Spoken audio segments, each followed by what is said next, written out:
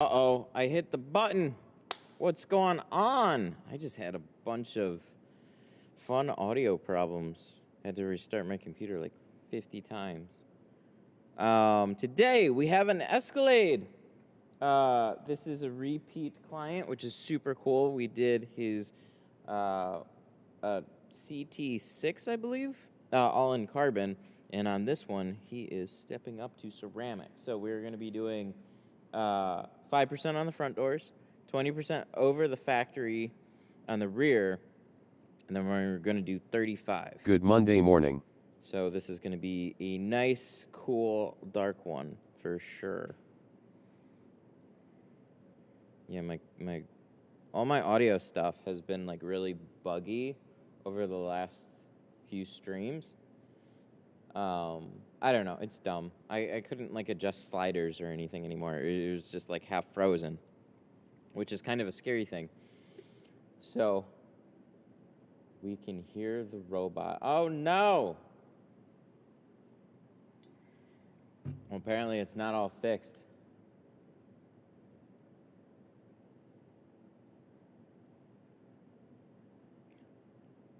Can you guys really? Oh no, what did we do? Because this...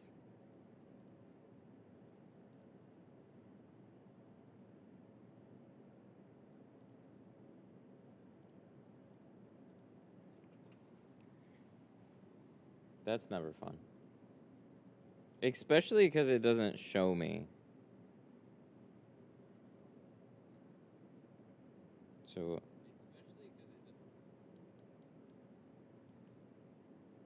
I don't think so.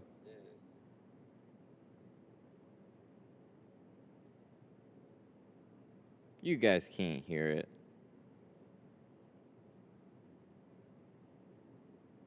You kid. That's never fun. Especially because it doesn't show me. Yeah. It stopped now. Oh, okay. So it did it once, and then it didn't do it again. Don't screw with me when we're just getting audio set up. We did once. Okay. I have no idea why it would have done it the one time, but at least it's cleared up now. There's some audio sorcery going on. It's really annoying because, like, I have to be able to hear it, but then you guys can't hear it. But then I want you to hear, like, the alerts and stuff, and then I need to hear those too as well. And there's just, like... Whew, took me a long time to sort this whole audio mess out, but it is good. It works really, really well when it works. I didn't really prep much because I was all setting this stuff up. So we're going to have to fill up our tank and kind of get things going here. The good news is most things were charged except my microphone, but that's been charging for a while.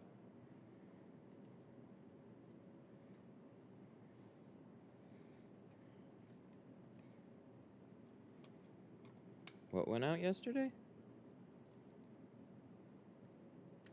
Is there anything to look out for when doing a windshield on one just like this? Anything that needs to be unplugged?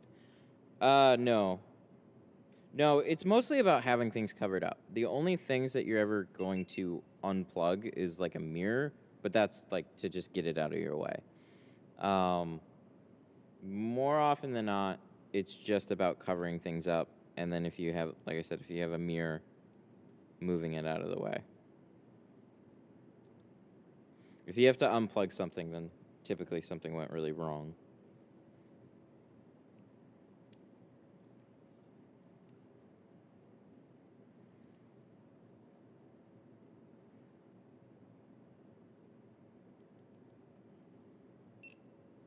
I got a question about Grand Cherokees. Fire away. I've done a lot of Grand Cherokees. Mostly front doors.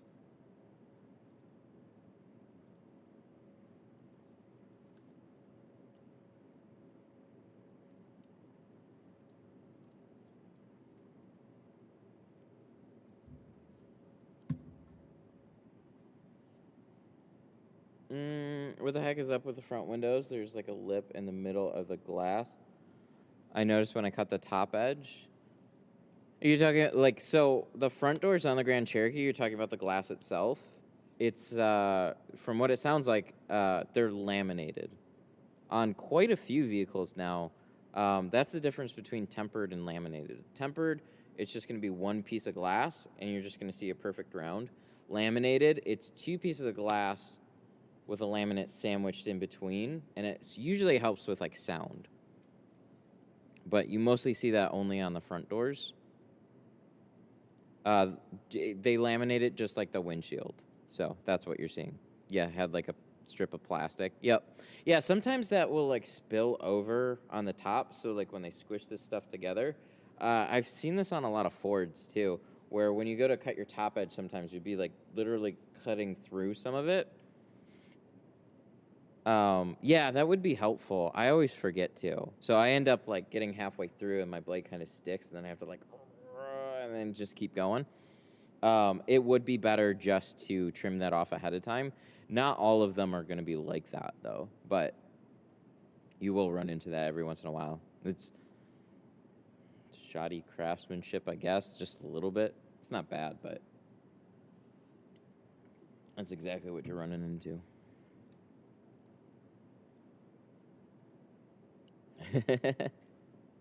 My first cut was terrible. Yeah, that makes sense. That's no fun. It's kind of screwed up a number of top edges for me, just like in certain spots. So if you pull the film, when you have the film pulled down, and it wrecks a top edge or something, sometimes you can just like shift it up a little bit and then recut it. But yeah, it'll get you. You won't even think of it, and then you're going to cut it, and then your blade will stick, and you're like, what the heck? Got my stuff. Oh, you're welcome. Thanks for the order, man.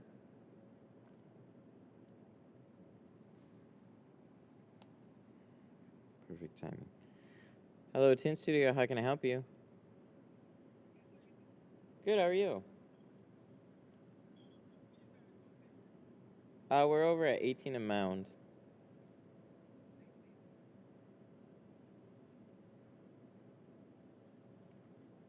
I don't know if he hung up by mistake or what now. It sounded pretty urgent for some window tint, though. You know, I had somebody call me on, like, Saturday when I got home, and they're like, I couldn't understand them. They had to repeat themselves, like, 3 times. Turns out they were wondering if I did taxes. Like, if I do taxes for other people. That's the second person that's called. Like, do they think I'm Detroit Tax Studio? I don't get it. Or do they just tell their phones, like, hey, call a tax service or something? Explain that to me.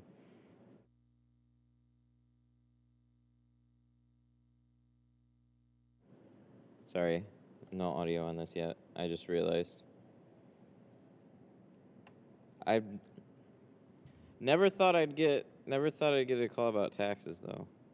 If anything, just about applying them. TurboTax. Yeah, right?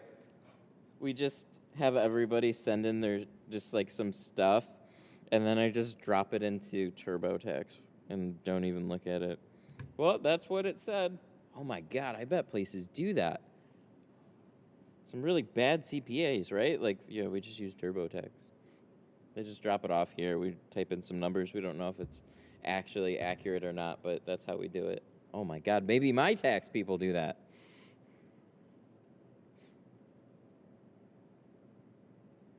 Oh, 100%. Oh my God.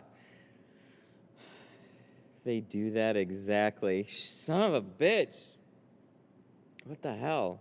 Just something that somebody can do at home. Oh my God. They just, there you go.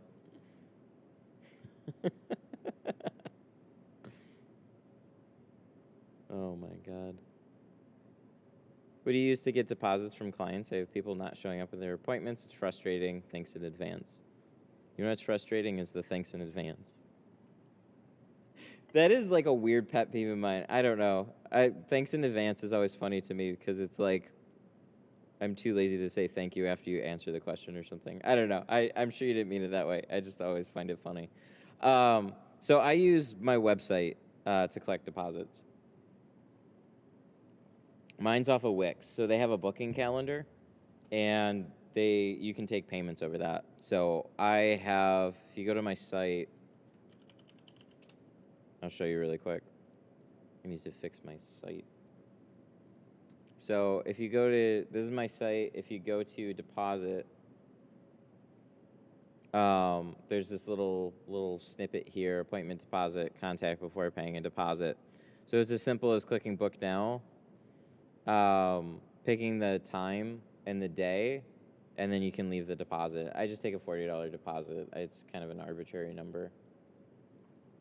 But everything's kind of open, but I tell people to call to schedule. So it's like there's a lot of time slots, a lot of dates that show that they're available. And because it's a little difficult to create overlapping appointments and stuff in some of this, like you can make it really complicated and work well. It just takes a lot of time and effort. When really it's like, I kind of know the appointments that are coming in, and it's just me, so it's not so difficult. I just set everything for an hour time slot, and then just take a deposit. So talk to them on the phone, and it's a way for me to confirm that's the time of the day that they want to get it done. Then I shoot them a text to my website, and then they fill out the rest. If I don't get a deposit from them, then they don't have an appointment. I just posted I'm taking deposits as of today. Today was a breaking point with another no-show. Wish it was easier, though. Need TintWiz. I agree. I can't wait for it to be on TintWiz. I'll be moving everything over there once that's the case. It's just that one last little thing. To me, it's made such a difference. But I don't blame you, man. 09 Taurus. Any tips on the back window with the defrost lines? That's a pretty rounded window, isn't it? That's just like a goofy... The older Tauruses aren't fun. That's one of the annoying cars. I can tell you that much. If it was the later body style, you would have a much easier time doing that car. It's really not defroster lines. It's just the curve.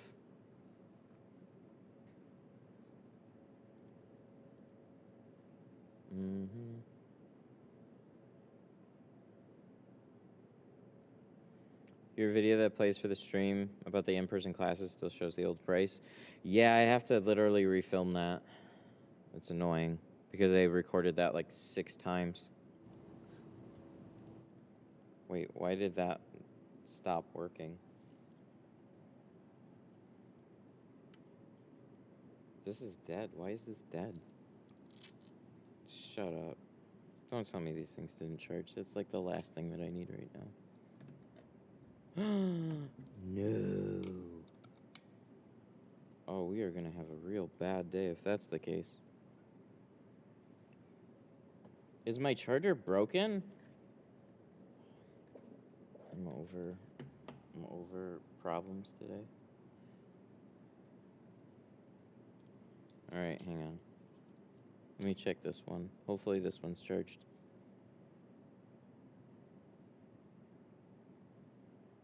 Ooh, that's really not good. We're going to have a fun one today, boys. What's the price on this? This one's $650. I guess it's not too bad. It's about, so one of them's about half. I'm checking batteries right now. Okay, that one's more full. But these batteries don't last as long. Alexandra super chatted $5. Alex!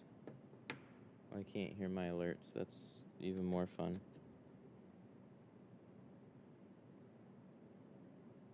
Okay, these aren't bad. We'll start with this battery. And then we're just going to have to switch it a little bit more rapidly. Luckily, I have 4 batteries. Most of them are charged. But the ones that are charged just aren't as good. Did you try turning it off? Alex with a 5. Thank you. I appreciate that a lot.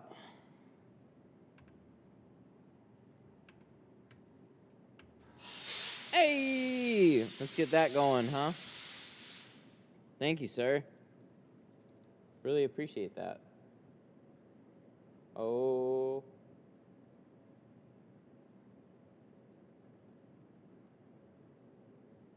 Box 1. Settings.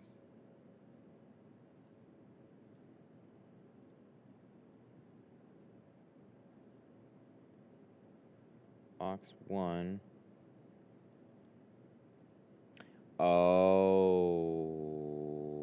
I wonder if I have to literally close the software and then open it back up. That could be. Okay. I'm going to not do that right now. I'm just going to have to deal with it. That's fine. If that's the only problem that I'm having, that's okay. Did you see the Tint Wiz update with your car's ready text button? No, I didn't. That's awesome, though. Oh, that's cool. I do that in a text. I take a picture and then I send it to them. I'm interested to see some of this overlap between Tint Wiz text and my shop number text. Because I'm going to have to figure out a couple little things about that. Because people will reply to the text that gets sent to them, and if it's to the Tint Wiz number, I don't think then I get it back. If that makes sense. Here we go. That one. 4. All right. Deactivate. Activate. 1, 2, 3. Okay. No picture yet, but the text is pretty cool. Yeah, that is cool. It just, they're all about simplicity, so to upload a text and then add it, it's just extra work. So just to have it like a quick little, like your car is done, I think it's a really cool idea. It'll be really good for some people. I mean, there's plenty of shops that don't want to take pictures and then send them to the customer when their car is done. Just one of the reasons I like to do that with a good number of people is it's like if I pull the car out, then they're just taking pictures outside. When I send one to them, like a nice, like the way this is all set up is real nice and pretty. So when they take the picture, it's just they're more likely to share something like that because they already have like a really nice picture of their car all tinted, ready to go. That's why I like doing it that way. So it works hand in hand. It's like it's a good notification, and then they'll possibly share it or whatever.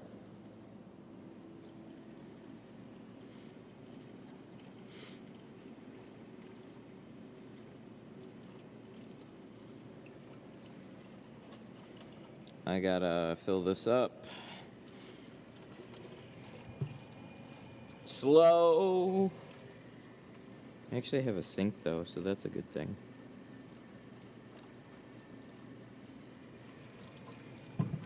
See, this just takes time.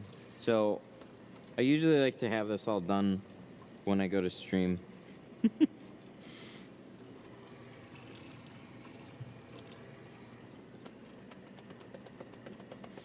Dun, dun, dun, dun, dun.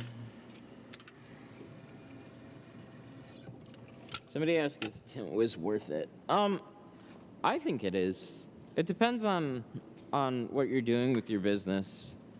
I use it for invoicing, for keeping track of stuff, for sending proposals. I mean, that to me is like one of the main things. Oh shit, I move things around, I forget.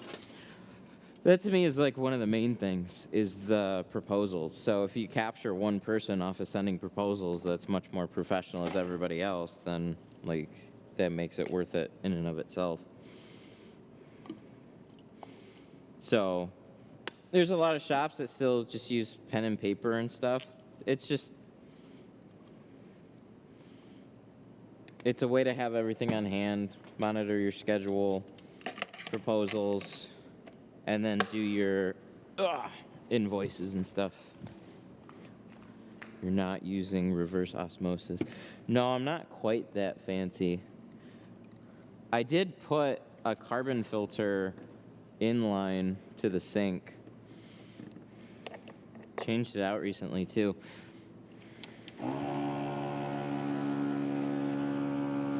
But I don't know if... I don't think going as far as a reverse osmosis would make a difference. Do you notice any difference between the orange baby shampoo and the purple one? No, not really. I think it's real, just subtle. Maybe mostly the smell. I don't know. I started using the purple one like a long time ago. Maybe it's because the tint was too. Who knows? You can change the text to say whatever on the fly. They don't send pics unless they ask. I wouldn't wait for them to ask to send them a picture. It's just one of those nice things that if you want to on top of it. Because if you can take a nice clean looking picture, it's just more potential advertising for your business, really. And it like, to me, it gets somebody stoked. Like, I want to share in that excitement a little bit when I, like, you know, they're coming to look at the car, but sending them a picture ahead of time, a couple of them is like, dude, it turned out awesome. So then they get to kind of have a little, like, sneak peek of it, and it's like, oh shit, yeah, it does. Heck yeah. I'm gonna rinse off this one. This was the one we used yesterday. Or Saturday. What day is it? Makes a big difference. I work and grow at a grow shop. Clean my water is the only way. It makes a big difference. Oh, the reverse osmosis does?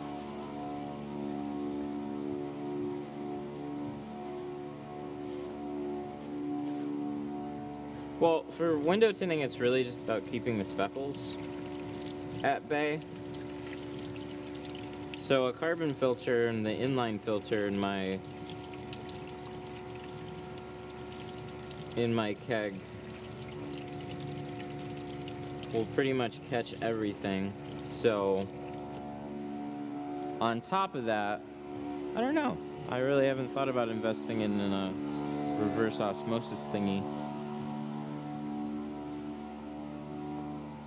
Is there a way I can get a warm reverse osmosis?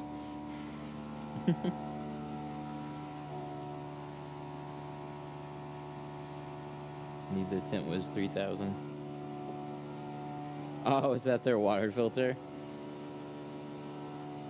It depends on the water that you're using too. They have certain filters that clean out city and well water. Yeah, I got city water. I like that better than hard water. See, this one, this is why I suggest a shop air compressor. This is just a little, like, on-the-wall pump one. It just takes a little while to do.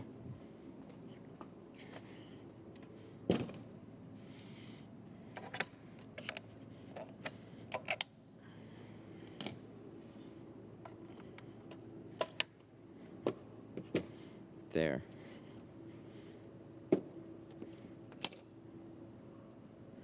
Okay, so now can we actually start on the car? That would be nice. Seems like we got enough things in place. What role are you? Where'd you come from? Do you have an extra box somewhere? No? Okay. You're Pro Classic 5. This is 20. Somewhere around here is a Pro Classic 5 box with a roll without a home. Put you over there for now. So we're doing ceramic here. So we gotta find some of that. This is probably not the best. Oh.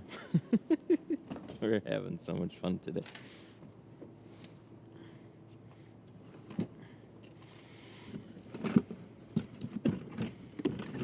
It all starts with not getting things prepped. This is the stuff that you don't see. So we got 5% for the front doors. We're gonna need 20%. We might have to walk in the back. We're gonna need 20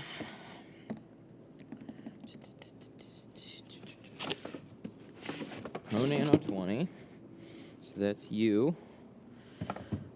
And then we're going to need 35, which is definitely not a short roll.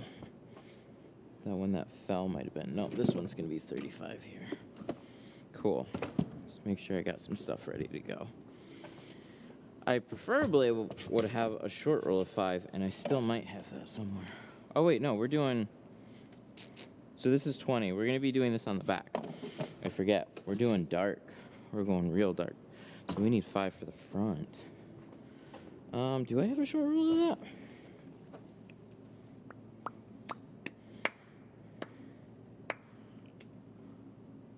I think 5% short. It's one of those ones that I don't get because everybody likes 36. Per Nano 5. So that would be this. All right, cool. So on this one here, all in all, pretty straightforward of a vehicle. We have some extra cleaning to do. They had tint on the front doors, and like bought it, and whoever like bought it from like a dealership, as far as I know, and the dealership just didn't do a very nice job of removing any of that. So we got to do an extra thorough job on these front doors so we don't have any glue.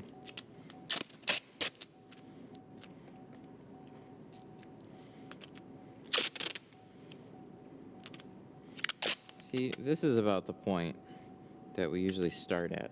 Not all that fumbling around nonsense. It's just too much. I gotta worry about batteries and stuff now. We got our work cut out for us today.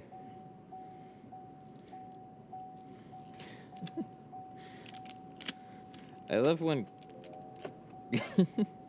See, locks, when they do this, they're silly.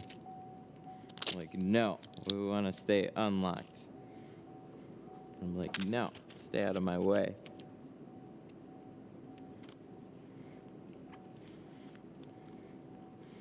I like the fumbling around.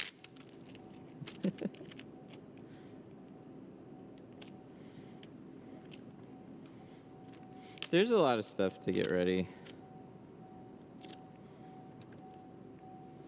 A lot of little things.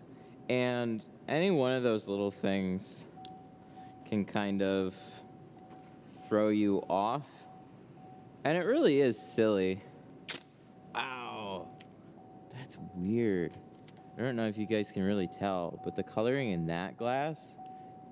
Oh, you know what? That's probably because that wall is blue and that one's white. I was going to say that is way off, but those are different color walls too, so that makes sense.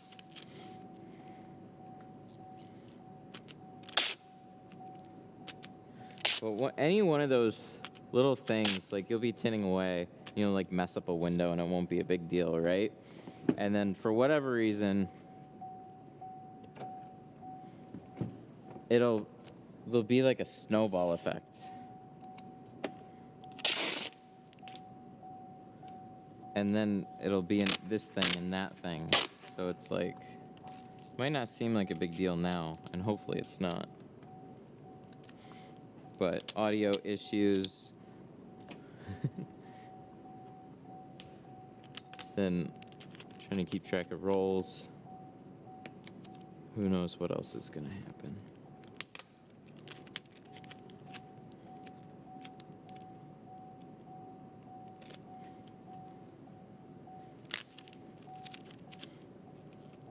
So yeah, we got a lot of work cut out for us today.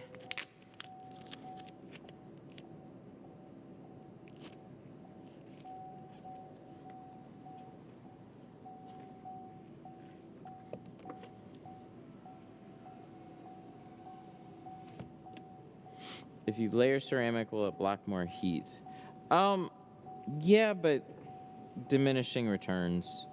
So if you put like 2 layers together, you'll have more of that IR absorption, but I don't really know how much it's going to benefit you, but yeah, having like 2 layers is definitely going to do a little bit more than one, because you're putting another layer of the same stuff.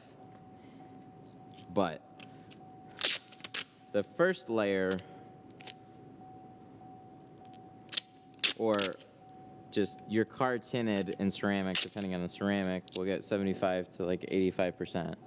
So if that rest of it's worth it, it's up to you.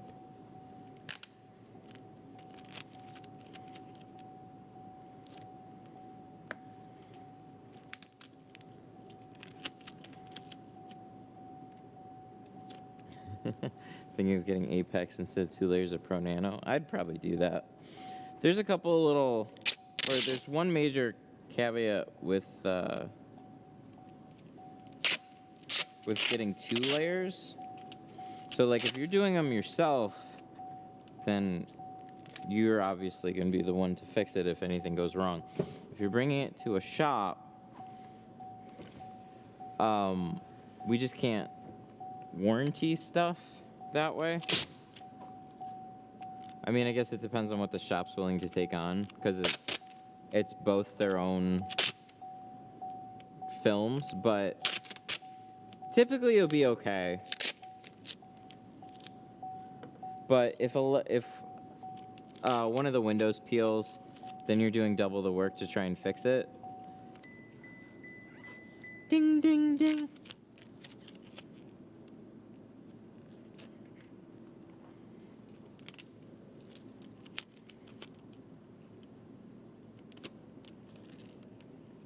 So warranties get real funny with tint over tint. I mean, especially when it's somebody else's. But if it's your own and you're getting 2 layers of ceramic, then that's a little different.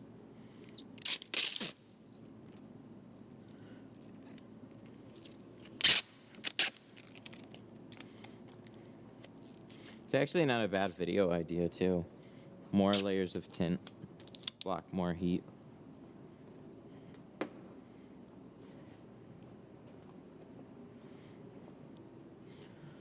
Okay, so on GMs, with push buttons, a lot of people just press it once and then it'll stay on for 5 minutes and shut back off. Little tip here: if you press and hold the button,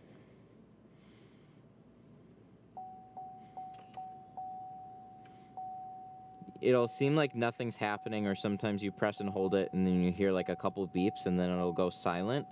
It's kind of like force shutting off a computer. You're turning on the ignition mode instead of the accessory mode, and then it'll stay on for longer. Just in case you didn't know.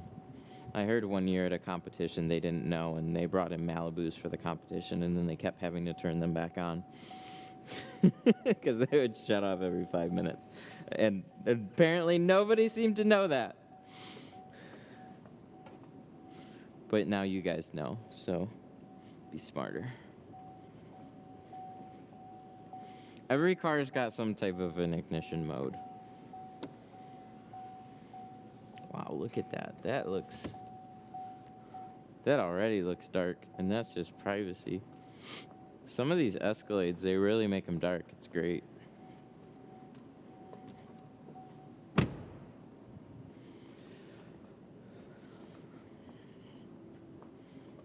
you ever kill a battery? Sometimes, yeah.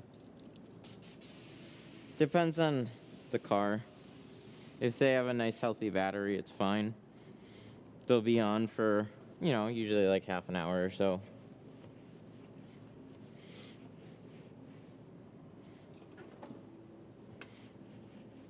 Especially in the wintertime.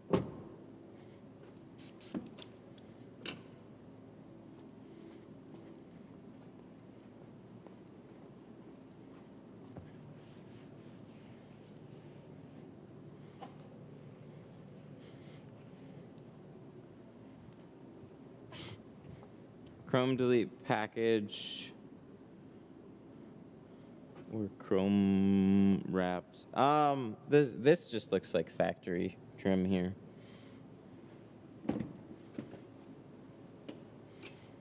All right, so we need 5. Yeah, I don't think I have a short roll of 5 in Pro Nano. Sometimes I do. But 5% is one of those, yeah, I guess I don't. 5% is just one of, oh, you know what? Let's just do it this way.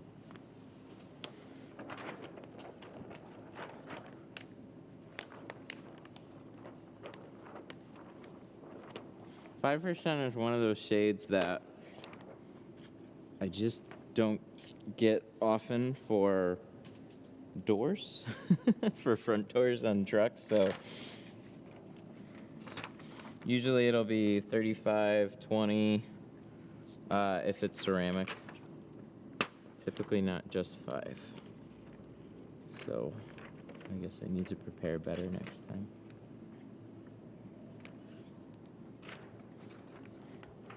I cut off samples for somebody before.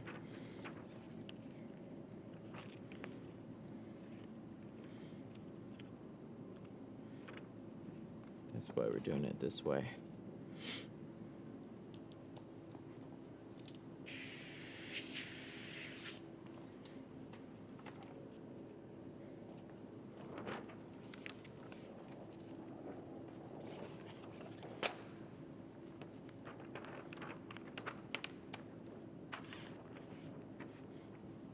See, this is a pretty full roll, but it's ceramic, so it's a little bit easier to just kind of hold this way. If it was C2, it's not quite as friendly that way.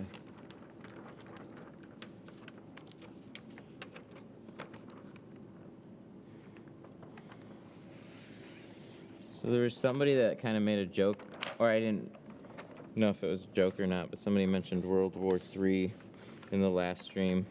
Then I get home, and I'm like, wait, what? Oh, shit. That's fun. I didn't realize all that stuff was going on.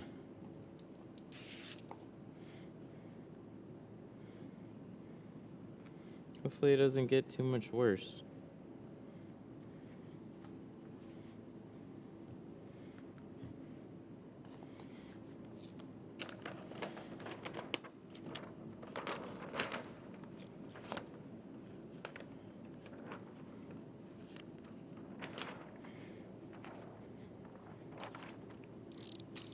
I'm getting better at gripping the rolls.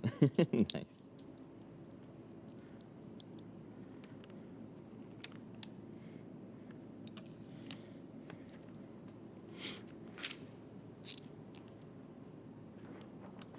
Yeah, I didn't see people using shelves and measuring until like way later in my tinting career. I've tinted for so many like just straight up garage shops. They do alarms, remote starters. You know, they're decent places. But, you know, all their wall space is used. And all their shelving is like non-existent. They just have crap that's built up over years. So used to see a guy not take the tint off of the rollers on the box. That one is, I think, the most impressive. He would literally take the box, put it like this, leave the film on the rollers, grab the box like this, and then that's how he did them. I'm like, damn. That is super awkward for me. I've always had to pull the rolls out of the boxes. Okay, so on this one, this is also laminated too. That's why I said there's like a lot of vehicles that do laminated. So that's this sandwich thing up here. But there's a good amount of laminated glass that you don't necessarily even realize is laminated because the laminate is shaved down properly with the window. But makes sense on something like this. I think their main excuse for doing it is to try and keep the vehicle a little quieter. So that's where you see like Ford's got sound screen on theirs. So then they'll definitely do the front doors as well.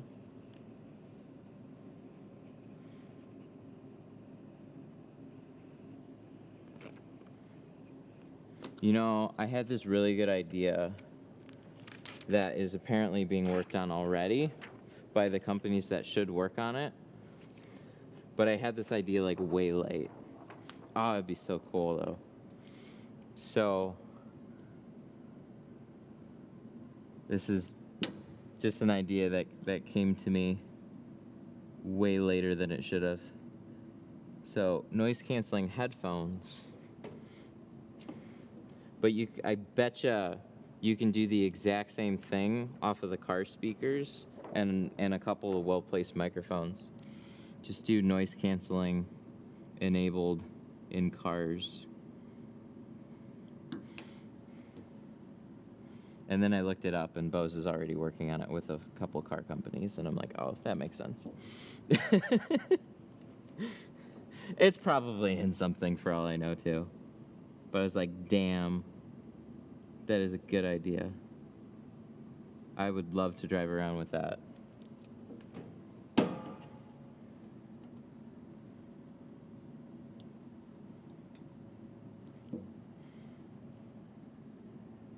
So this guy is going to be straightened out a little bit. I feel like it's a lot.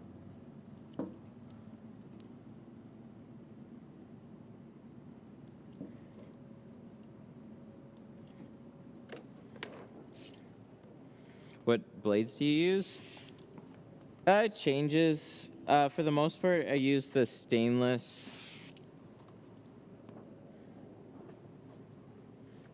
Stainless, 30-degree stainless blades. I gotta shave that off a little bit.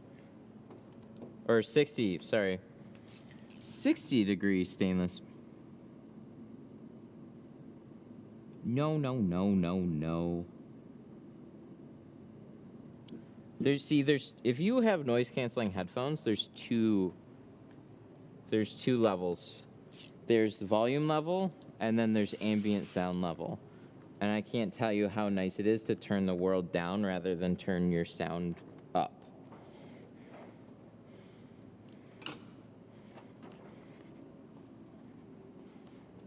Honda already does that. Dang. Well, that's good. Because it should be in more cars. I'd imagine that'll be a normal feature eventually. They'll refine it. It'll get better. Noise canceling headphones were like that too. Sometimes you'd have like pressure, but I can tell you these headphones are way better than the ones that I had a couple of years ago. They get better with time. I think it's a cool idea.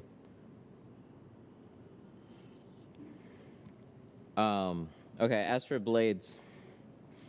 So these ones are ultra thin. These are thin, ultra sharp NT blades. These are the normal ones that I use. So these are 60-degree stainless steel, recommended for cutting on glass. These are 30-degree stainless steel. I like how they put a barcode sticker right over it, so you can't see the label so much. These are 30-degree carbon steel. These and these are both thin. I think these are ultra sharp and these are sharp. Not a big difference as far as I can tell. I can't really tell at all. They're just, that's what they're called. I just started with the NT 30-degree carbons and love them. Yeah, isn't it crazy? Getting good sharp ones really matters. So if you're cutting directly on glass, always use stainless.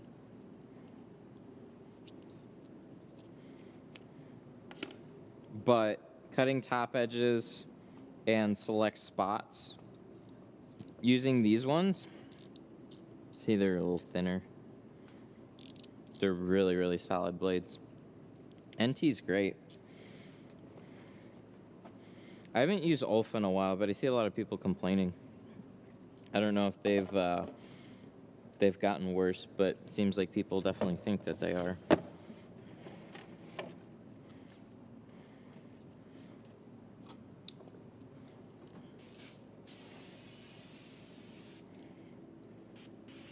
I emailed NT and asked if they could make 30-degree stainless steel, and they said they actually tried that before, which makes sense because they manufacture blades. But they said it's a softer metal, so that's why they don't exist for it. The ends don't hold up as well.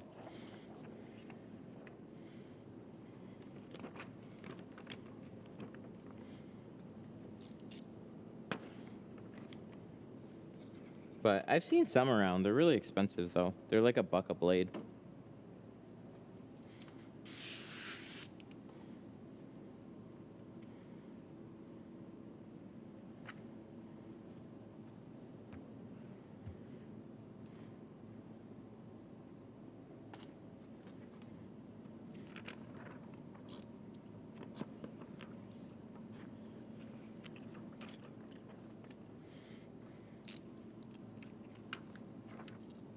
So 20 on the back.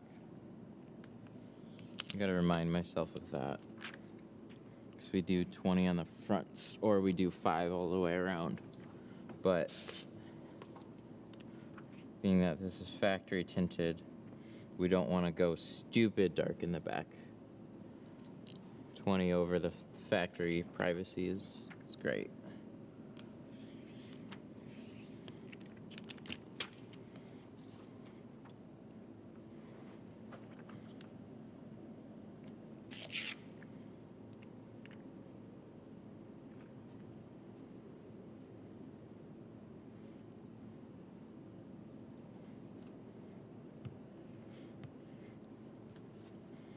How long did it take you to tint your first car? Well, with actually training with somebody, probably like 6 hours when I was on my own. I think my first one was like an old Taurus too. There were definitely some problems with it.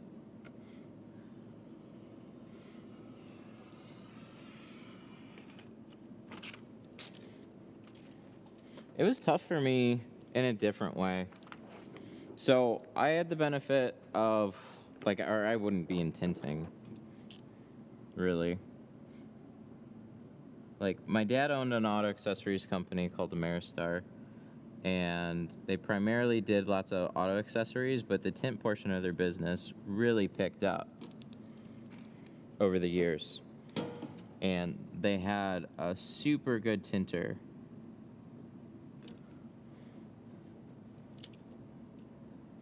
And then one day that super good tinter decided to quit very quickly. And so they asked me if I at least wanted to learn. They brought in his business partner's son, who had been tinting for a little while. So I learned a lot from him over like a summer, or part of a summer. And then he went back to their main store, so over in Westland. So then I was pretty much left on my own, and then they were still looking for somebody to help out. But they would schedule a car or two for me a day, but that pretty quickly ramped up to where, like, well, you know, you had your training, and things with the business aren't going so well. So this was back in like 2008, 2009, 2010. Like, I was, what did I do? I was like detailing, then I was getting into like alarms, remote starters, and other bolt-on accessories. I was going to aviation mechanics school at the time. After I graduated high school in 2007.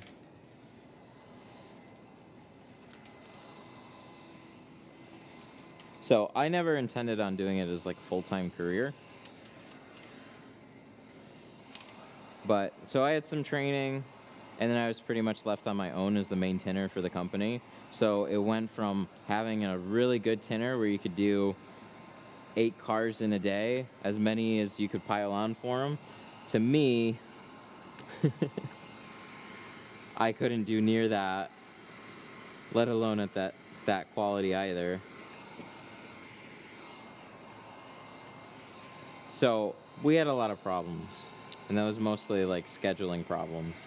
So sales guys, they get harped on for numbers at the end of the day, especially when the business is doing poorly, right? So then they will just kind of suck it up and pile more work on you and then walk away. And then I'm left there yelling and screaming, late days, trying to get all this shit done.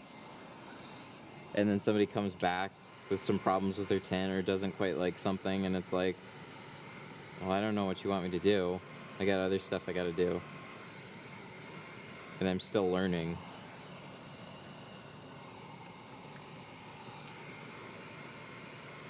I felt like it took me a solid year to where I felt competent in a lot more situations, but I was still regularly put under the gun with like old Tauruses, old Sables, Crown Vics, just stuff that ate up a lot of time. And, you know, something would come in with a brake light that was tied up against the glass, and I wouldn't know how to take it apart. So then I would try to leverage at least the shop. So I'm like, hey, this is in the way. I really need you guys or somebody to take this out. So because it's a shop kind of works as a team, and they're doing remote starters and stuff, like they take stuff apart all day. So I didn't have time to even learn how to take that kind of stuff apart as much. It was more about like, it took me long enough to just tint the car. So then somebody else would kind of get some of that stuff out of the way. Not for a lot of cars, but every once in a while I'd have something like that. Like, hey, can you please pull this deck, or can you get this third brake light out of the way? That would help me a bunch. Because they didn't want to stay late either.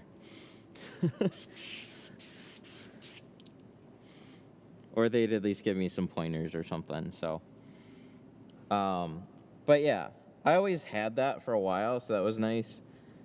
But I just broadly took about a year. But even then, I always ran into really rough situations, and then we'd find a guy to bring in that said he'd know how to tint, and then I'd have to fix a bunch of work of his, or everything was pretty cool with the guy, and then all of a sudden he would decide to go on a bender over the weekend and not show up. And then he'd come in on Monday or something. And then they just, like, because they were in a pinch, they just kind of, like, let it slide. They'd talk to him and, well, you know, we really got to get better about that. And then he'd do it again, and I'd be screwed over. That happened a lot. Because the unfortunate bit when you hire in somebody else, too, they pile on more work, and then that guy doesn't show up, and now I'm left doing twice the amount of work.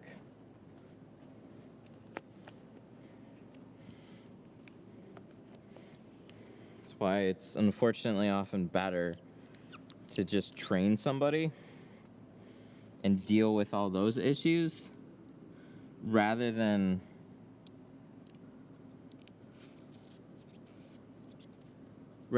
just that's a good comment. But yeah, rather than finding somebody that's experienced, most of the time there's a good reason why they're coming to you. If they have experience, then if they're solid, then they typically already have a business and they're doing well for themselves. If they're coming to you for a job and they tint, sometimes there's something that happened there, or it's not going to work out in the long run.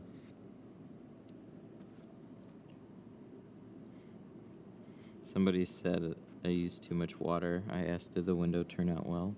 Then I said it's the perfect amount of water. I can appreciate that.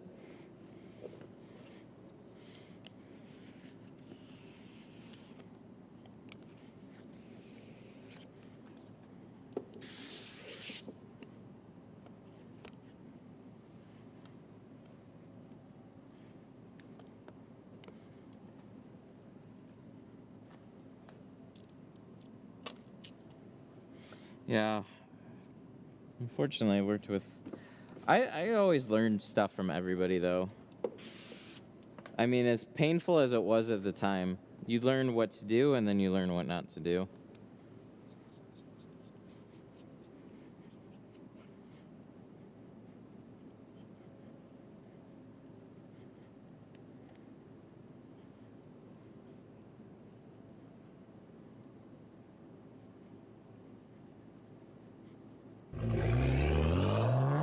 Super chat.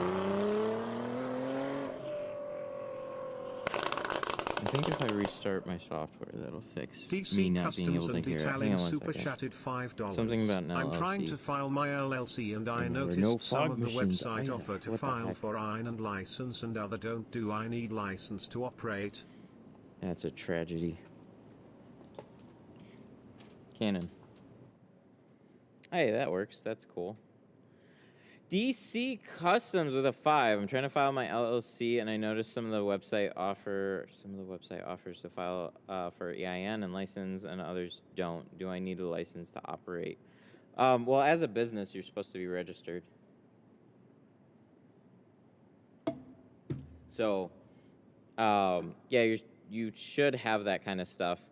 I don't know the difference between some that do an EIN and some that don't, but as a business, you will have an EIN number. So that's basically like your tax business ID.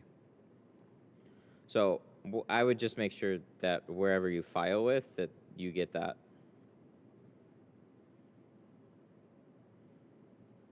Thank you. Thank you for the 5. I appreciate that. If I can clear anything else up for you. I'm not like any type of legal professional, so I went to LegalZoom, and I did all that there. And they gave me, they register everything with the state, and then when that gets processed, then they send you your EIN number and all that, so I have that.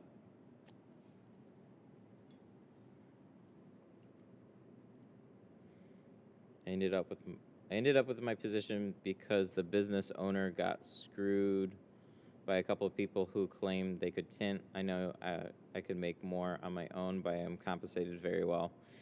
And that's cool. I don't blame anybody for that. There's a lot to running a business, and there are people that just prefer to work for a shop. And as long as they're treating you right, you can have a good income with far less headaches just tinting for somebody.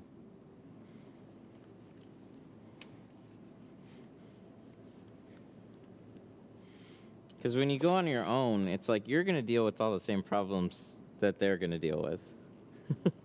They got to find somebody, and they have expenses too that they all got to pay for. It all costs money to run. So taxes, overhead, utilities, insurance, and just there's a number of things that you don't even think of, just like general shop supplies too and whatnot, film. Like there's so many expenses that come up that when you're tinting, you're like, okay, they charge this much came in, I can definitely do this on my own. It's still a big leap.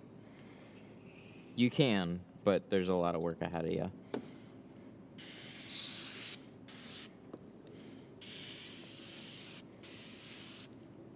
I never wanted a shop. I was put in this situation.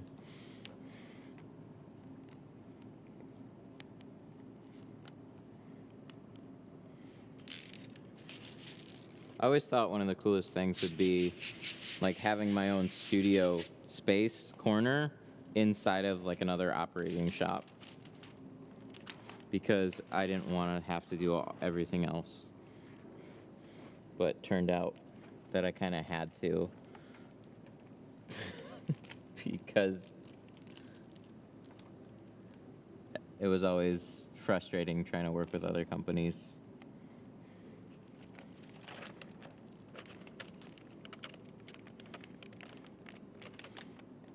Yes, I hear you. What?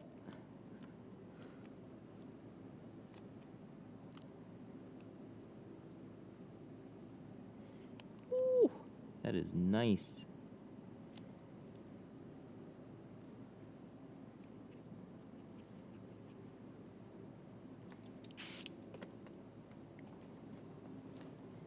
Okay.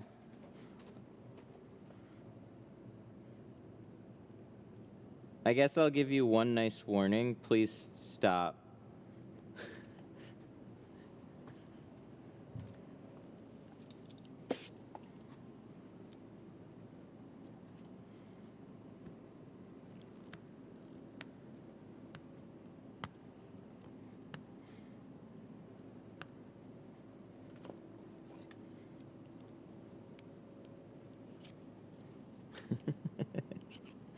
Actually, that wouldn't... It'd surprise me and not surprise me at the same time. He picks up on certain things really, really quick. He somehow seems to break our TV whenever he picks up a remote. Like 2 seconds. He'll like have the buttons, mash them in some way that completely bricks like a Fire TV or something. It's just like, wait, how did you even do that? Go figure.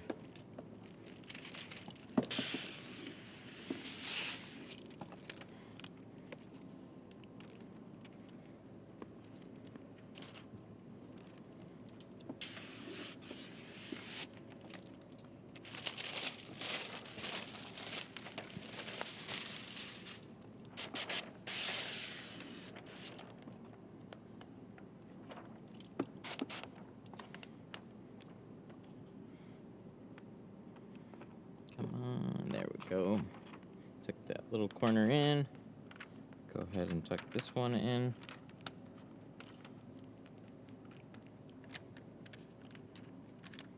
And then pull it sideways.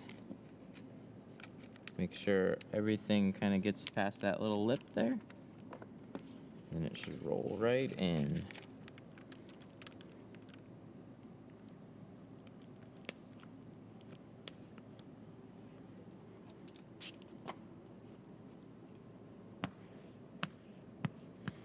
So, I was going to try and live stream this one.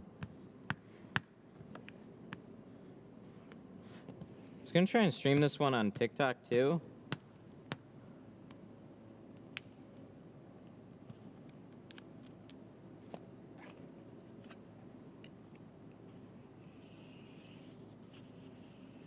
But I need 1,000 followers on TikTok, and I haven't used TikTok at all. So I guess I gotta make some videos first.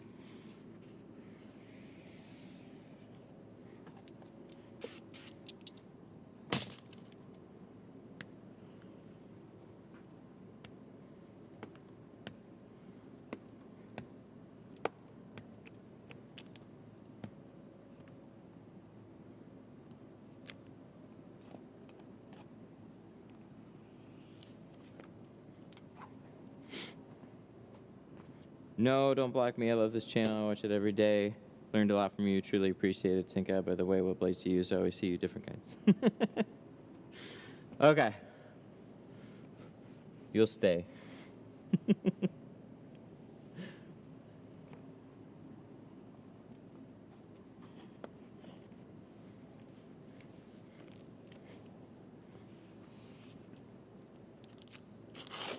Matt's gonna be famous. No, there's just a couple of good reasons to actually hop on it now. I mean, there have been for a while.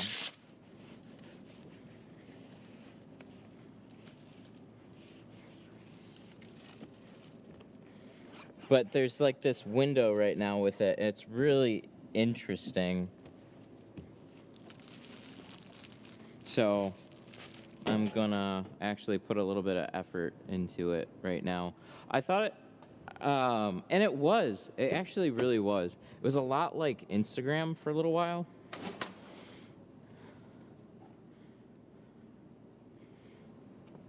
But the right creative thing, they're super discoverable. So that's their main thing, is always pushing good stuff forward. They seem to have mastered that a lot better than a lot of other platforms have in the past. So I would say at this point they're kind of like they're right on par in a different way with YouTube.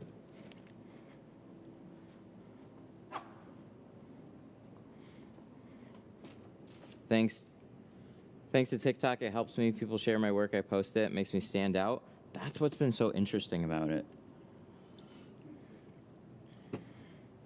It's discoverable in the right way.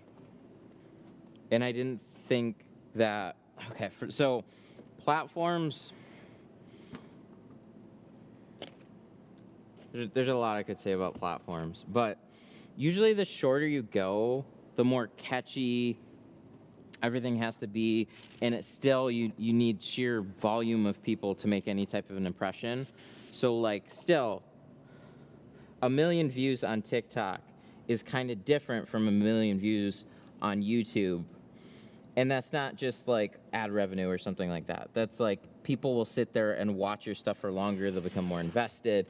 So I still don't think it should be somebody's main thing necessarily, but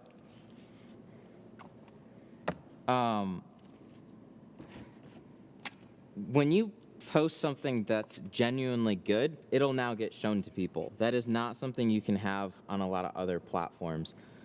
The only other ones that you can really go to post something like that is going to be Facebook and Instagram. I'm just rattling off some of the popular ones, and like Reddit kind of.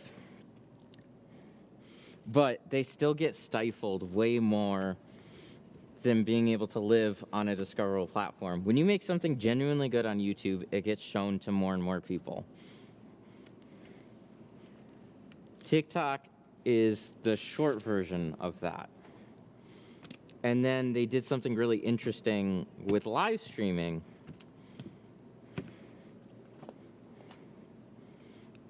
But it's got some of the same restrictions that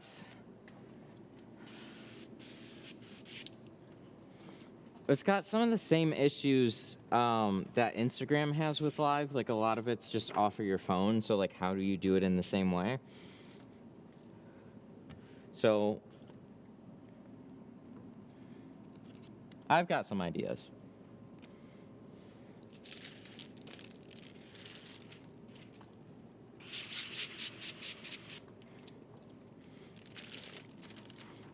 But I mean, it's clear as day.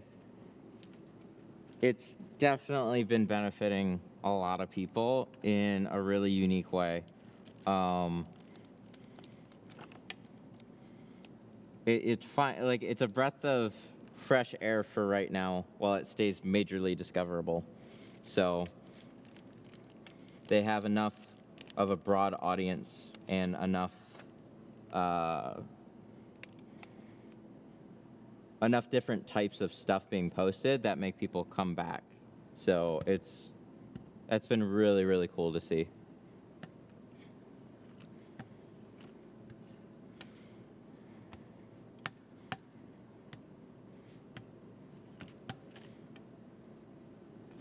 So I'm Detroit Tint Studio, and I currently have 4 followers and no videos on there right now. I made one to like look at it a while ago to like try something out, and then it was like every other platform where I'm like, I gotta put a bunch of work into this. But now I understand it a lot better, and I understand what type of work needs to be put into it to make it make sense for me. So I don't know. I'm gonna play around with it a little bit. I think every shop should.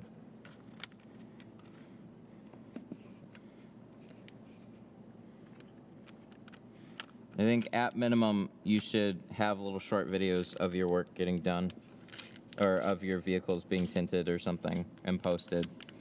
But if you can think of something extra fun, then you have the chance for it to blow up and get a lot more leads, which is super, super cool. Did something go wrong with this one? Why does it seem like it is goofy? Hang on. I gotta try something here. No.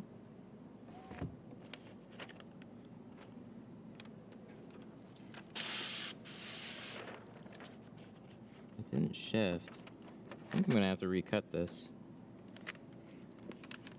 Unless I just didn't pull it over far enough to the left, which might have been what happened here.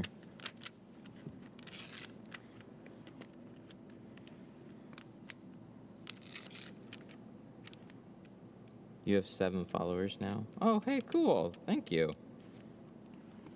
I need 1,000. Then I can do live streaming. I'm in one of those YouTube cycles where you need 1,000 to go live on YouTube through GoPro.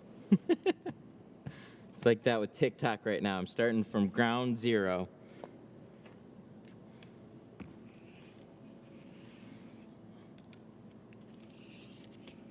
Oh, wait. No. Yes. What happened there? Dang. I must have had it shifted this way a little bit. Because that's not... There's a slight gap right here, and I don't know where it came from. See, this all lines up. So best I can say is I just had it too far over this way. I don't know. But if you roll it up, I know it's like factory tinted and whatnot, but there's still like a little... I don't like that. That's no good.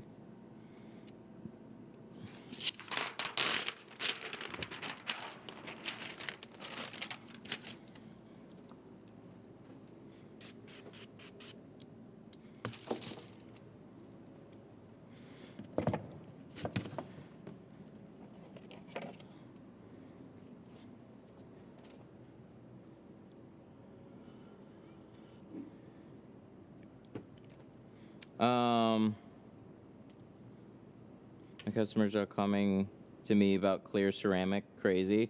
Yeah, that one. That was like... See, that's what's so special about it. And what's really, really cool about where window tinting can go. That's why I make some really weird videos, or videos that were like just going to Walmart and getting some film and trying to install it, and like, what is it like? Because that hits with a different demographic. So when you're like, and then you see a bunch of people all of a sudden asking about ceramic tint right now because somebody made a dumb video that's like, oh, it's clear, it's dark on the outside, clear on the inside. That's because it's ceramic. And then all of a sudden I was like, what? I need ceramic tint. It's not accurate, but it's sparked quite a lot of people that wouldn't have asked about window tint, so then all of a sudden call about window tinting, and stuff like that is just super cool.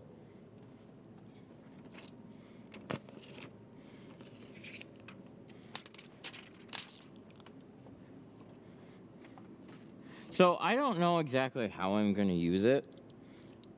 I've still, any extra effort, or a lot of extra effort, is still going to put here into this channel before that. And that's one reason, that's like one of the only reasons I'm really starting one. Is there's just a couple of different things that can come out of it right now. But if you have a tint business or starting one, man, it's just another avenue that you can have a much easier time at potentially getting more people. It's got that local virality to it that we haven't seen on any platforms really in a long time. Most everything is like paid ads or whatnot.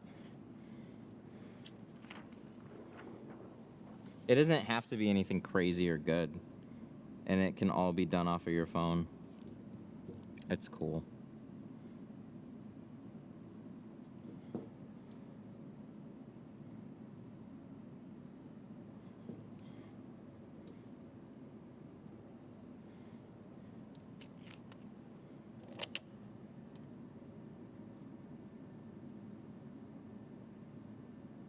Oh, that's super cool.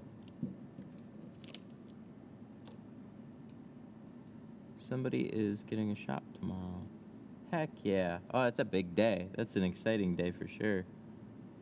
I remember finally getting the keys to this place and like opening the garage door and being able to pull my own car in here and just like, holy shit, this is mine.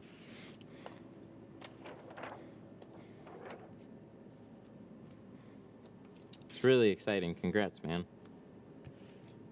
Don't worry about a super chat though.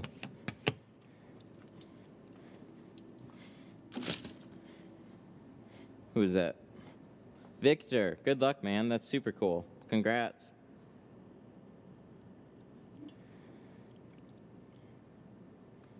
Nice thing about TikTok. The nice thing is plug your TikTok. You can plug your 100K YouTube after every video.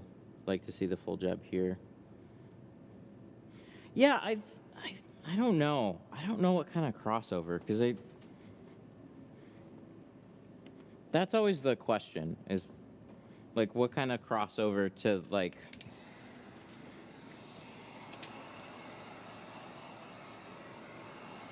I have an idea for my first one, and I don't want to say what it is.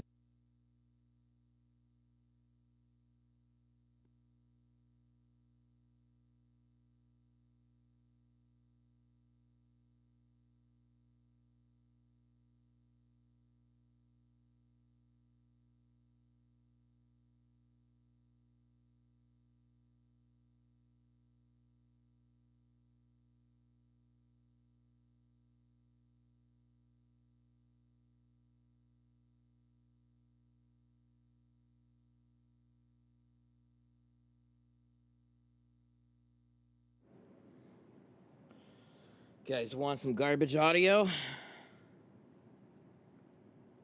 really wish this thing lasted longer. Should have bought the $300 set. He can't see chat. I hear chat. That's my superpower.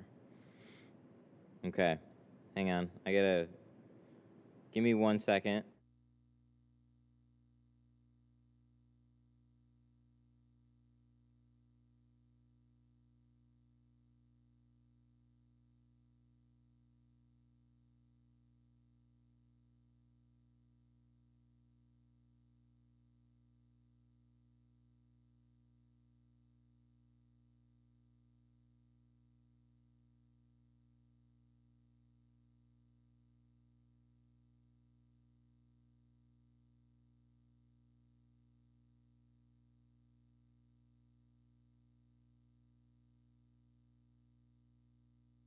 Huh. All right. We gotta figure something out. 'Cause one.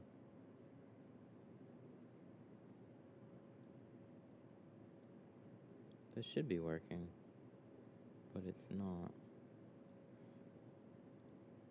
Get a Bluetooth microphone? No, I've got one. I've got one that works really well. I just forgot to plug it in because it sits on the headset, and there's this part and then there's the other part. So both of them have batteries that you have to charge. And unfortunately, the transmitter is the one that I can't charge while I'm on the move, really. Thinking. Because this thing also has audio output, but for some reason, like I said, with all my stuff, it's not working.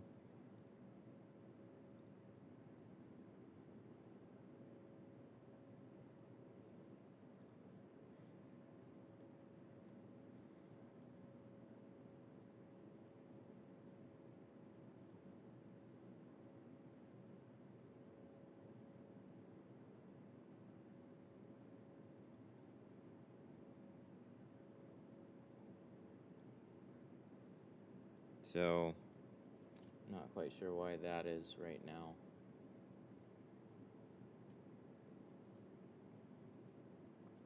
What's your TikTok? It's Detroit Tint Studio. Somebody already took Tint Studio. I was way lazy on that, though. Somebody already had Tint stuff when I tried to make it, too. So it was like TINTSTUF, but it's Detroit Tint Studio. There's no videos on it yet, though.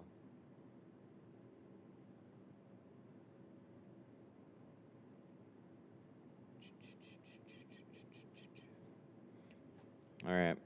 I gotta think here.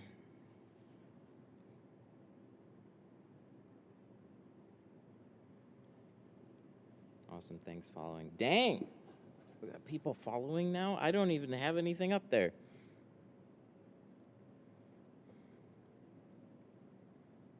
Why wouldn't this work?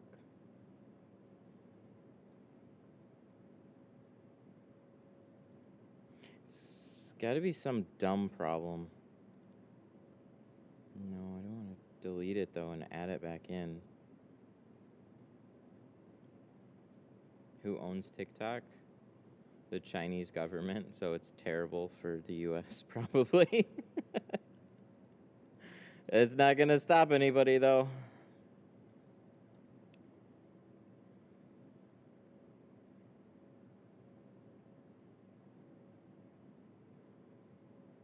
Okay, I'm thinking here.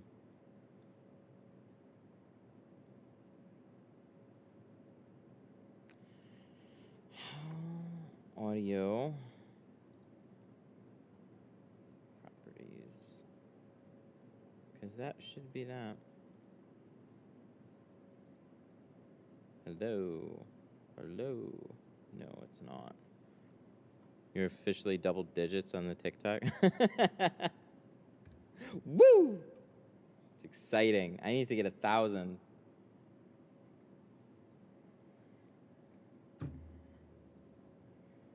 Then I can go live. Hey!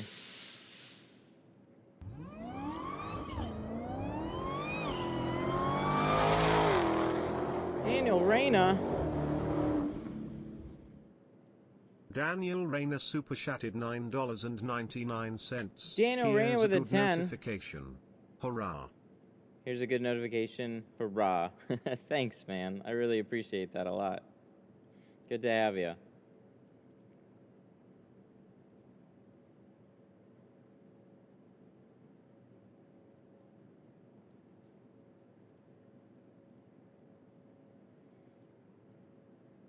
So what's the learning curve on pre-cut vinyl versus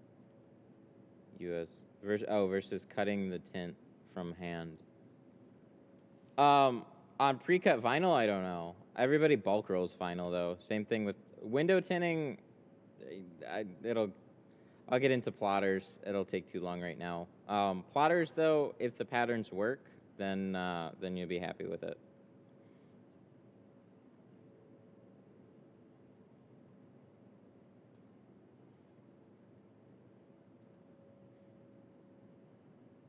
Hey man, I'm looking to start tinting as a hobby, but my country really doesn't have good tint, but I really want to start. I can offer $3 solar film rolls, but I don't really want to risk. Sometimes there's better suppliers in different countries. That's worth asking the Facebook group, see if there's anybody that can recommend anything to you. It's hard to say, but if that's all that there is, I mean, then just kind of sell it as it is and then try and find something that's better. At least I suggest starting somewhere, so. Is there any way I can know that a tint will be easy to remove? No, generally, crappy tints are still just as difficult to be removed. Avery is the only film that I knew that was actually made to be easy to remove, but that's a better film. Do you have an Insta? I do. It's tint stuff on Instagram, but I don't use it. The main two places that I put effort into are window tint stuff on Facebook and then the YouTube channel. So anything else is going to be extra. Advanced audio working.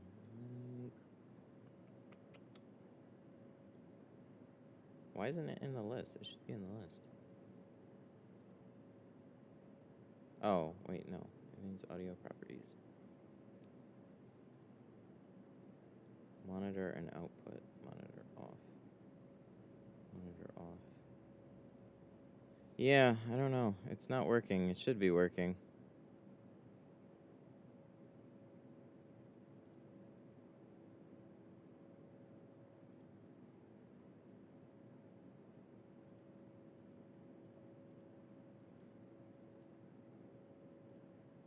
So the question is, can I MacGyver anything? Because what's weird is this has audio output too, but it's for some reason it's not registering. I guess that's what happens when I mess with all my audio settings. I don't know. 'Cause I don't think that headset.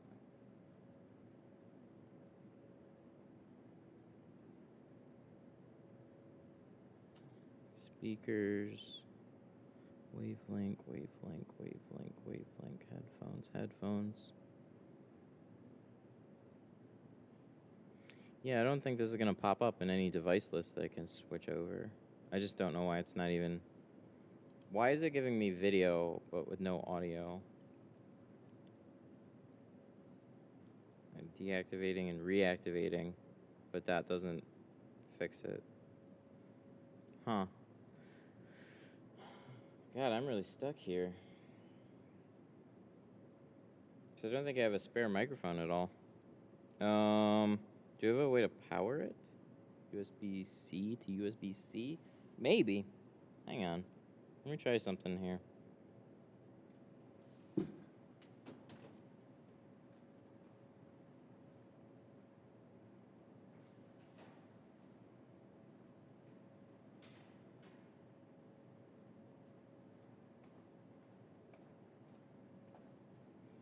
I have a really janky possible way that this could work, but we'll see.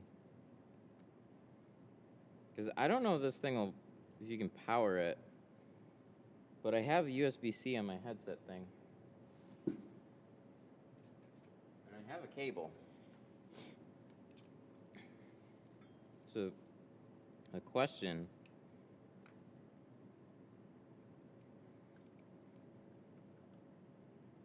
Oh, it charges it. We might have figured it out. That's like way weird. Oh my God, it's working. We added another wire to the setup. Good God. Sorry about that, but you know, sometimes stuff just happens. Here. I don't know where to put this either. So like, I guess we'll just kind of do that for now. I'm gonna look even more like a deranged person than I already do. But it's charging. All right. So, is the audio working? Yay! Oh my God, it's working. Hey! Well, that's nice. All right.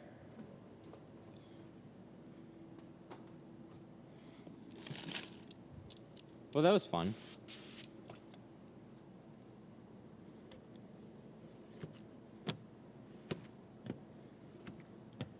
Resistance is futile. What is that, the Borg? I didn't really watch much Star Trek, though. But I know that much. Sweet! I'm actually pretty stoked that worked. So my HDMI transmitter has an extra USB-C port on it. Turns out the microphone doesn't need much power to charge, and Rode is even more awesome because it allows it to charge and transmit at the same time. That is not something every device you can take for granted. So it all works. So I can charge it. It's just happened to have another USB to USB-C cable. That's another thing. But it works. Are you keeping up with the Ukraine situation? A little bit, yeah.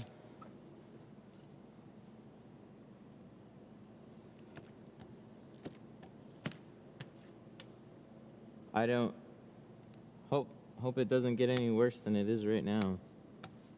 I mean, they're pretty much cutting them off. Like, a lot of countries are just like, oh, you want to go to war? Oh, okay, then bye? We don't want to do business with you. And then they're like, oh, shit. So hopefully it's, that's where it comes to an end, right? So, I mean, that's really cool to see. I won't tint any cars over there anytime soon, so. You are a tech wizard. A lot of things just happened to work out right now, so that was really, I'm really happy to see that. Because my first thing would be close my streaming software, open it back up, and see if that fixes it. Possibly restart the computer, but streaming puts you in a really awkward situation where you're not allowed to do either, or else you'll kill your stream. So you gotta hope whatever problems that you have can be sorted while everything's still running. I would have deleted the source and added it back in, and that's normally another thing that I can try, but I've done a lot to tweak the colors and stuff.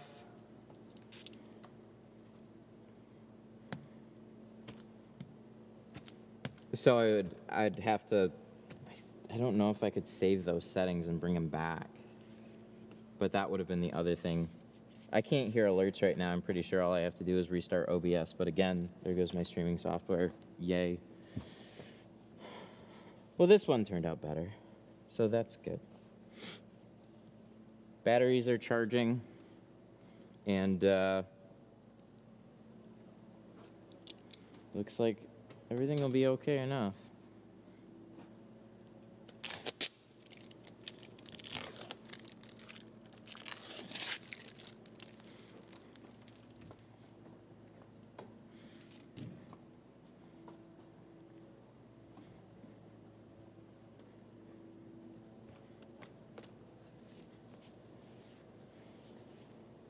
All right, so now we can go to the other side.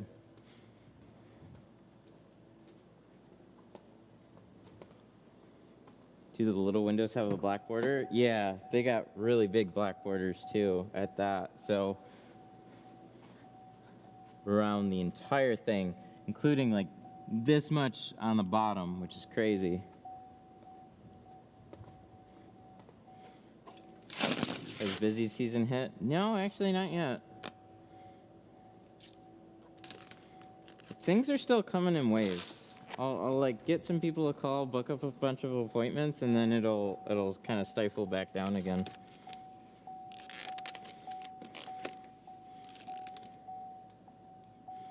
We gotta extra clean that window. Remember that has glue on it. So in Canada, but it's still minus 20. Dude, I'm in Michigan and we get cold weather, but it's not Canada cold.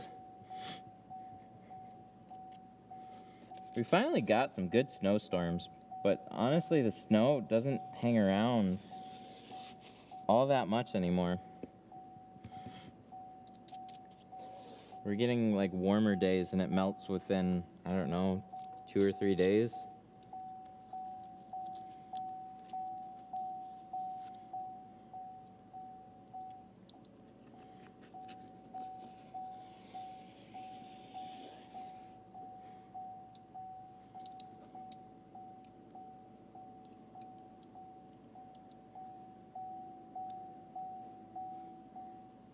Does your garage have heating and cooling? Definitely has heat. Everywhere here has heat.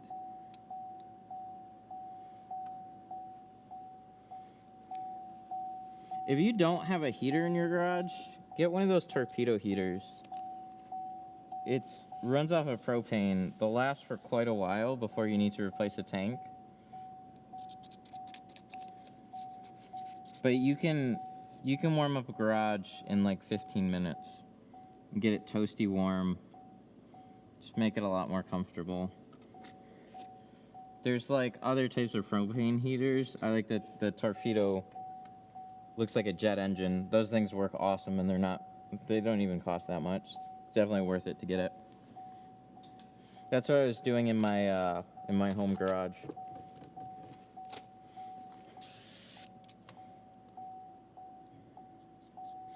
But I don't have AC. This place doesn't get too bad though. It's decently insulated.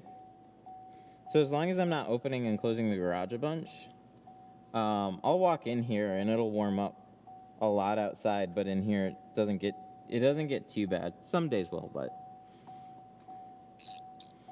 don't they move a lot of air? Sure, but just don't point it at the car. You can have airflow in your garage, and it's not going to hurt your job. Plus, like I said, they'll warm it up in like 15 minutes. They'll make it toasty warm, and then you can just shut it off.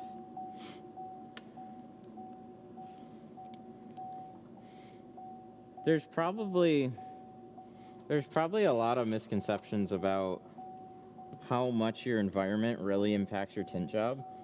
It really doesn't. Not a whole lot.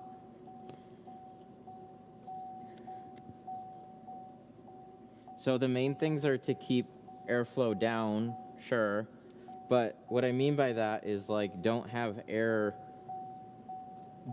like fans pointing at the car, because what it'll do is rip the film off your car.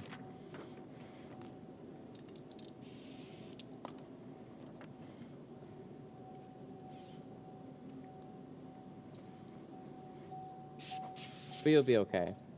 So places that I tinted for, they would have overhead ceilings, ceiling fans, overhead ceilings. They'd have overhead ceiling fans. They would have heaters.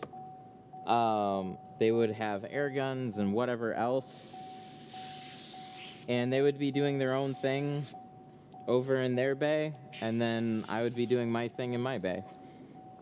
And as long as that airflow, like if they take an air gun and they're blowing off a car and they're pointing it in my direction, yeah, when I do this, that could impact my job. But for the most part,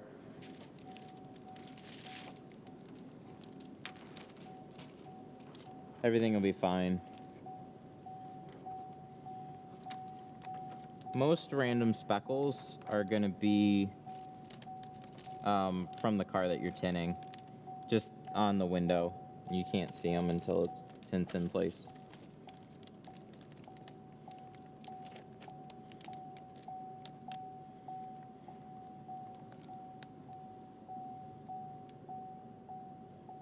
Yeah, I'm not a super big fan of Lexan. I just think it gives people the wrong impressions, especially early on. Cheap carbons and cheap ceramics,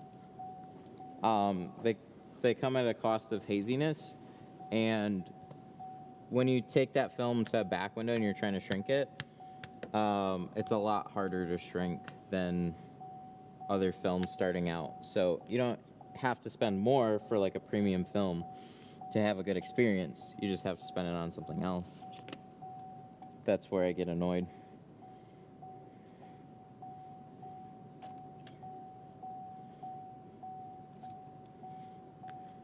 So, low angle haze, because I don't like putting hazy stuff on people's cars.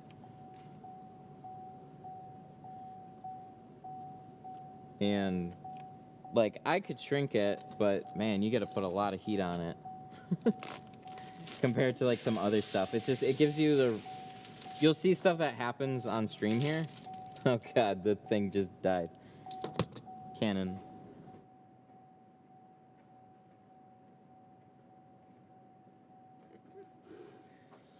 All right.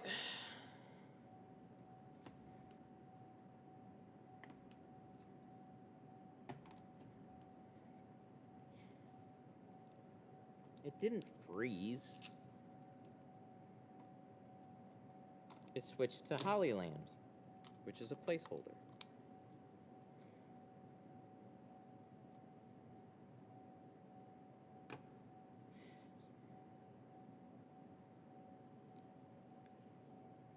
Oh wow, and I was about to get a lesson too. Isn't that great timing?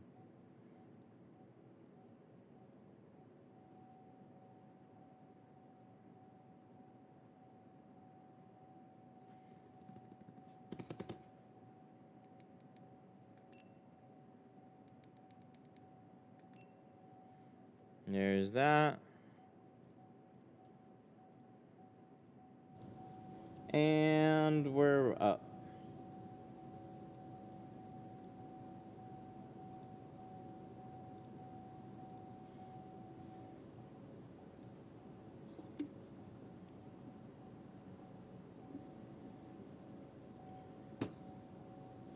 You're having all the Monday problems. Do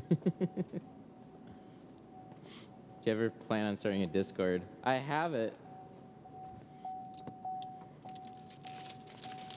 I actually do have a Discord server. Nobody uses it though.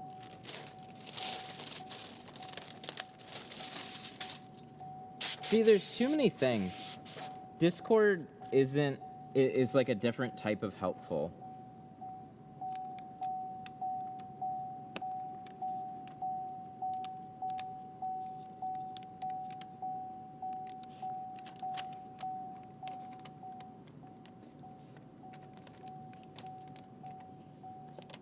What I find funny is when I first started tinting, I didn't have a live stream to warn me about certain brands. I had to figure it out on my own over years. Technology, man. It's a cool thing. I'm jealous of my son. He gets to be born in a generation where Apple Watches are already probably old.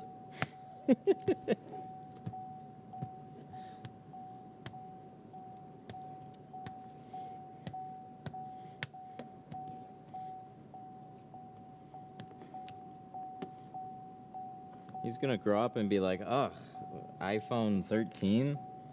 That's ancient.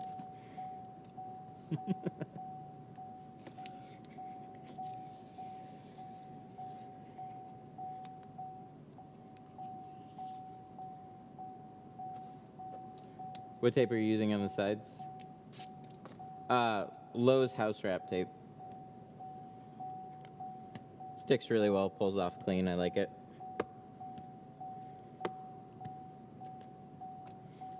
Discord has many purposes. So, it does. And I think it's made really well. The problem is it's too disconnected from everything else. So, we have a Facebook discussion group where you can actually post and get more attention on the problems and questions that you have. Discord is a lot more fluid. So it's an ever-going discussion group. So I really wish that my Facebook group had a way to have just a free-flowing discussion.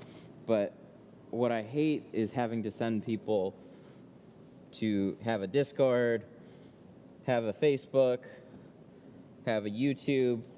It's like everything becomes so segmented. So the ones that seem to just that people seem to appreciate the best are the Facebook group and the YouTube channel.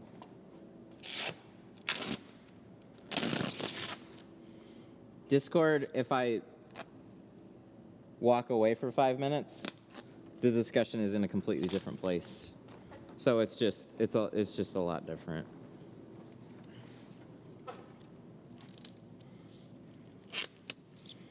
I think it's a cool place to talk to people. There's the voice chat, which I think is super cool too. Voice chat or video chat discussion rooms, stuff like that. I think all that is super cool.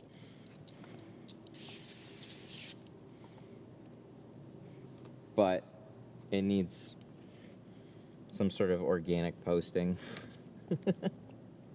It's like the Facebook group has, or Facebook needs to adopt a Discord chat style thing. Because for like a little while, one thing we were trying, some shops, we were all going out of our way to try to create these cool discussion places, and it's just didn't seem to pick up much traction at all.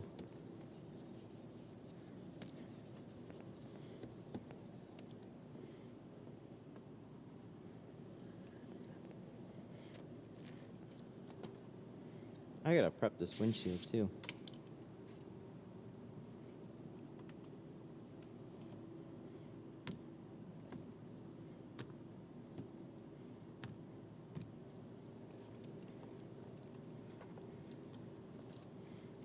A lot of people have different learning curves. It's awesome to get advice from other people. I agree. I think you can learn something from everybody. So the Facebook group is honestly as good of a place as you can get feedback from lots of other people.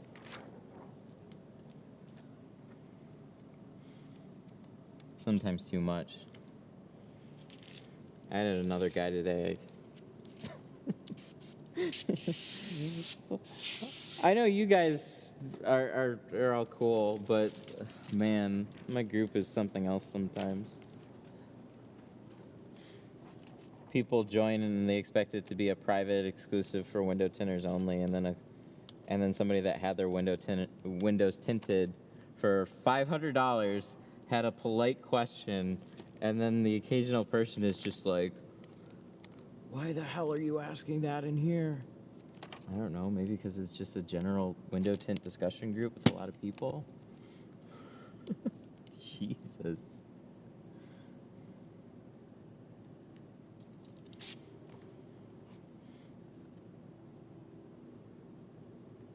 Facebook's also really annoying for all their admin tools. They put them in weird places.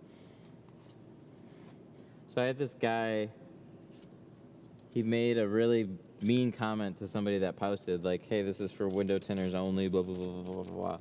And so I deleted it, but I meant to mute him for a day too. But it wouldn't allow me to do that unless I went to my group and then click on the post and then click on his name and then do that. So then how Facebook shows you posts is just all over the place too. Turns out he posted it again and was very upset that his comment was removed. So then I just deleted him from the group.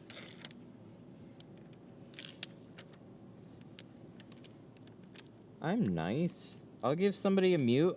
You can tag a rule and then, like, hey, I understand some people say stuff and maybe they had a bad day or something. Let them cool off for a little bit, or just point out a rule like, hey, this is like a general discussion group or whatever. His insult was so funny, though. He said something to the effect of, the admin is probably becoming a customer too. Like, what does that even mean?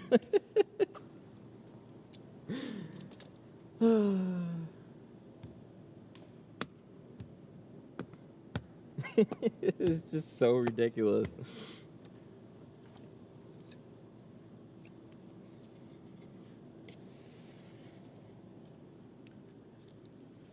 I'm probably becoming a customer too. Like, what the fuck does that mean?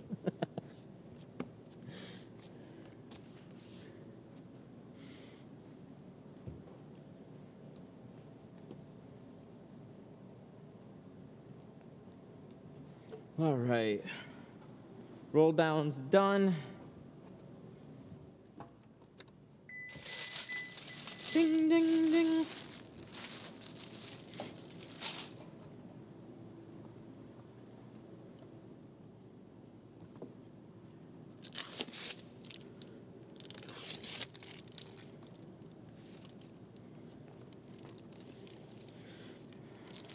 So, for the rest of this, windshield, we're definitely going to cut on the windshield. As far as the back goes, we might want to just do plotted patterns, because everything should turn out pretty great on this with that.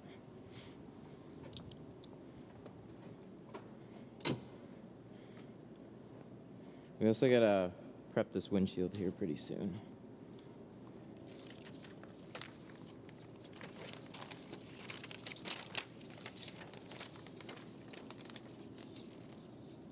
Thinking. Yes, I did. Okay.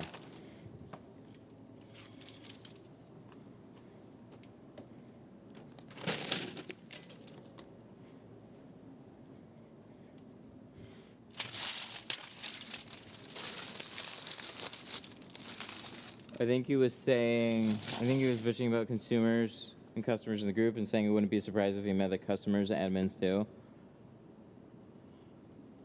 Was that what he was saying? He said it in a really stupid way.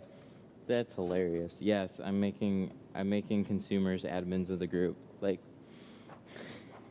what a weird thing to get pissy about. You join the group.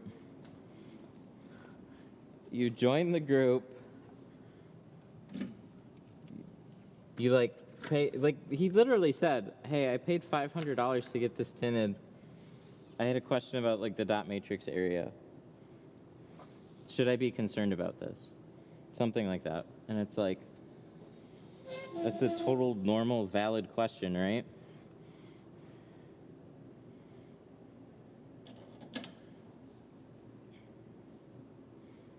But people get so like butthurt about all of it.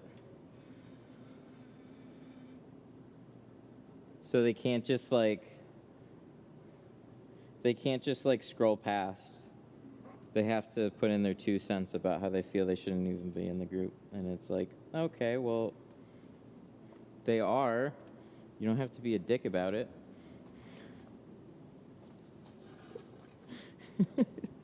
So if they can't handle it, then I don't need them in the group. All right, what year is this? This is a 319. Canon. I love the groups and the streams. It's helped a lot. You and Kevin have been super helpful to us newer guys. Oh, you're welcome, man. Glad everything's been cool. All right, film cut. 5%, yes. We did 5% on the front doors and 20 over the back, which effectively makes it all 5. Just stop. So, 19, Cadillac.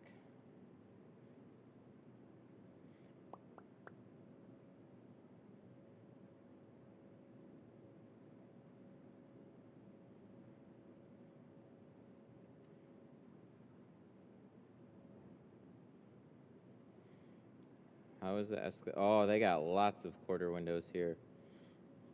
Woo!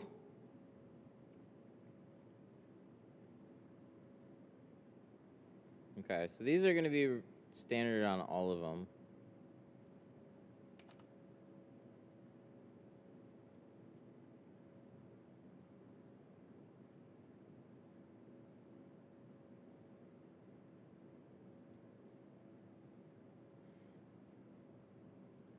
We'll cut these out and get these done.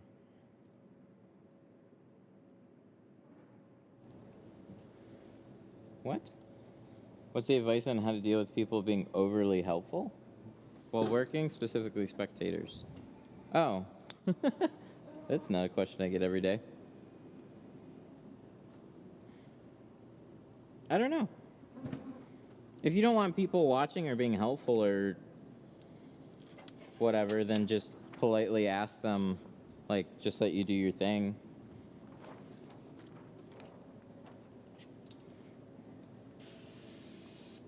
There's definitely can be a weird dynamic with letting somebody like kind of sit in the garage and watch you work on their car. I, for the longest time, wasn't a big fan of it.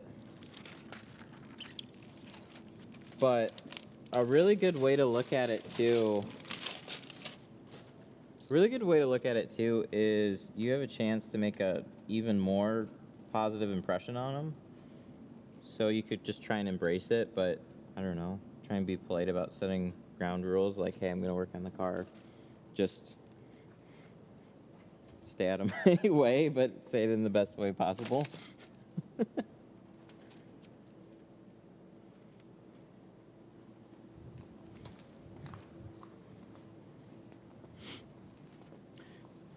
The problem with Facebook groups is there are a lot of the same repeat questions almost every day. Yeah, and people don't understand that.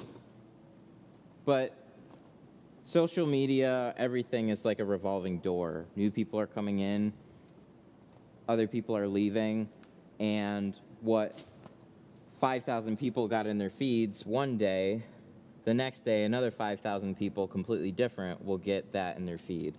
And of course there's going to be crossover. So it's just part of it. There's not, like, this frustrates me.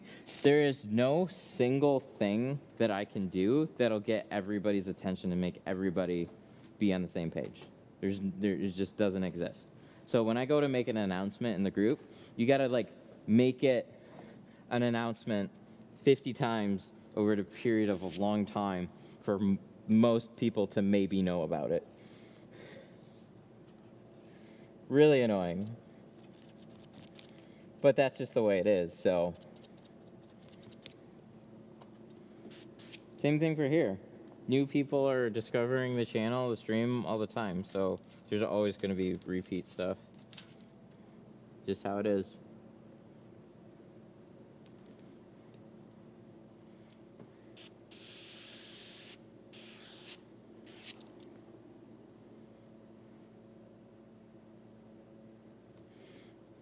And honestly, like,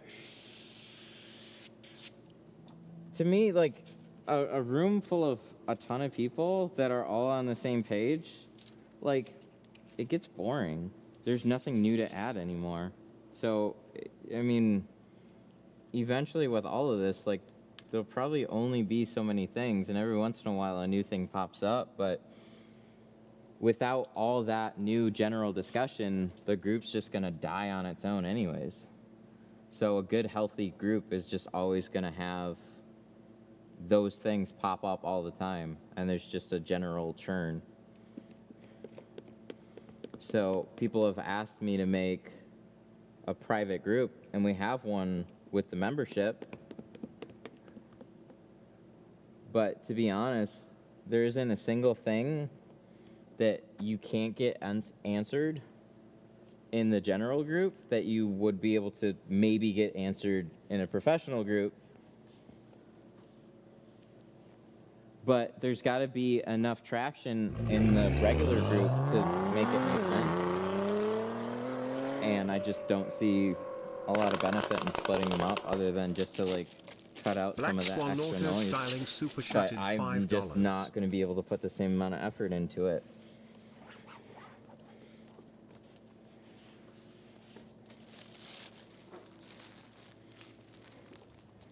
Hey!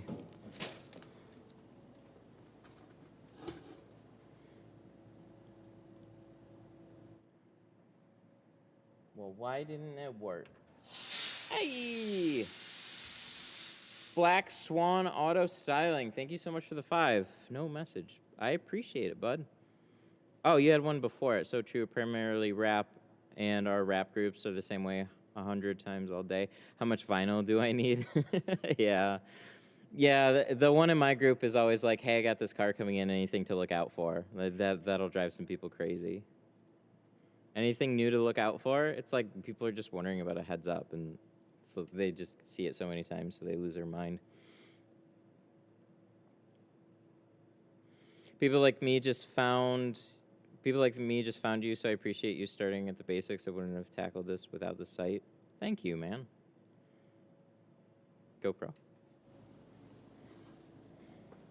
But Black Swan Auto Style, thank you so much for the 5.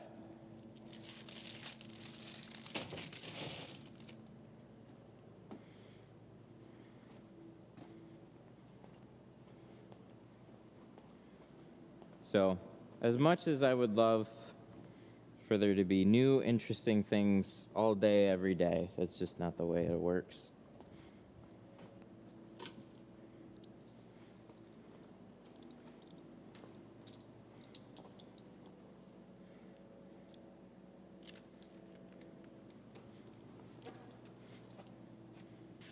I'm good at everything but door windows on cars. Any tips for that? Well, that's a big part of the car. It's a really broad question. What are you specifically having problems with? There's cutting, there's shrinking, there's installation. How much are you charging on an SUV? So we're $650 on this one. We're doing full windshield along with all the sides and the rear in ceramic.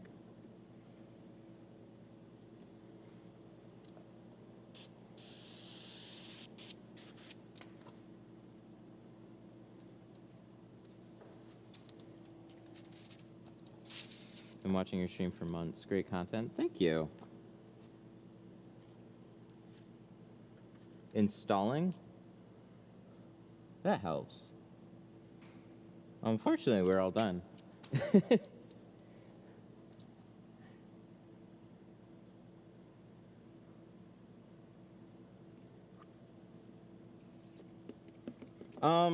I don't know.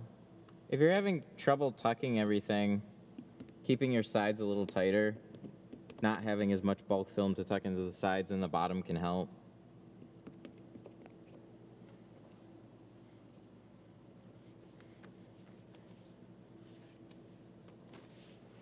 I'm sure you've seen some of the videos though. That's always my first suggestion, but I'm sure you've seen some.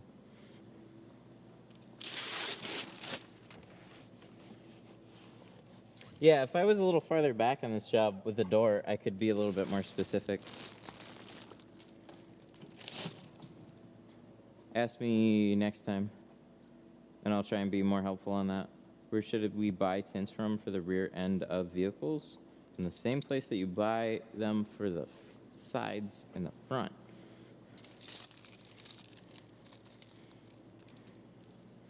Oh, these patterns worked out great, by the way.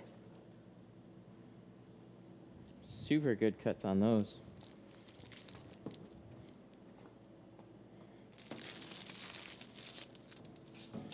I've got a 24-inch roll in there right now, and we're just going to keep that going for the rest of it.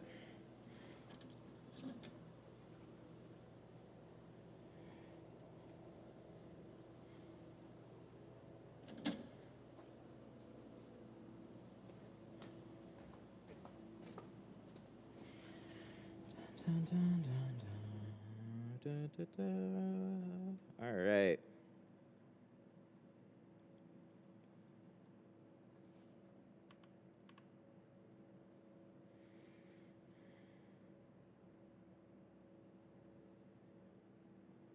So that's the only back window I have, and it's with these cut out.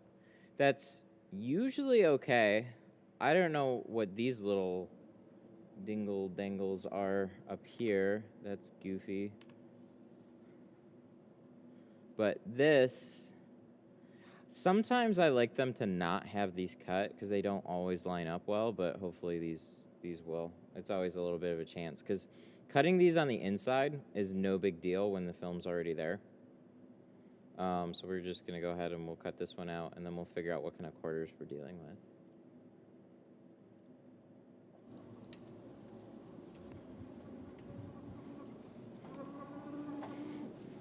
I like this a lot better on 500 speed.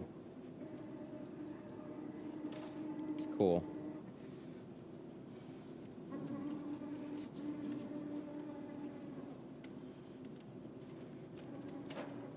Nice.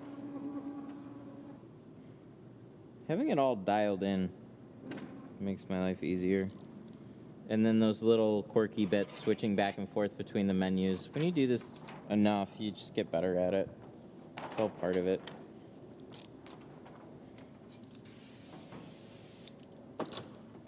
Oh, somebody asked me about this glass board. I don't know what the dimensions are.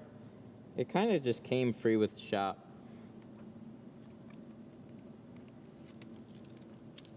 It wasn't a tint shop, it was like a window place, so they had extra windows, storm windows sitting in the back.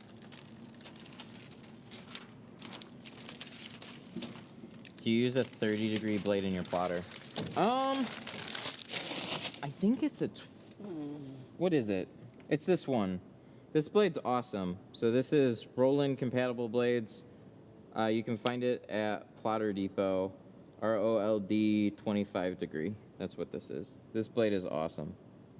I only have the one in here though, so I gotta get another one. That blade took some abuse too.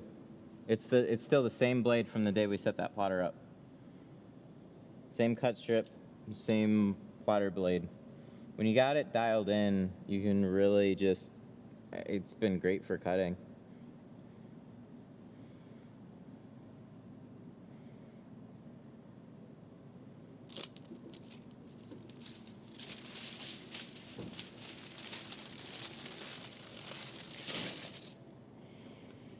Okay, Oh, we didn't really even prep the back window. So we'll do that. We'll prep the windshield, and then we'll figure out what the quarters, and then we'll cut that out. We'll install the quarters, and then by that time, enough of the back window should be ready to go.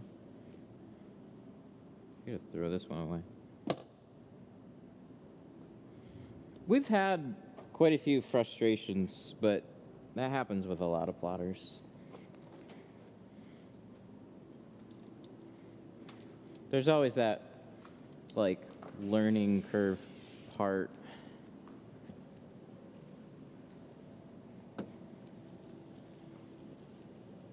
Those are the best blades on the planet. There's their OEM. Well, that's cool. That's the one that they sent with it, which is super great then.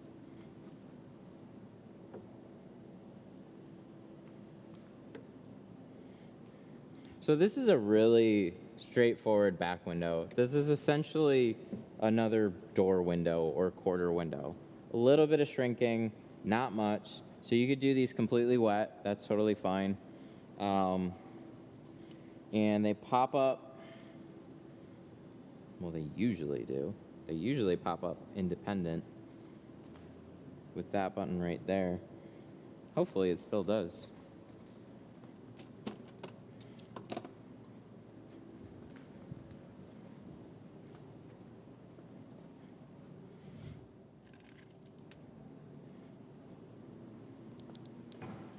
There we go. Yeah, so these things. Be careful of these ones too. I don't like to... I would typically remove these. But sometimes when they get a little bit older, they're real touchy. And you'll end up pulling off the whole tab. So just, you don't need to take them off. You usually can. But you might have to deal with some issues.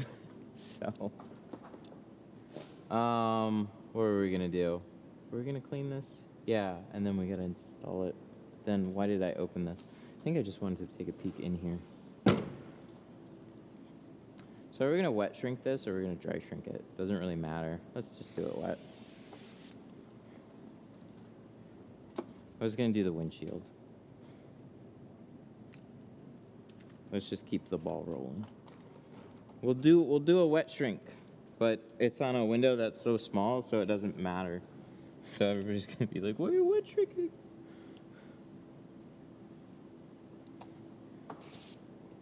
See how short this window is?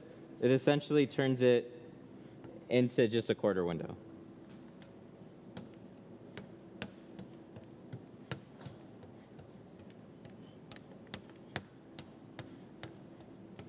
What are your thoughts on Tint School Online? I hear enough good things about them.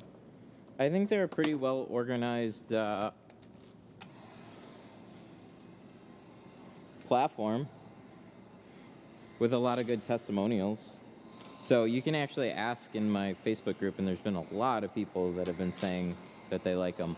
I've never looked at any of the videos because I didn't pay to look at them. I just know the ones that were on their YouTube channel. I have a couple of little disagreements, but seems like a good platform.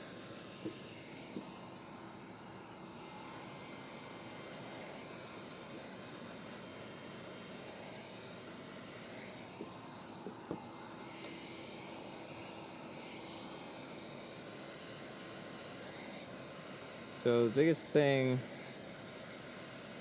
that I don't like about wet shrinking is you're always shrinking against water.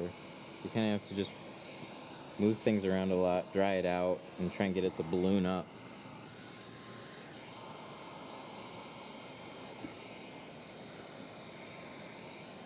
And apparently it doesn't want to stay in place either, so that's weird.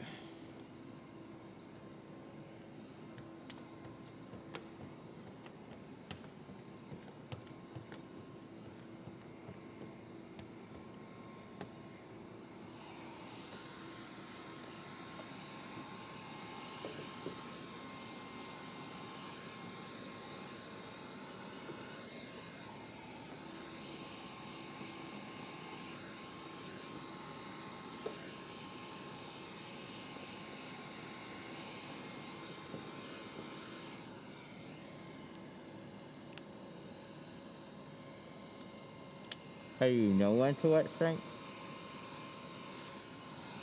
Just dry shrink.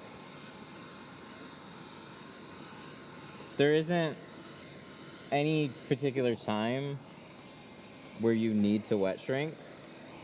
There's a few circumstances where,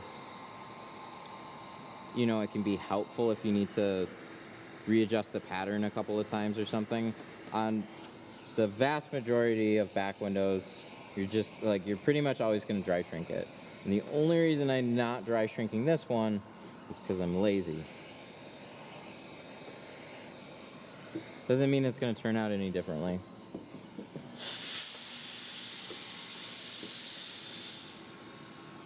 Hey! That's cool.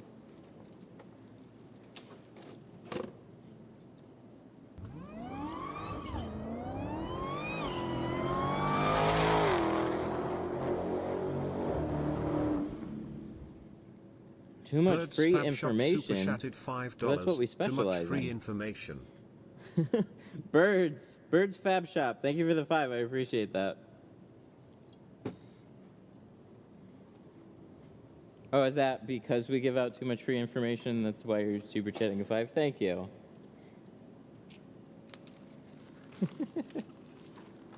Well, now it's paid for. So, we're going to use this side. Oh, we're going to flip it this way. We're going to use this side as the peel board because I lost my Civic window in a tragic oops, it fell off the wall accident.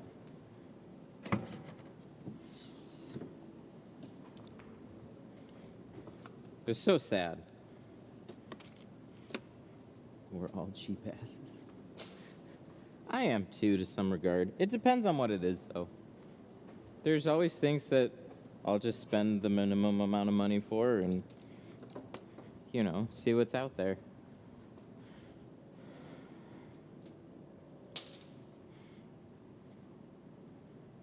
Do you tell a customer a specific time it would take to tint the vehicle, or just tell them when it's ready? There's no reason, like, you could do it either way. I always give an estimate. But some shops are really like, hey, yeah, just drop it off for the day. We'll tell you when it's done. And then if they have a fair amount of clients, then it's, you know, people let them know ahead of time. Like, yeah, I'd like to get it back by this time. Hey, we'll try and do it by that time, no problem. Tint's one of those things that you can have pretty solid time estimations based on your calendar. So 3 hours is pretty standard for a car for me here for a time frame. It gives me time to set up a stream and everything else. So I'll tell them that. With a windshield, I'll usually tell them about 4 hours.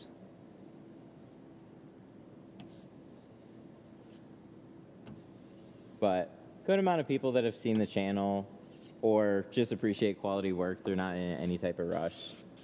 But yeah, they're good. They're good to give just because people have other stuff going on. So just to better help them plan out their day a little bit more, because if they're dropping off, then they got to get a ride back.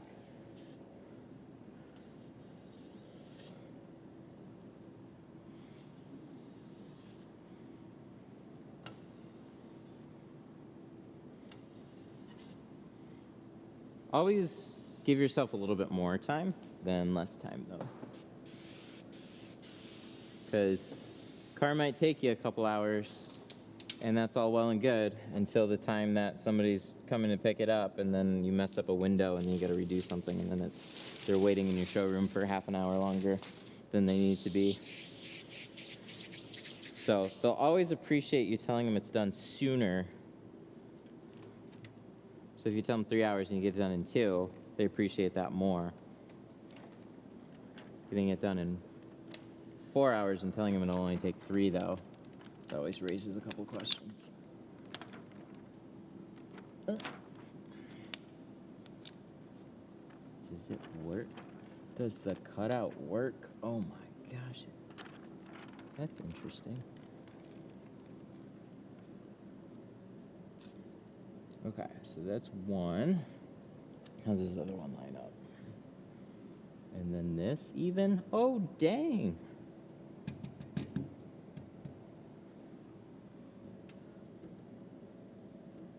Only there was a way to stream from 2 different shops. There is. It gets real complicated. This is more surprising to me. So these line up great. That is super cool to see. That was the main question. See, because if you just do straight, then I can cut these out on the inside with no problems. But when you're telling me that this is exactly where they're going to be, then they better line up. And it does. So cool. Good on them. There's another little surprising part, and that's this. So they opted to go right around the metal part rather than follow this matrix. No reason you can't do either. So it works perfect size. That's awesome.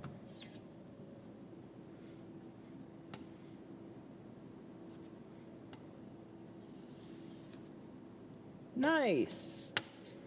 Double cutting. Got it done in 3 hours instead of 4. Very nice.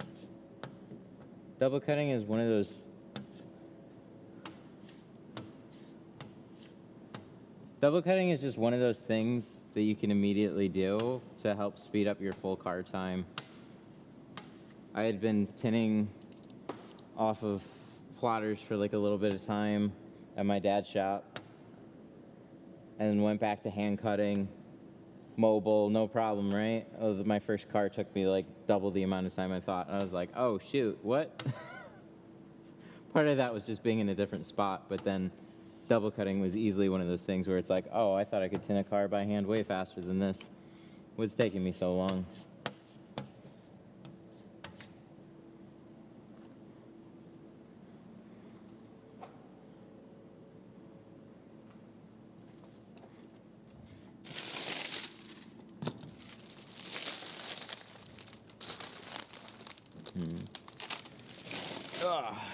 We were doing removal and install today. We'd be playing in the background. That was why I was wondering about a double stream.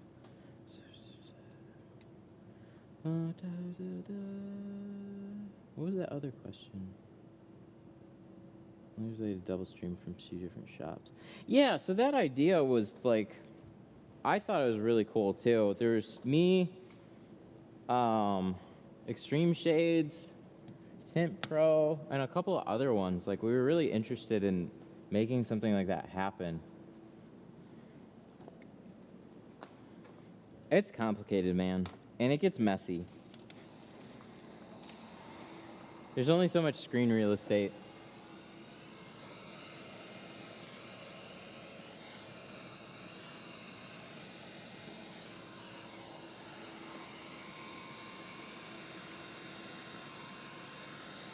Mic issues, quality issues, and just, to be honest, there wasn't a lot of, like, it was really cool for a handful of people, and then most people didn't seem to care about the stream.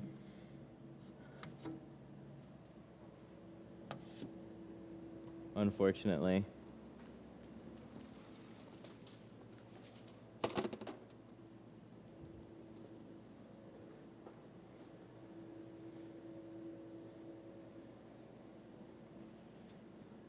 Well, this worked out, so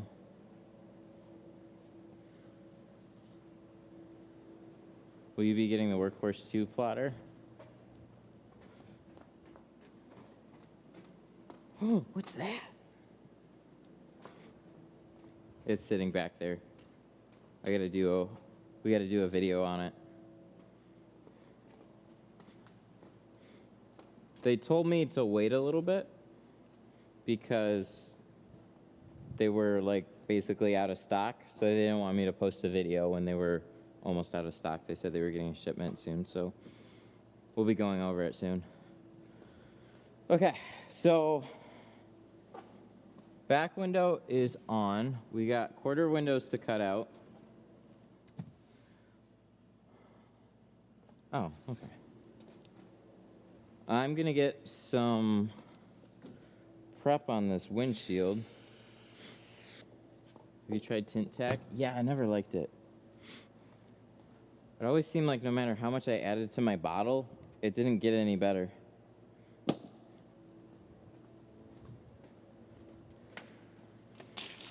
I'm still a Dawn and baby shampoo user. I used Tint Slime Ultra for a while. I really like that stuff. Sometimes it would be a little overly tacky. Then I started dealing with, you know, when Avery NR came out, that was a sticky film. A lot of Guari films are kind of sticky. So, to be honest, they just didn't quite give me enough slide.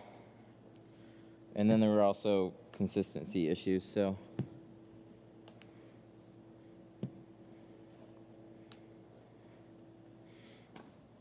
Tint solutions, I mean, there is all type, and I think that's probably the most consistent out of them that people seem to like.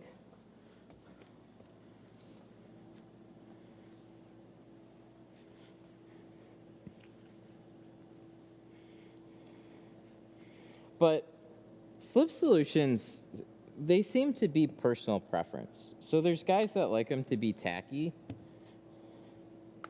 Looks like we got a little baby rock chip up here. Oh, I think that was filled. Oh yeah, that was filled. Okay, cool.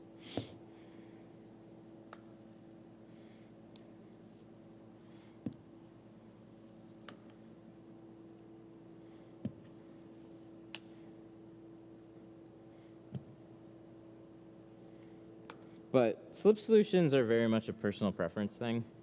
So some people like them to be a little bit more tacky, and it also depends on the film that you're using.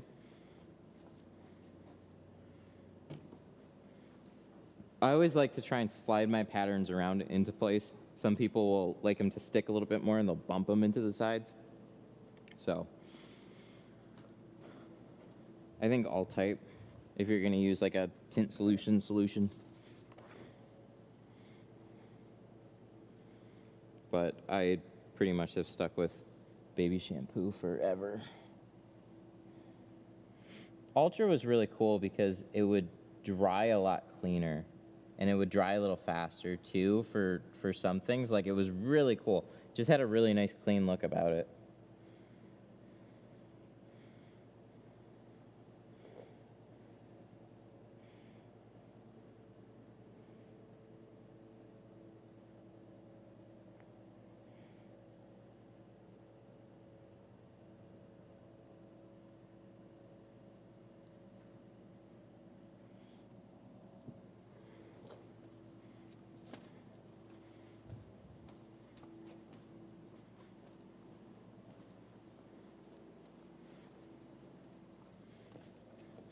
So prepping a windshield, definitely something you should do early on in your install, because if you gotta let material dry on the front, which you do. Ooh, and there's sticker there, yay. Glad I saw that. That's in a weird spot.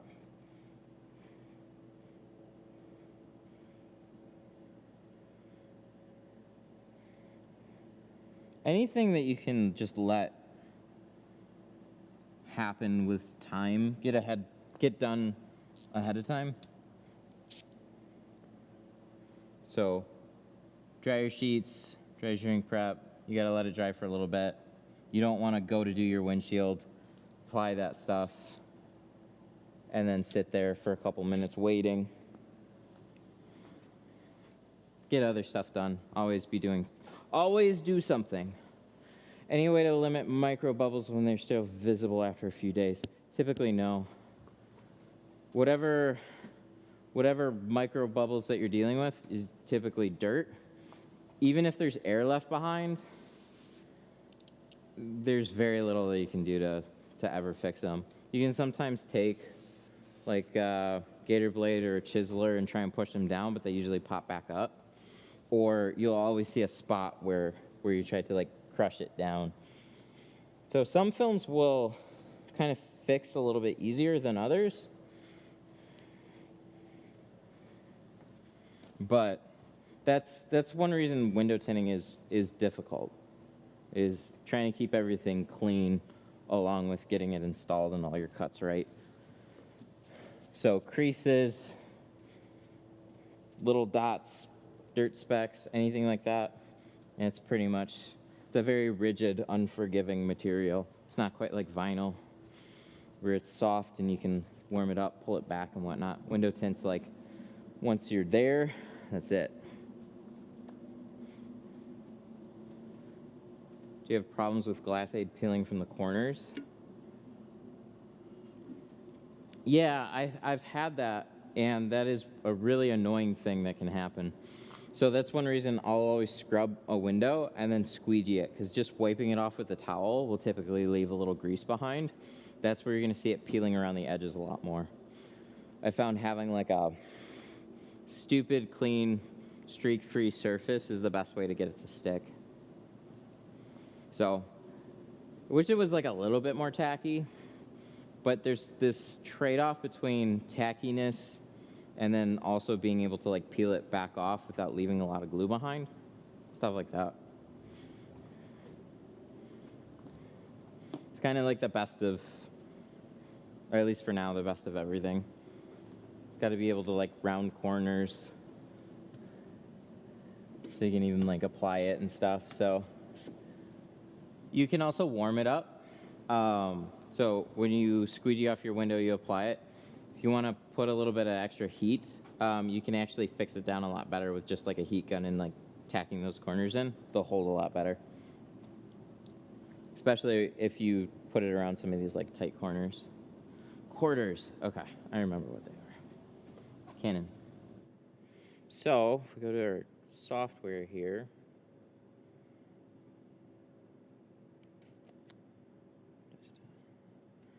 They were definitely these right here. These. Which is cool. So see how they do this right here? They give you the option to have this cut out and to not have it. That's kind of what I wish they did with the back window, but that's just a real small critique there. This one has the upper cutout, and it's also got the cutouts on the back edges. So this is definitely what they are. And we can separate them. Stack them up. I mean, we can tweak them a little bit, right? We're dealing with a 24, so we can save a little bit of film by doing that. Ideally, I could have just taken a 36-inch roll, thrown it on the back, or thrown it on the plotter, and then cut the back window and the quarters at the same time. I wouldn't say this is the most film-efficient method to do, but it is what it is. Do I have to push a button? Oh, that's cool. I should do that more often. It was still in the sub menu, and I clicked send, and then it waited for me, like I can go back, adjust the film if I want to, click enter, and then it'll process the cut. Like a good printer should.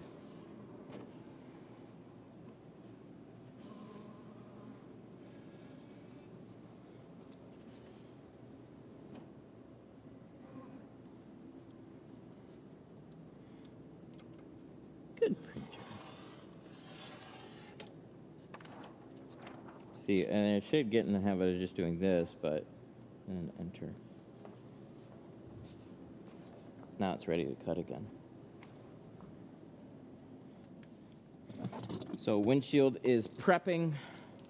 Back window is installed. Now we got some quarter windows to knock out.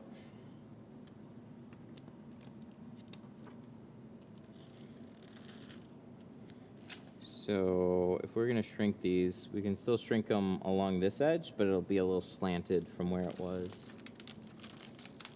No biggie. You don't really have to be, but a little bit never hurt anything.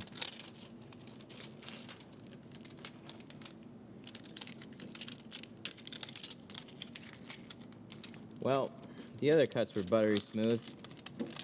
We're getting a little bit hung up. There we go. Still not bad.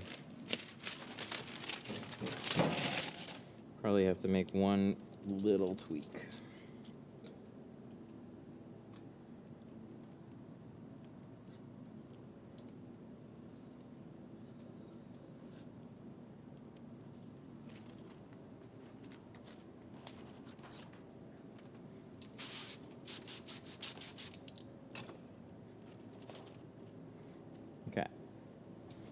So my cutouts are down in the lower corners.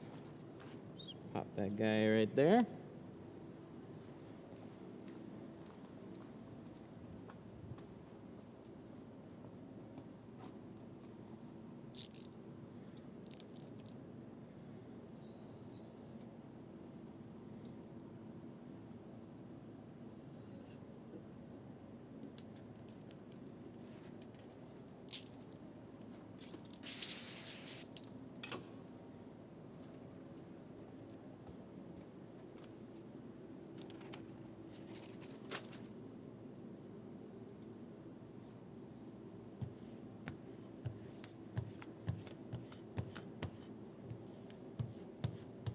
Oh yeah, why even bother shrinking those?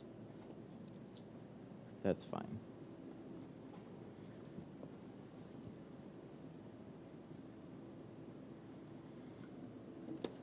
Close this guy up.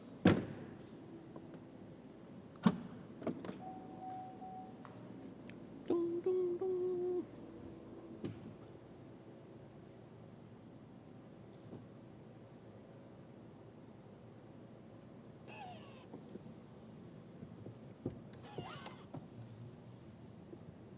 Shoop. Shoop. Nice. Fade to Black said he adds alcohol to his solution to help it dry faster. I've always heard of that. I've never felt like I had to though.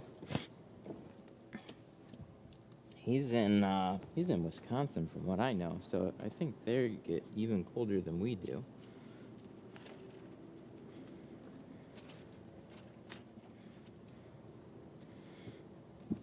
I've never played around with it much. Actually, at all. I just never added it. But for as cold as it gets here, still haven't needed to, so. Uh-oh. No! I just got in the car! Cannon.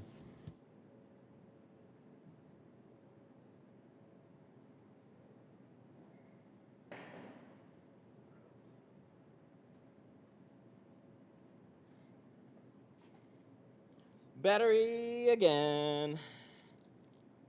All right.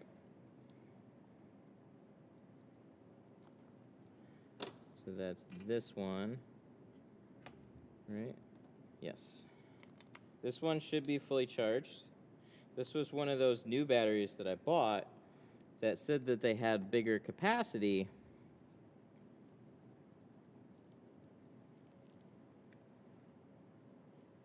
I bought extra ones. They said they had better capacity, and that is not true.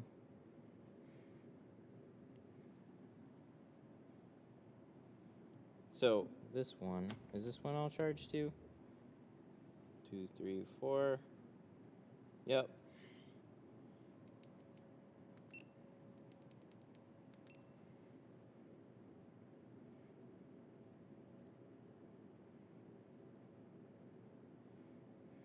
Bat utility belt. Canon. Oh, that's not that one. That's a GoPro.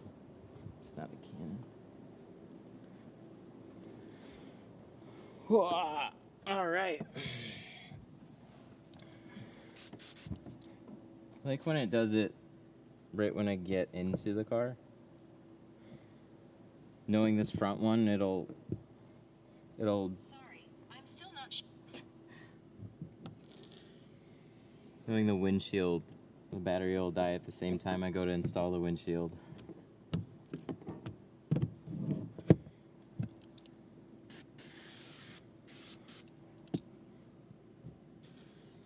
So with the Rode mics, if I forget to plug them in, then I have to sit there and let it charge, but we did MacGyver this little way of keeping it charging while we're working, which is awesome. So I guess that's not a problem anymore. I was gonna buy the Rode 2,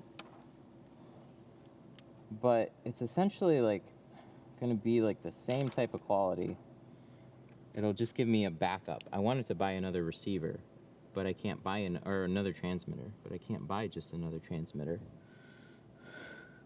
I gotta buy the whole setup. So then I just have extras sitting around doing nothing other than sitting on a charger all day waiting for me to forget. Dumb.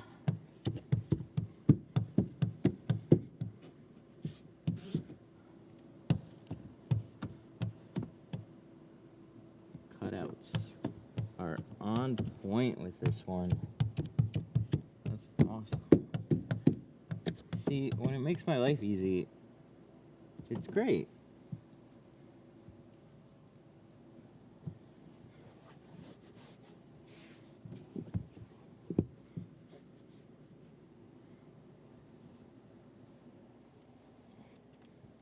When it makes my life not easy, it's not great anymore. What year? Is 19? Something like that?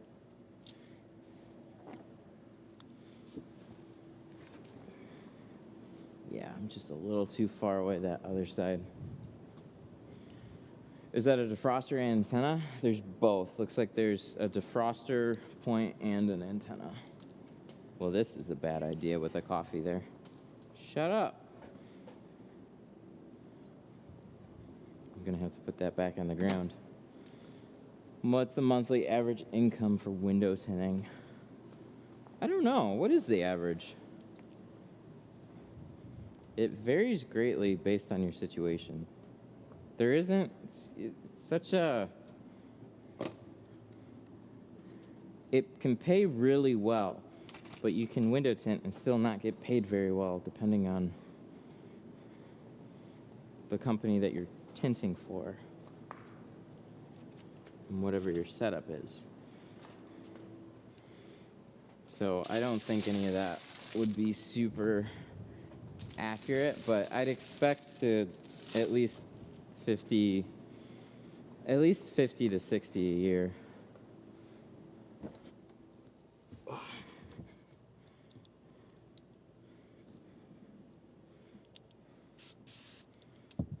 But I think there's a problem. I think that's a big problem. If you're doing full-time tinting and you're only making that, you can go much more than that.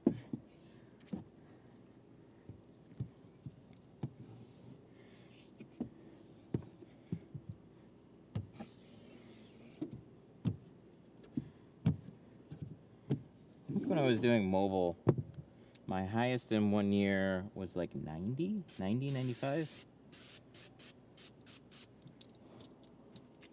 There was a lot of running around 6 days a week. But when everything was chugging along, did really well.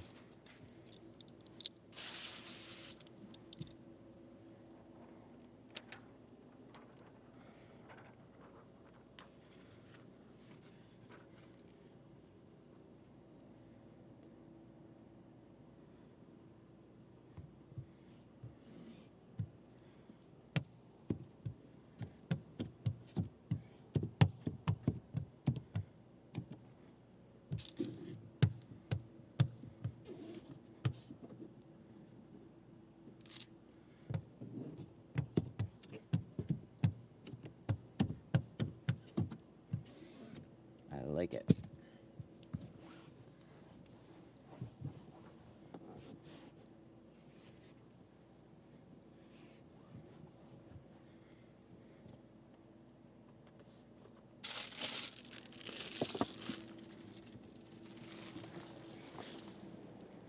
Sweet. The rear is basically all finished at this point. All the sides and the back. Little touch up. We gotta do the windshield next, but everything else has film on it.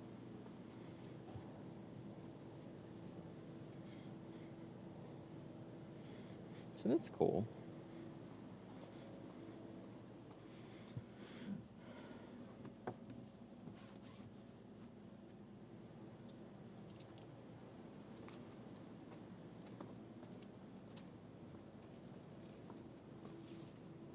And this windshield is pretty straightforward too. Not very curved. Not super tall. A little wide, but it's a bigger vehicle.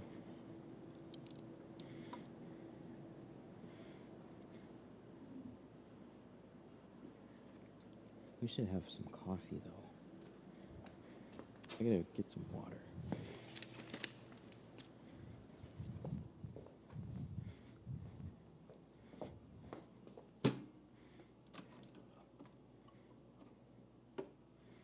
I gotta get regular sugar for up here. I keep forgetting.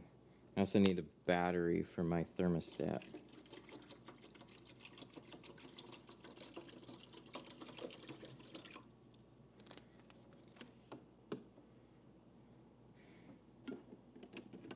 Where is it? Oh, there they are. But somebody on Saturday asked me for regular sugar, and I'm like, I don't have it. Dang it. I have flavored creamers.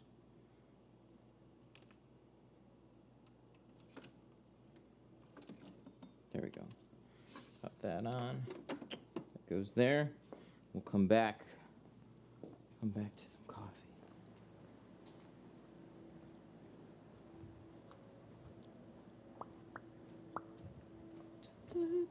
So 5, 20, 20's in there right now. We need, let me double check. Canon. I gotta double check what I put on this car. Pretty sure it was 35 on the original.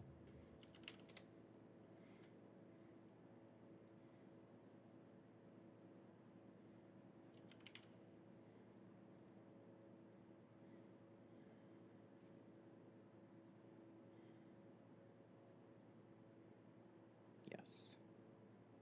We did an XTS, not an XT6. That's what we did. Yes, he's going dark. Makes sense. Makes sense. On the last one we did it all in carbon, but we did 5 all the way around with 35 on the windshield. So he wants that same look on this one.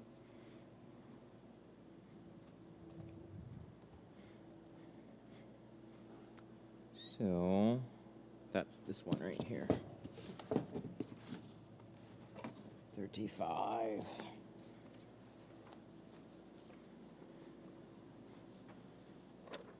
Let's get some film across.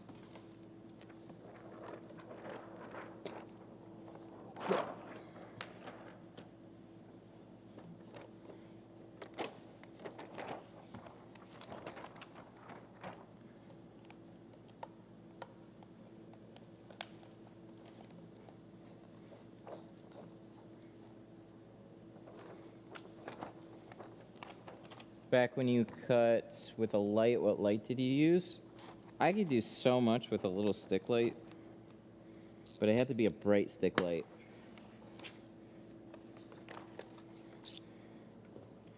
I think having a light in the right place is what really matters.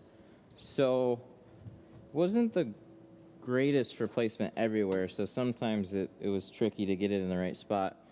I've got, it's somewhere around here. Not this, don't get this one, get this one. This is the, I think the button's going, I think that's what's going on with this one. So this was, I got this one from Harbor Freight, but they sell it in a couple other places too. Menards, they sell it at Menards too. Harbor Freight and Menards are the only 2 places that I know of. Probably in Amazon too, but this one gets really, really bright. It's flexible, so that can kind of help you put it up on a mirror or something and angle it right if you have to do like a mirror cutout or something.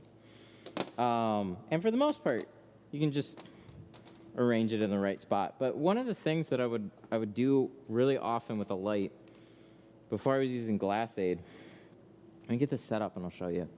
It's not really about always having the light on the inside of the window. You can do a lot with just a bright light close to the glass on the outside.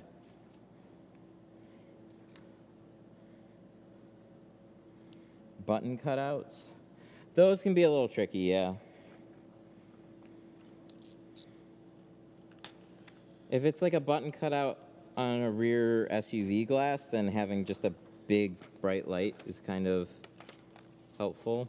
So this one, that little light that I showed you, the brand name is Braun.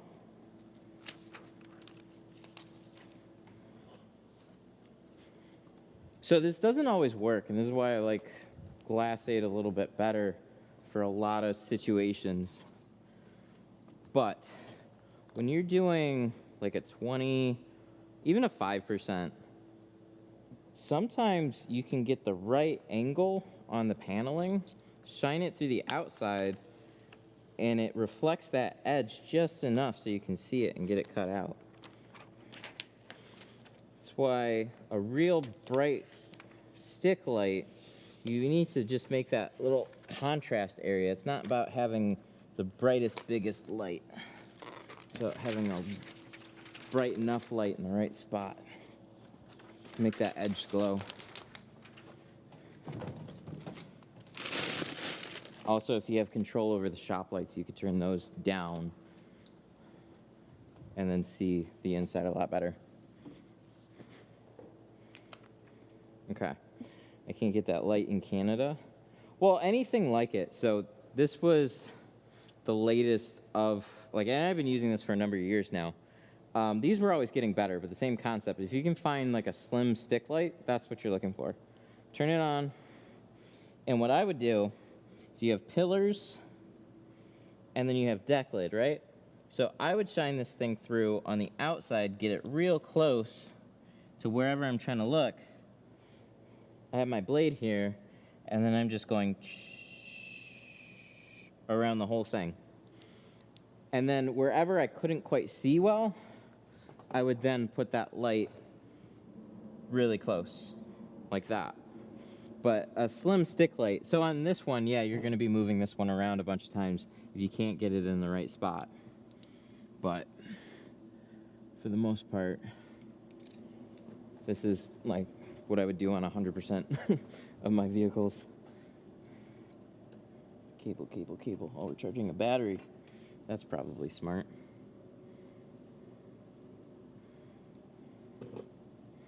So, at this point, I need to get a new one.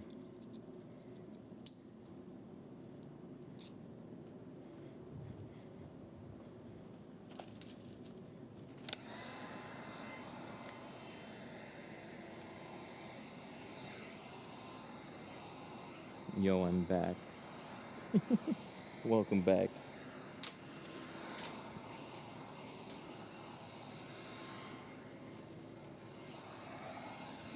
All right. We'll shrink it.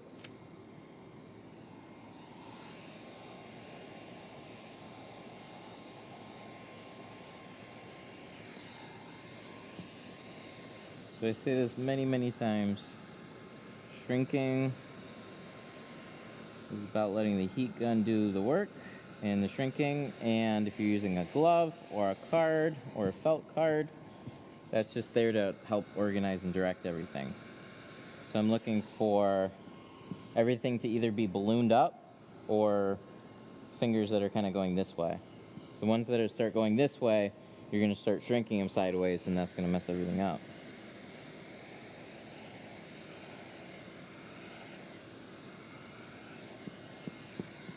We were watching TikToks.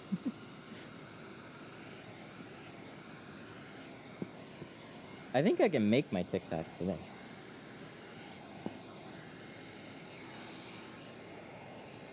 I'm not sure how much editing I can do with it, though. I just have like one simple thing that I have to do. I have to record 2 different things, and then I have to put footage from one on the top, put footage from the other on the bottom.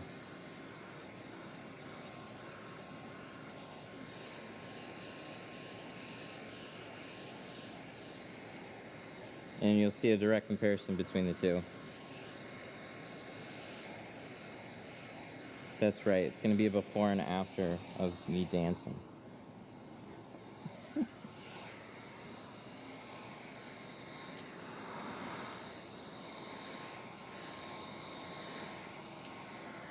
I'm going to do enough TikToks to get 1,000 followers, and then I'm never going to post another video again.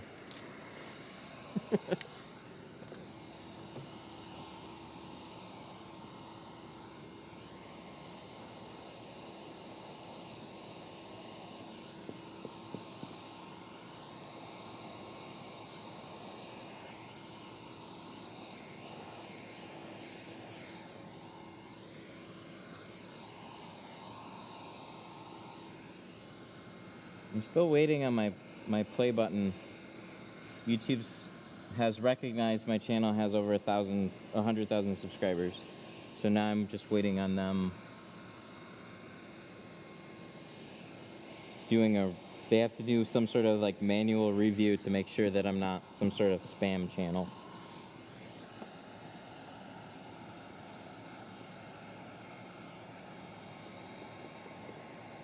And then they'll give me a super secret code so I can redeem my play button.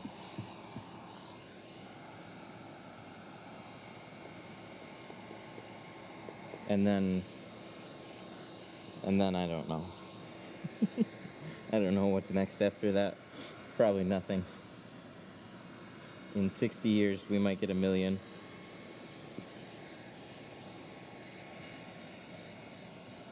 Today, I'm going to show you how to shrink a back window.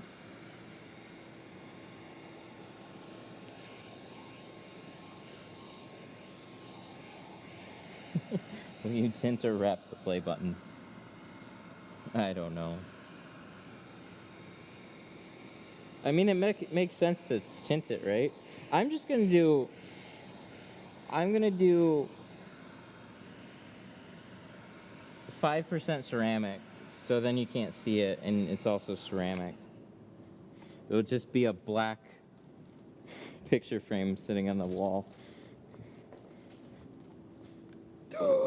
Oh my God, that's so smart! Make it like the Civic back window, and make it a display board. Just have different shades. Oh, that's smart. I like that idea a lot. As long as you can still read it with the 5%, but I like having multiple shades. That's a cool idea. Oh, you know what that doubles as? It is a display. So then every time I'm like showing people the different percentages to pick on their car, then they have to look at my play button.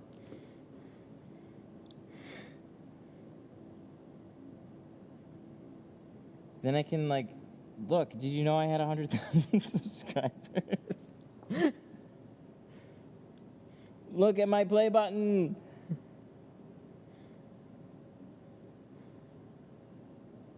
I like it. That's the best idea.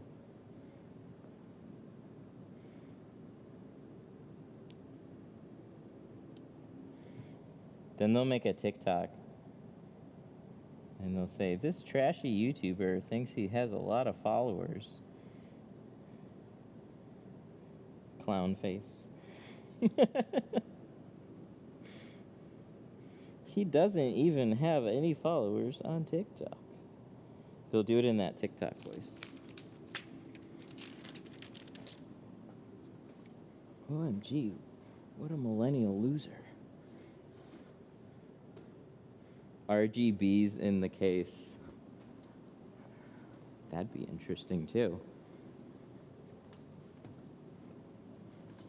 I could probably do it.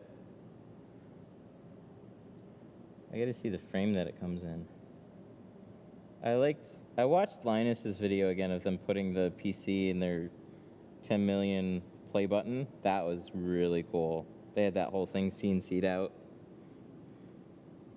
RGB on the crystal. That was pretty great.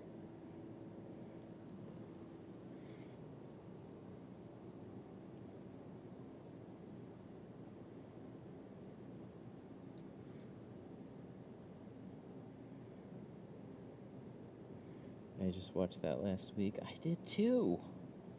I've seen it. I saw it before already. And then I just like, I don't know, it popped up and I was like, ah, this is a good one.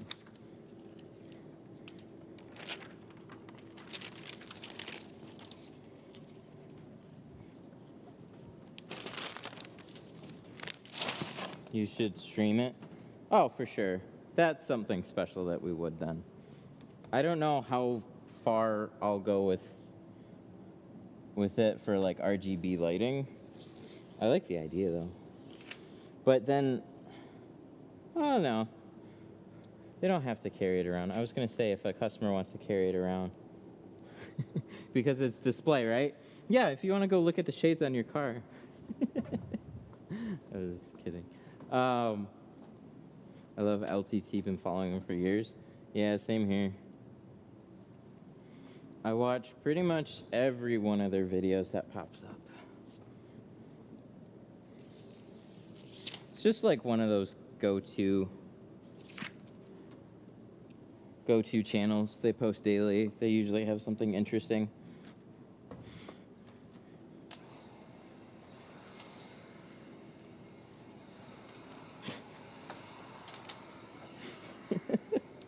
So it rejects 100% of the heat.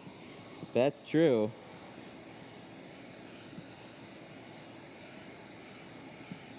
Scrapyard Wars. Yeah, that was a good one.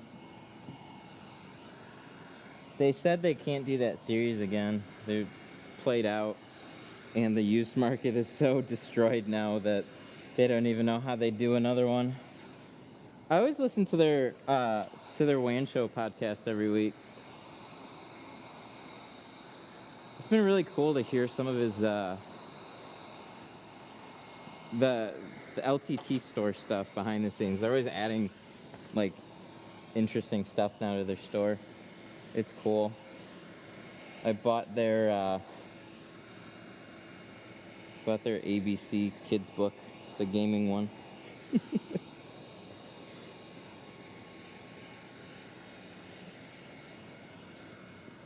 I always like to hear people talk about business too, so he was talking about his order for alpaca wool. He had to order like $750,000 for the year of alpaca wool. They sell some stuff. I use GeoShield on the weekend as my side hustle, then go back to work where I install 3M FX. Man, don't I miss my GeoShield already? It's only Monday. Damn. That is a strong testimonial right there. Appreciate hearing that. That's cool. That's a big difference, man. Using 3M FX. Oh, I was thinking 3M and for whatever reason Solar FX, but no, 3M FX. Oh yeah, I remember that. I don't know if it was just from sitting on the shelf for a long time. So what is it? So I was at my dad's shop out in Taylor, and we were running low on film, and we had these FX boxes. And for whatever reason, I ended up using that for the day.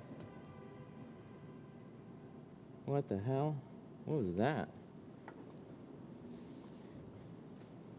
Sounds like there's traffic back there, but there shouldn't be.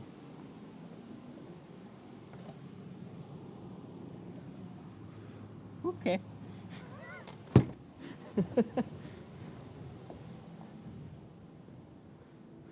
That was weird.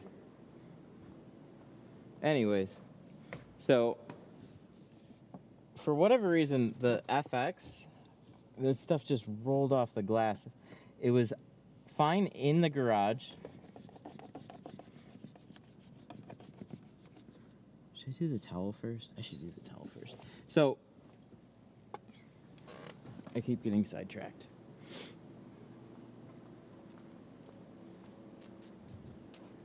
Let me grab one of these.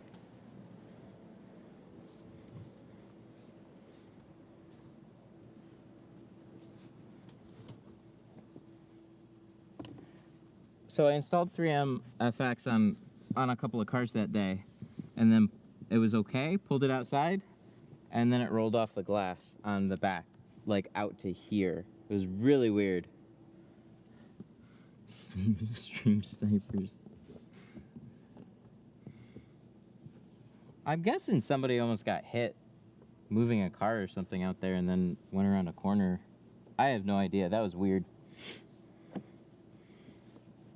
Like it's the back of a building, so it's not like we have traffic back here, hardly at all.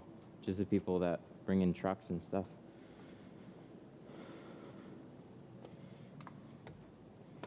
If it was a local subscriber, then I actually feel special. That's pretty cool.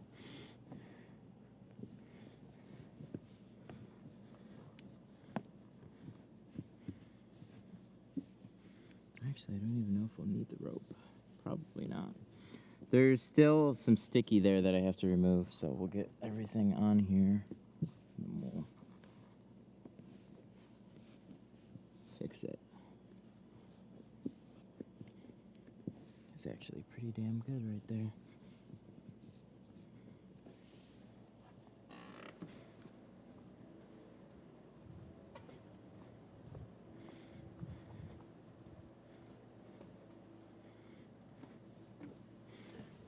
You have a orange and a blue side swipe, any difference? They tell me there is. I look at it the same way as the hybrid Squeegee, honestly. I think the standard Blue Max, or not Blue Max, the standard side swipe blades, they're totally fine. The Fusion ones, I really don't notice much of a difference at all. I mean, most of the difference I just attribute to, like, the window angle and stuff. Like, it's just kind of an awkward swipe. So I don't use it on doors. I just use it at the lower for back windows. Everything takes me a handful of swipes to get out anyways. Sometimes one or two, but I don't know. I really haven't noticed a difference, so I'm gonna say no on that one. Hackers.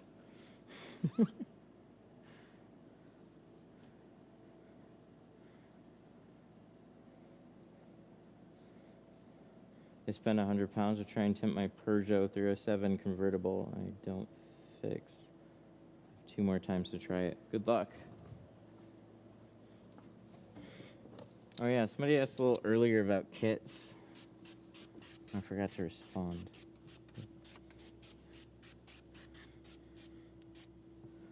If you're new to tinting and you just want to get your car tinted, it can be fun to buy the stuff and try it out yourselves. It depends on the result that you're going for. If you're okay with some mistakes, then go for it. A kit will take out having to cut out the kit. So that part, then you have to shrink it and install it, which is a whole nother animal entirely. So some people can do it with enough instruction, just like seeing some videos and then getting a halfway decent result. And for other people, it's just not, it's not happening super easily.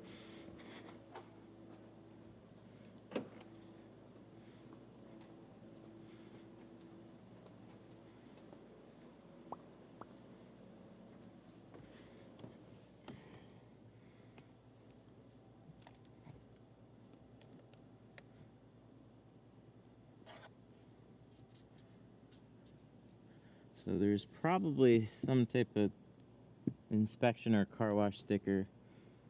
The rest of this is nice. As I scrape over a couple little things.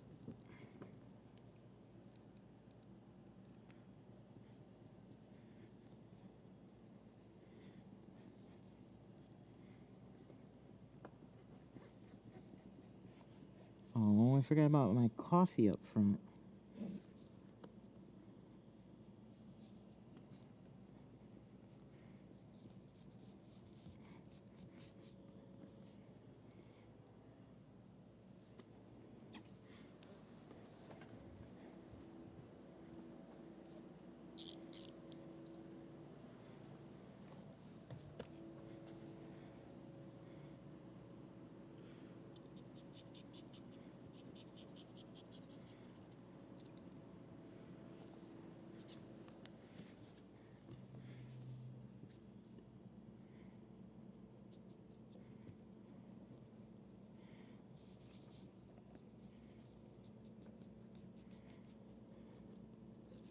Got it. Squeegee.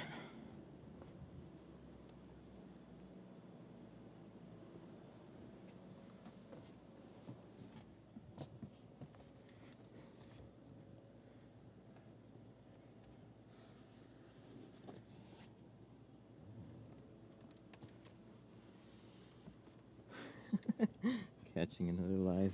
I'm on fire.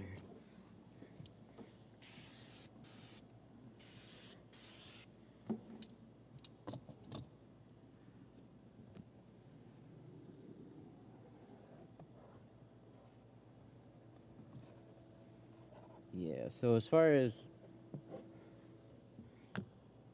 blue side to orange side on the Squeegee too, I don't know. I like both of them. I don't notice a difference really.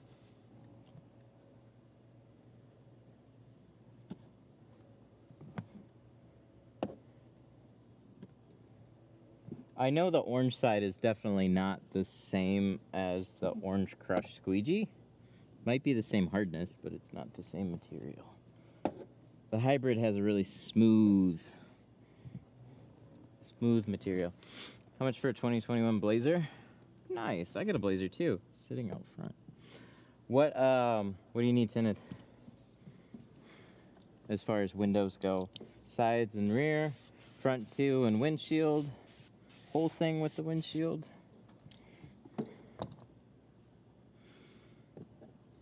Yeah, we did the whole rest of this, and all we have left is this windshield. So that's all shrunk, ready to go.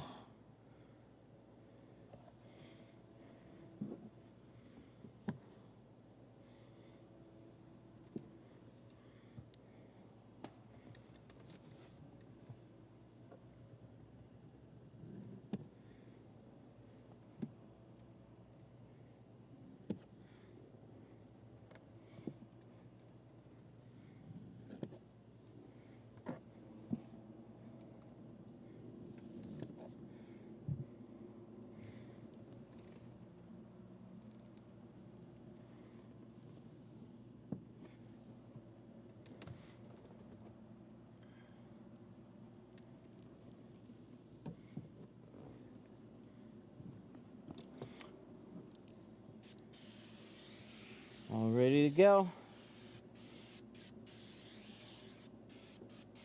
Let's get that Squeegee. Where do we put that Squeegee? Well, there's the bad one. Where's the good one? Got the other one. Oh no! Grab this one. Is this old? Oh, it is. No, this one's fine. So I got a customer with a Silverado wanting to remove the front windshield and retint with Pro Nano, but got a small crack in it. Advice. Oh, he wants you to remove whatever's there and then retint it? If you're removing stuff, there's way more that can go wrong. Like that crack can spread. Best advice I can give you is just say you will do as good of a job as you can, and windshield cracks definitely spread. So you in no way can be held responsible if that thing starts to go farther. I mean, I'd say the same thing if you're tinting a cracked windshield. I'll tint cracked windshield for people. I've got no problem with it. It's their money to spend if they want to get it fixed ahead of time, which is kind of advised because, like, why do you want to spend money on a cracked windshield that you probably are going to have to replace anyways? But when you're applying heat and stress to that windshield, you can definitely, a crack is definitely has the potential to run. If it was like a chip, that's one thing. They can still spider out. But a crack that's like came out this far, all it takes is some like boom, boom, boom, and then that thing will shoot. Yep, and the heat will definitely cause the crack to get worse. Any temperature changes, especially sudden ones, can make that get worse. So I would tell him it would probably save him a lot of money to just go and get the windshield replaced, which you probably did. Get the windshield changed, then tint it, because now you don't have a removal charge either, and you have a brand new windshield. So it's like best for everybody. But otherwise, he's going to, it's a chip with spider lines. That does throw a monkey wrench into it. I'd say I'd still put it on him. I wouldn't turn it down. I don't, like, you let them know, and if they're okay with just, yeah, okay, that's fine. If it happens, then that's it. I mean, what else can you say about it? He wanted to go ahead with it, or he didn't. But There's some guys I've seen that like will absolutely refuse to tint a cracked windshield. If they're looking to just hand you money and take on the risk, then in my opinion it's like, I mean, why it's free money.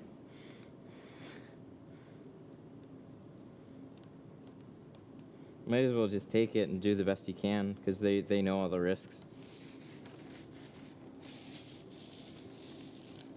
But you're not going to be held responsible for them.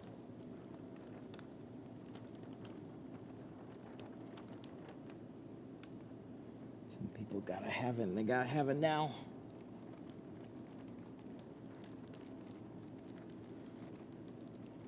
But if it was so a chip with some spider lines even, I always suggest get that fixed. So I had to redo a windshield for somebody. And there's like a couple speckles on this side.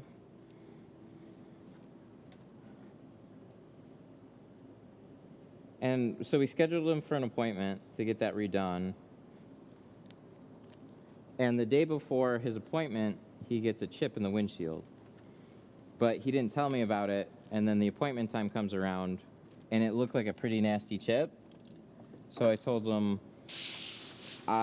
there's a good chance that those could run, and I don't want them to turn out bad. So get it filled, and then I'll redo the windshield, and that's what we did.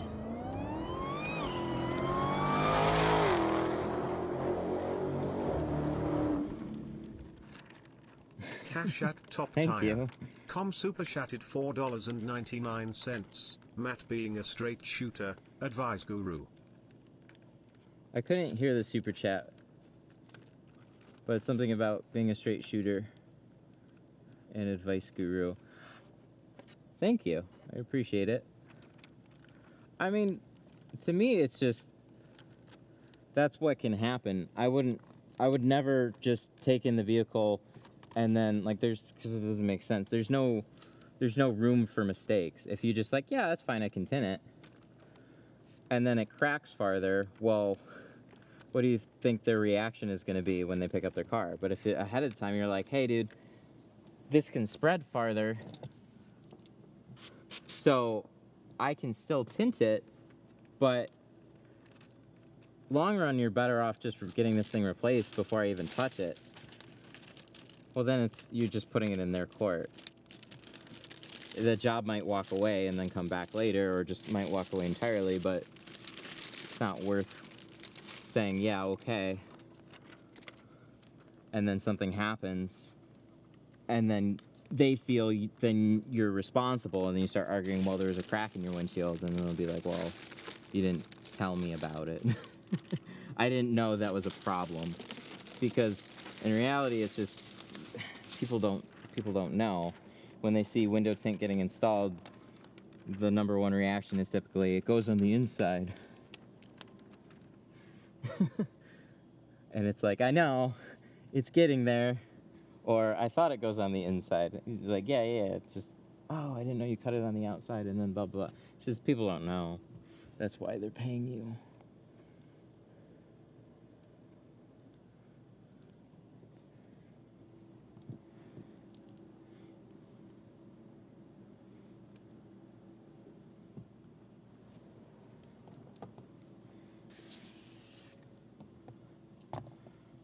Okay, so this one, make sure is all lined up. Looking good, no gaps.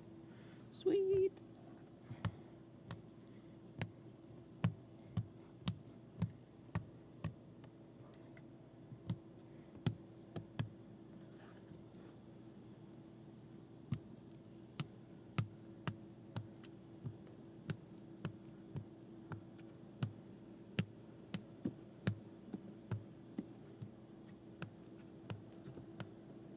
How many people signed up for the class?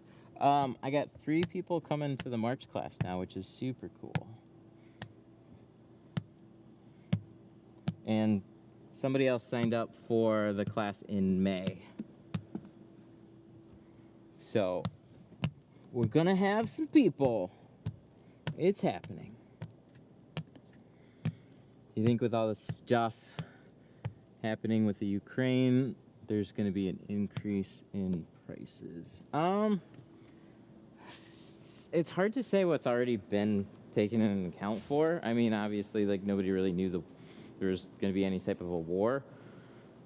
Yeah, you could see further price hikes. I think inflation is just out of control right now.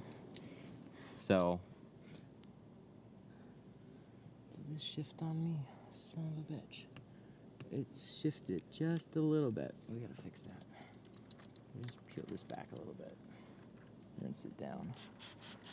This top edge started to just fall away a little bit. I'm gonna recenter it. I made sure all my edges were lined up, but it must have gotten a little squirrely while I was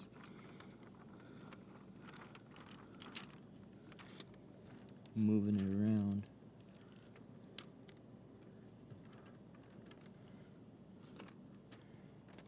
So, I mean, inflation is just crazy. They're finally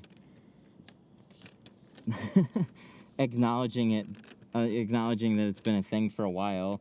I mean, we've seen price hikes from companies. As far as supply chain stuff goes, I mean, I've been hearing about it for a while now from the companies themselves.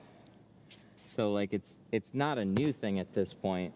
Whether it'll get worse, I mean, I haven't seen stuff get better yet. What's crazy is container ships are still backed up. They seem to getting pushed farther and farther back. So whenever you're shipping something overseas, both freight prices, times, and air shipments, everything's been going up.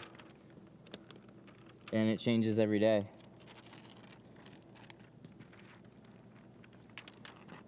The good news is that margin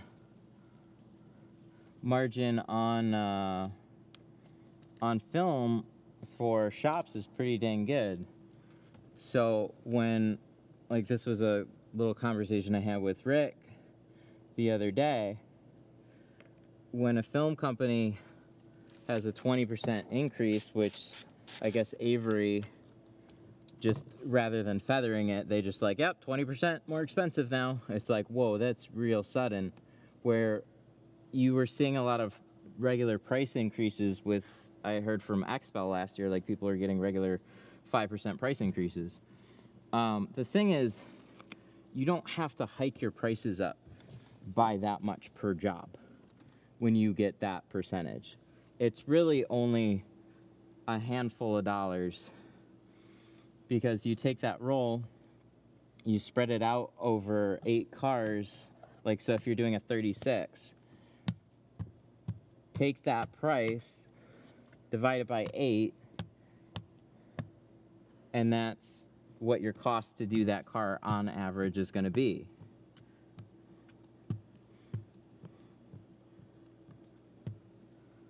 So if your total roll goes up by 20%, your individual car price does not have to reflect that.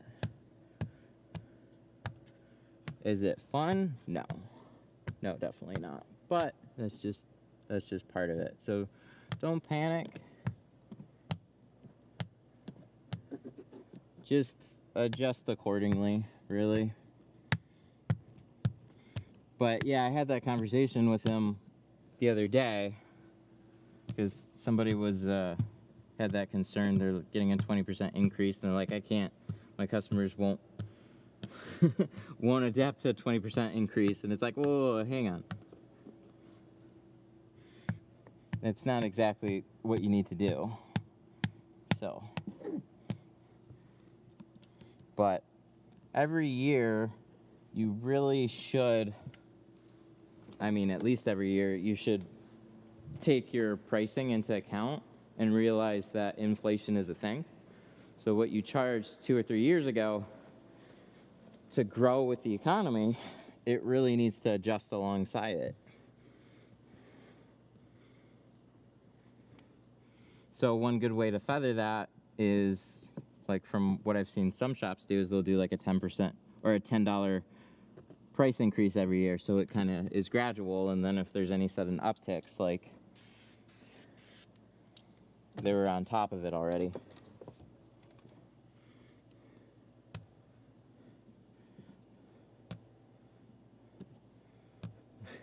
Xbox.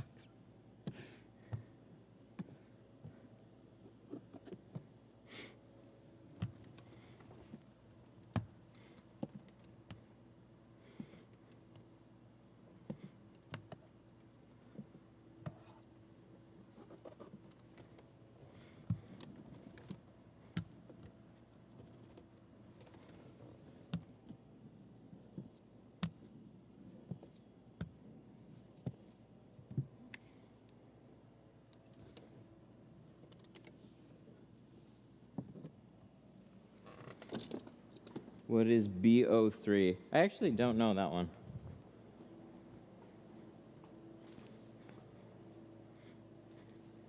I was trying to figure that one out myself.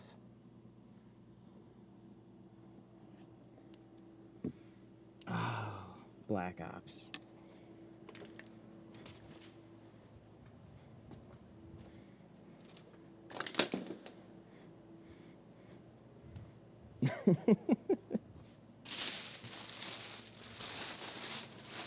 I never got into competitive shooters.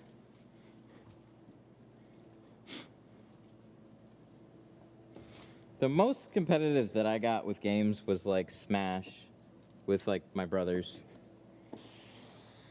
And then like Mario Kart.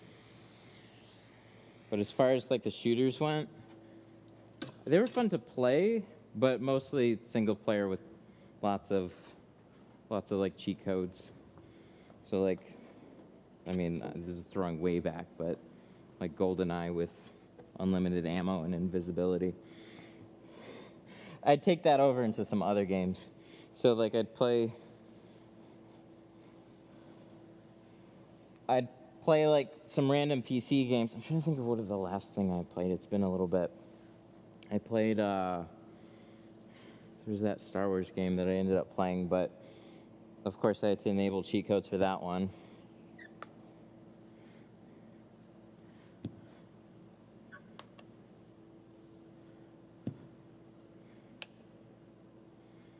Do you have a 3-gallon keg or a 5-gallon? I have a 3. I was using the 5.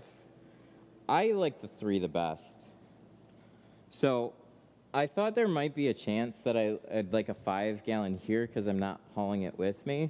I still like a 3-gallon. You can handle a solid day without ever having to refill it. And it's just easier to move and clean. So 5-gallon, in my opinion, is kind of overkill. So if you want to put a lot of water in it, not change it for a couple of days, and it's still stationary for the most part. I like hauling it around from bay to bay or from shop to shop. No thanks.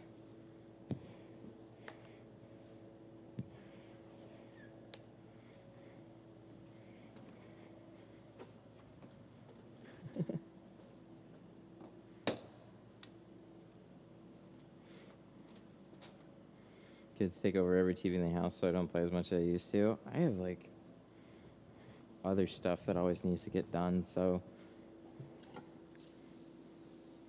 my wife downloaded Candy Crush, and then I was playing that alongside her for the fun of it. That is like, at this point you could call that a classic game too.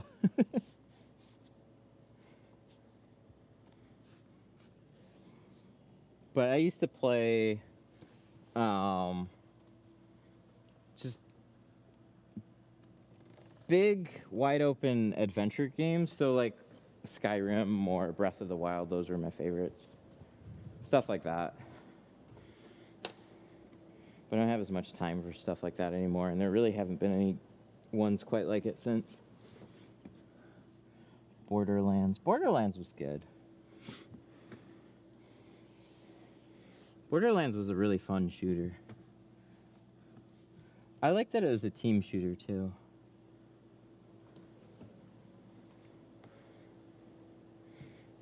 Skyrim was great. They just, I mean, it's been around since 2011 now, and they've ported it to absolutely everything. So at some point you think they'll maybe make a new one. Breath of the Wild was about, to me, as close as it came to another one. You might like Horizon. Oh, I've seen it. I've like seen a couple of trailers and brief clips from it. You might be right on that.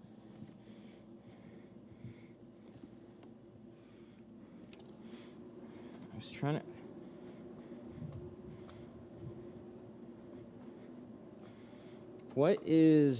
There was a shooter one that I played for a little bit. I was trying to think of what the name was. Outer Worlds? It was okay. I think it's a really well-made game. It's more shooter than Skyrim-y. Forza.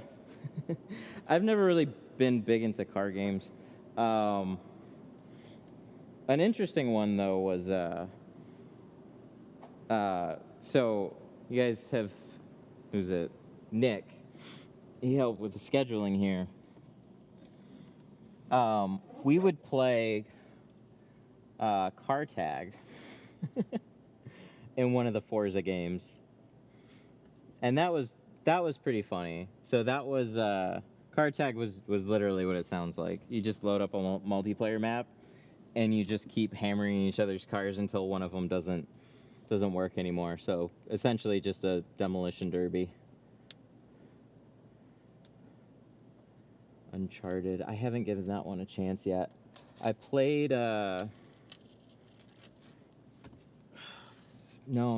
Just Cause. I played that one a little bit. That was really funny. My favorite was turning people into what I call Iron Man. So they had these remote grenades. These like jet grenades. So you just attach them to somebody. And then you launch them. You put them on their hands and their feet. Stick one up their butt. And then they launch into the sky like Iron Man. And my goal was seeing whoever I could get to fly the best. That was pretty great.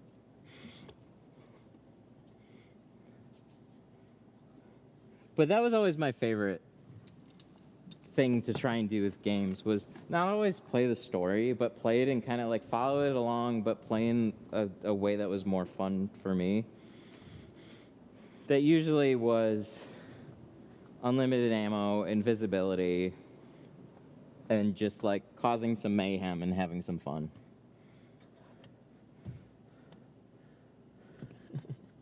Skyrim's a perfectly balanced game with no exploits. Yeah, like stairs or little ledges. It's how you survive sometimes in that game. And then every save. See, Skyrim was one of those I played without codes because there was like enough normal stuff that made it fun. And then whenever you save and quit, you got to spend 5 minutes and completely destroy a town and then reload it, and nothing ever happened. Oh, or Grand Theft Auto.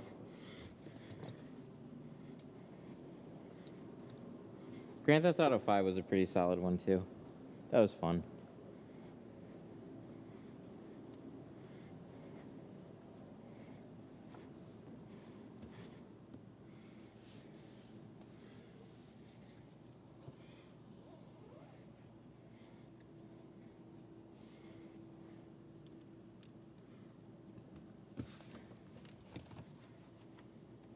Looking pretty good. I think we're almost done.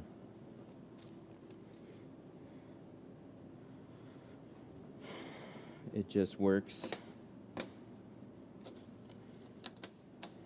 So I don't know, I got so used to it. I like wouldn't play the game if I couldn't find like a cheat trainer or something. But I would play games like, an older one was like Outcast. That was really fun. Old Star Wars game. Uh-oh. Oh, that's a spam call. Outcast was fun.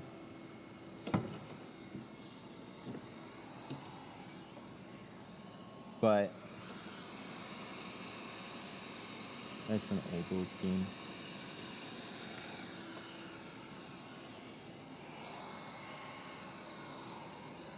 I don't know. I'd be overly picky on certain games. There just wasn't a lot of play styles that I had fun with. But like Skyrim was cool. You could just like swing where you want to swing, and you could have flamethrower hands and like all sorts of fun. There's some games that do like an auto aim, and they're just, I don't know, it just wasn't enough fun. There's only a handful of games. Then like Breath of the Wild came out, and I wasn't too keen on the weapons system that they had. So every time you hit somebody with a weapon, it would take damage and then eventually break. So you keep having to find more. But I got used to it. I had a lot of fun. That game you can just wander for days. And there's usually something interesting that you come across. So that was one of those games that was fun to get lost in.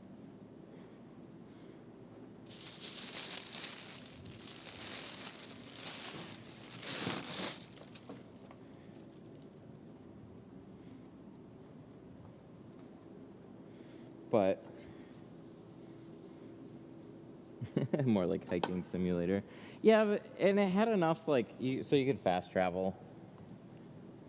So if you had to go somewhere, you at least could do it quickly, but they would make you wander it the first time. So they gave you choices.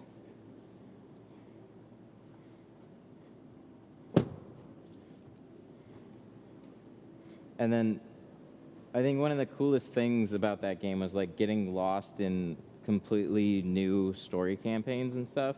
So you just be wandering around, and next thing you know, you're joining like a completely another world, essentially. That happened a couple times. So you follow like the main story, you go off on days of side quests and stuff, and then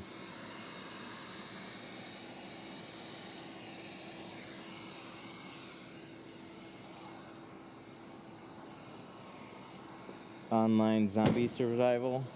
I'd get stressed out. There was one that I played with my brother for a little bit. I couldn't get into it though.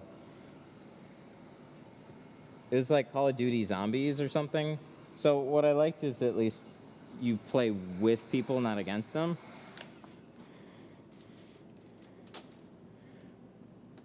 So, but essentially it was like you need to memorize how to beat the levels. Like, okay, I stand here, I aim this way, I shoot at these zombies, then I run around and pick some stuff up, then I run back here, aim, and shoot, and if you do any of those things a little wrong, you're dead. I didn't have fun with that one.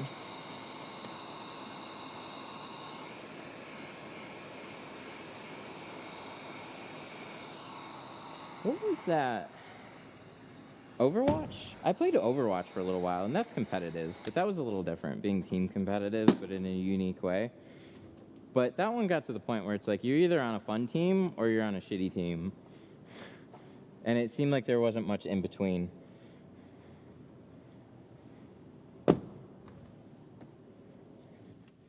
But I played that one for a little while. Slowly remembering what games that I played. Dang. This looks good. I'm quite happy with this one. Quite so. Let's put some tape on the switches.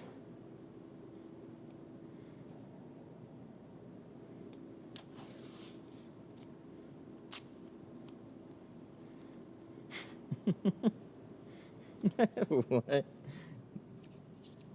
Daisy. Daisy is whack. You can barely find a gun, and when you do, you don't want to use it because it's loud, and zombies like loud things. So, jeez. Yeah, I never got into the zombie survival stuff.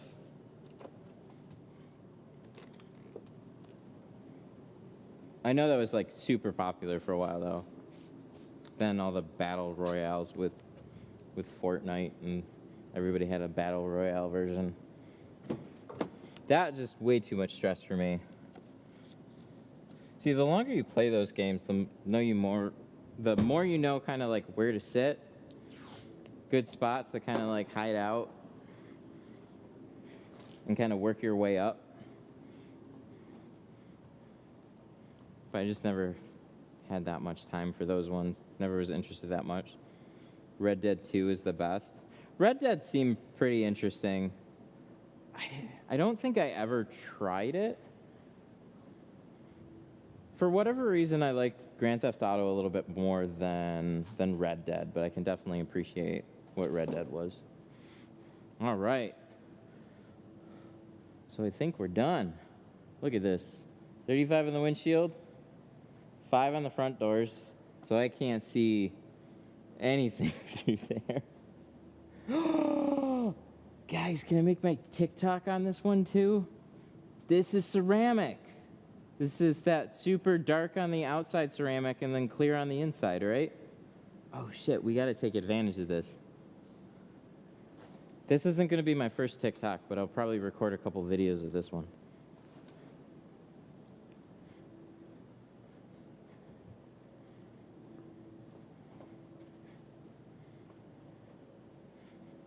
I feel like it's probably overplayed at this point though, but I'll still record one of it. But look at that, that looks sick, right?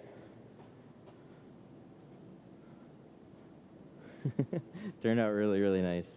I think you'll be happy with it. So a little subtle thing on these. There's gonna be no dot matrix borders. The only thing is there's just gonna be little stamps that you're gonna see. So I pressed out about as much water as I can on those. Let me see if I can fix this one a little bit more. I forgot that was a thing. It was a thing that he actually asked about before. Just see if I can make them a little bit better. So you don't have dotted edges on this one other than, like it has them, but you have privacy glass on here so you don't see them. And then on the windshield, they did what I think all windshields should do, and they should laminate it in between the panes of glass so then you don't see them at all. So the only space that you're gonna see them is really on the doors. So we'll try and fix this as best as we can like we were.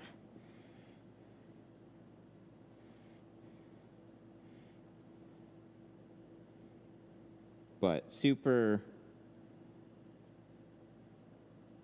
most newer windshields are doing that. I like to see it. It's still hit or miss. It depends on the car company. Toyota they do it on some and not on others. I don't know. On mine, it's a 22, and they still have dotted matrix. Stupid. Can't see your hand. Yeah. Yeah, whenever you go to touch up the inside of limo, you have a hard time even seeing where your tool is.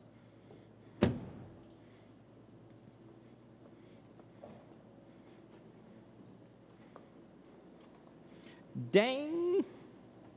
Looks good.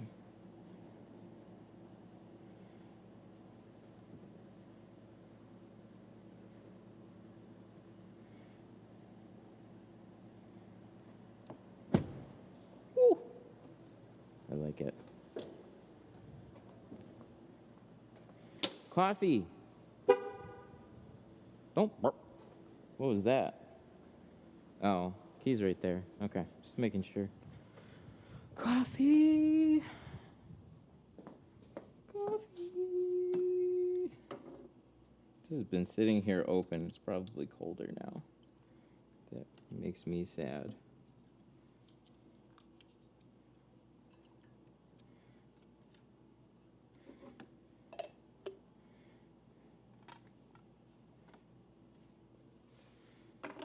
There's a shop that I tinted for, and I'd hear them talk about their KD ratios all day. They all played Call of Duty competitive against each other, and it was a genuine insult when they would clown on somebody's KD ratio. That was really funny. Shut up. They would get really defensive.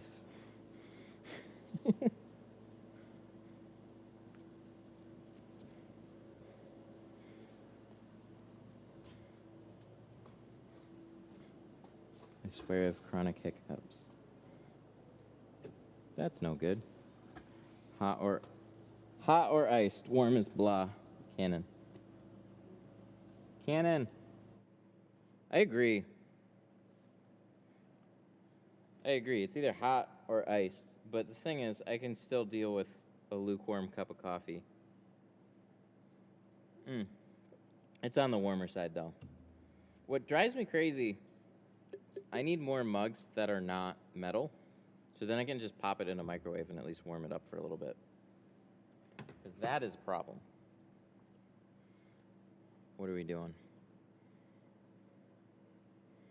2 o'clock. I gotta type this one up. Add project, automotive, Cadillac, Escalade.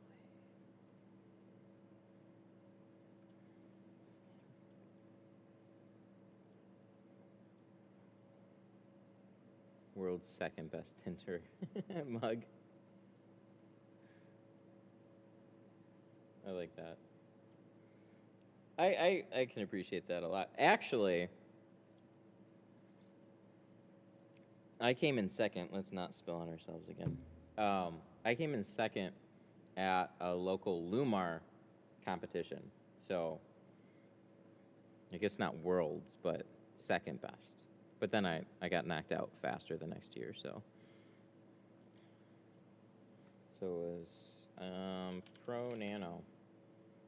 Any more this week that you're planning? I mean, sure, when I get something else, we'll go live with it. Let's see. I gotta see what's on the schedule. Even close. I don't think there's much, though. Unfortunately. It's doing a lot of this right now. Pro Nano ceramic, so that's save and new. And then we're doing front side windows. Pro Nano 5. Pro Nano 5. Windshield. Pro Nano 35. Save and close. Edit. Create invoice. Yes. I want to do 35 in windshield, but I don't want it to be too dark. Then don't do 35 on your windshield. There's nothing special that you can do. A shade is kind of a shade. I would suggest going with a 50% or possibly a 45% if you want something that's just like a tinge darker, but yeah, 50%. It's kind of like that I want dark but legal type of statement. It's just 35, even if you do 35 on like the front doors, it's genuinely dark to put 35 on your windshield. It'll be pretty noticeable. So if you want something that's still tinted but not quite as noticeable, go with a 50%.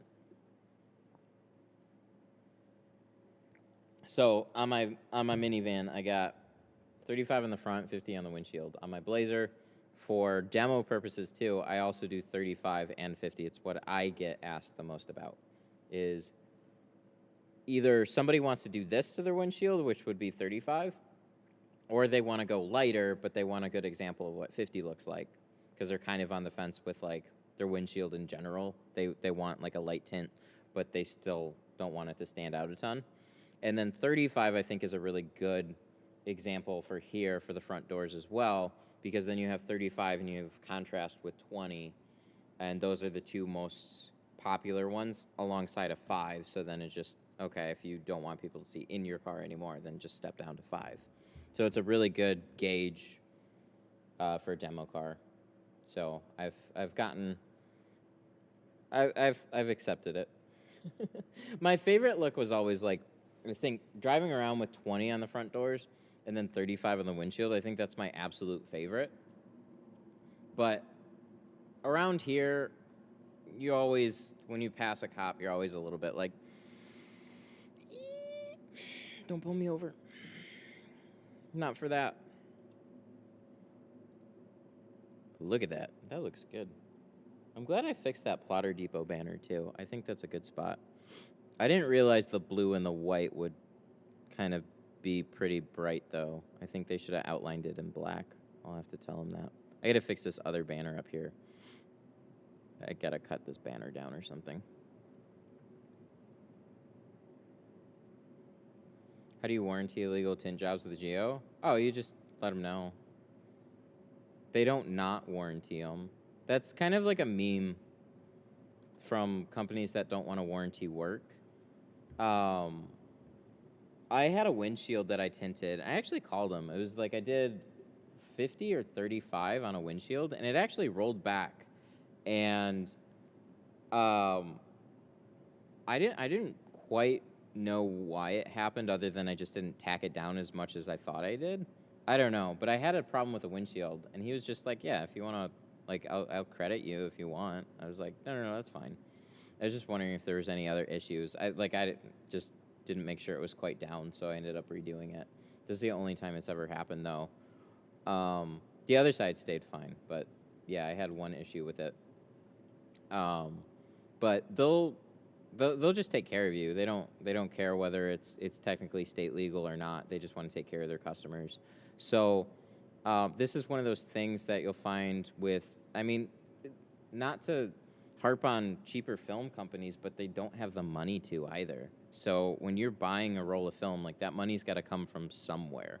So when you do a job for $650 and then you have the film go bad, you got to look at what you spent on the roll, and then they only get so much margin from that job, right?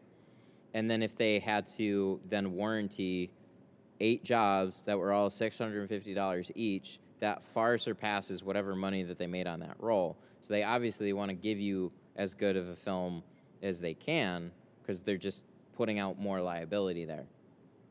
But other companies, like, every company can be different on this whole warranty situation. So some of them will not warranty anything that's technically not state legal. So that far knocks down, like, basically they're not warrantying what? A lot of front doors, pretty much every windshield, and certain rears of cars. So it just knocks off a whole chunk off their warranty one. And then they'll credit you, like, whatever the film cost for that door was. So if it was like $5 worth of film, then you'll get a credit for that. So, I mean, some companies go really far and beyond. So a really good program that I heard from, like, Lumar was they'll do labor plus whatever the ticket price was, and they'll just reimburse you for that whole thing, which is just like that premium film brand, and you pay for it, but that's what you get attached to it. So it's not just how long will the film last, it's also what is the company going to do behind it when you have a problem with the film, if you ever do.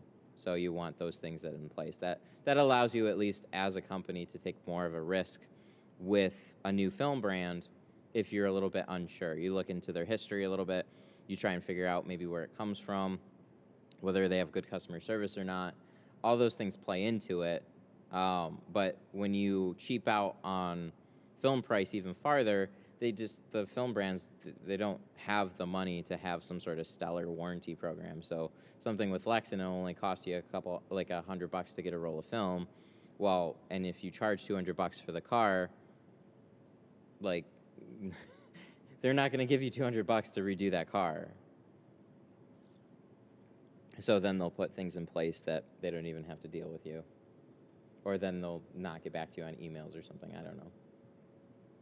Anything like that. I got a Lumar gold knife from the tin off in '96. Damn. And you haven't lost it yet? That is awesome. I'd get it, I'd want to use it, and I'd lose my knife so fast that I'd be so sad. That's cool, though. Any hotel recommendations near Sterling Heights / your shop? I honestly don't. I'd have to look into it. I can. I don't know. I haven't stayed in any. I live around here, so I haven't stayed in any hotels, and this is the first run of classes that we're doing. So I don't have any recommendations offhand. I wouldn't call it a scary area or anything. You can go a little bit farther towards, like, the Troy area rather than farther out east.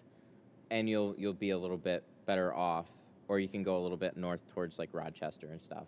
But whatever the ratings are, they'll probably be fine.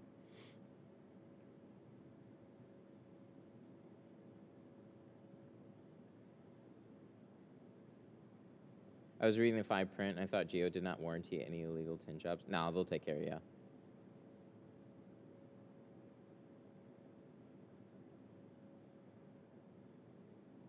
How often do you leave tint tools in people's cars? Not very often anymore, but it does happen occasionally. I left a hybrid squeegee in an old Porsche, and then he actually brought it back and left it in front of my door, which was really nice. I may have misplaced a knife though, but sometimes you'll have your blade on, and then you sit down in the seat, and your knife will fall out of your belt in between the seat, and then by that point, you don't even notice that it's gone until it's too late, and then they never saw it there. His house you can sleep over. Yeah, no. Unless you want to hear a screaming kid late into the night. How long is your class? It's a 3-day class, which is actually a really good amount of time. There's 3-day classes and 5-day classes. That seems to be the majority of them. You get so much out of just 3 days. 5 days, I think if you've never really touched film before, but still, like, by the end of the 3rd day of just, like, concentrated practice and stuff, most people are tired. And they're really, really helpful. So, like, there was a couple, they'd been tinting for a handful of years. I taught a class a few years ago now, and I wasn't sure if 3 days was enough. And then by the 3rd day, I found we were standing around talking more than we were practicing. It took them together about 5 hours to tint a car. And there's just so many things, like, and they watched all the videos and stuff, and there's just so many things that they picked up there that they just didn't see from the videos. And just being there in person, being able to talk to people is really, really helpful. Way more than I thought for just 3 days. So 3 days is a good amount of time. Are we at the end of the beginning? We're at the end.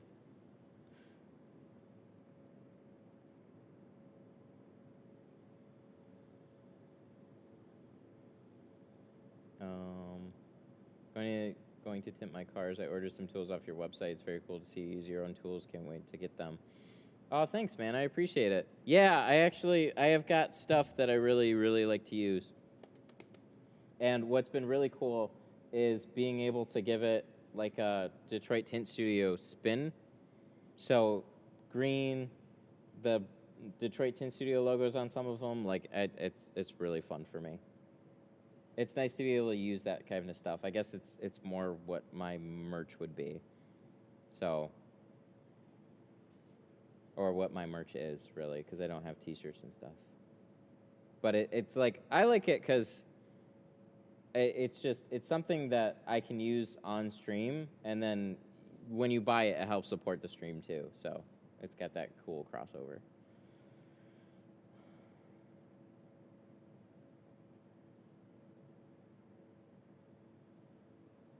I saw a TikTok comment where someone said the most professional way to tint is to remove the entire glass. You know, that's more of an international thing, actually. There was a brief conversation I had with a guy who was actually here in chat a while back, and then he joined the Facebook group and showed what they do. They actually do remove door panels and pull the glass, and he does it within a couple of minutes. It's pretty impressive. Some of the cars are definitely different, but that's the way he learned. So he pulls like the doors and the quarters, and he's got this really nifty suction cup system that's over a sink. So he sticks it to the suction cup, cuts the film out, sticks it, squeegees it out, and everything just goes down a sink, takes it back, and puts it in the car. He's really efficient about it. So, yeah, I thought it was ridiculous. And then I saw it, I was like, oh, damn, that's cool. At least it makes sense.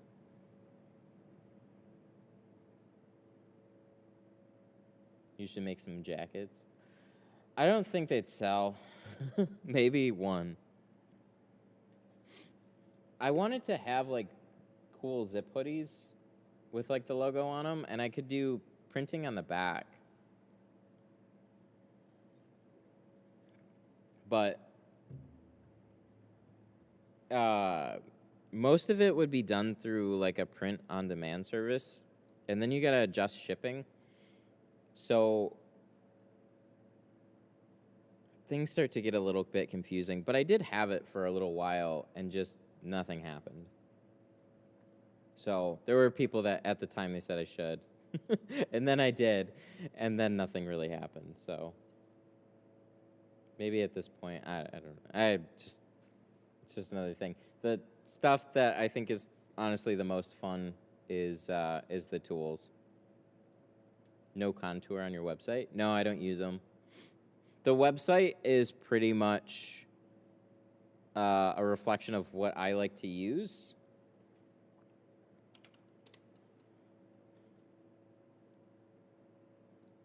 But it doesn't have everything. So as far as like the tools go, the main ones are the Glass Aid products, the Tri-Edge, the Tint Studio Squeegee, the felt cards, the shanks, and I do have a squeegee blade, squeegee handles, and a few extra stuff.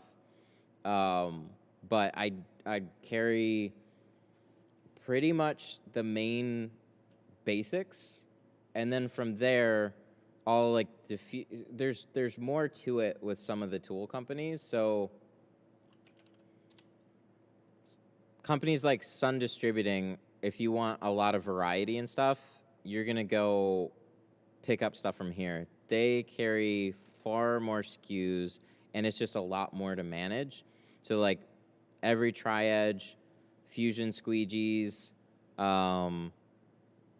is this all the, oh no, this is all the stuff. Yeah, so you have like Conquerors, Slim Foots, Dash Towels, like they have, I think he said like 1,600 SKUs or something. Just an unbelievable amount of tools that are actually out there.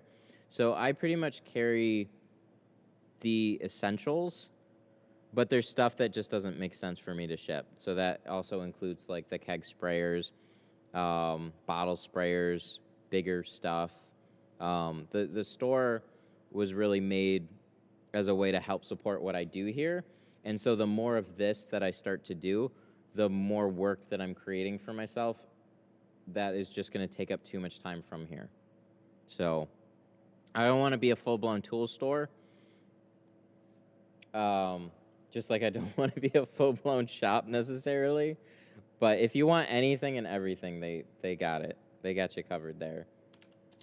My Tint stuff is a place where you can get a lot of unique things to help contribute here. But outside of that, film, like we even have film on the site too, but all the rest of it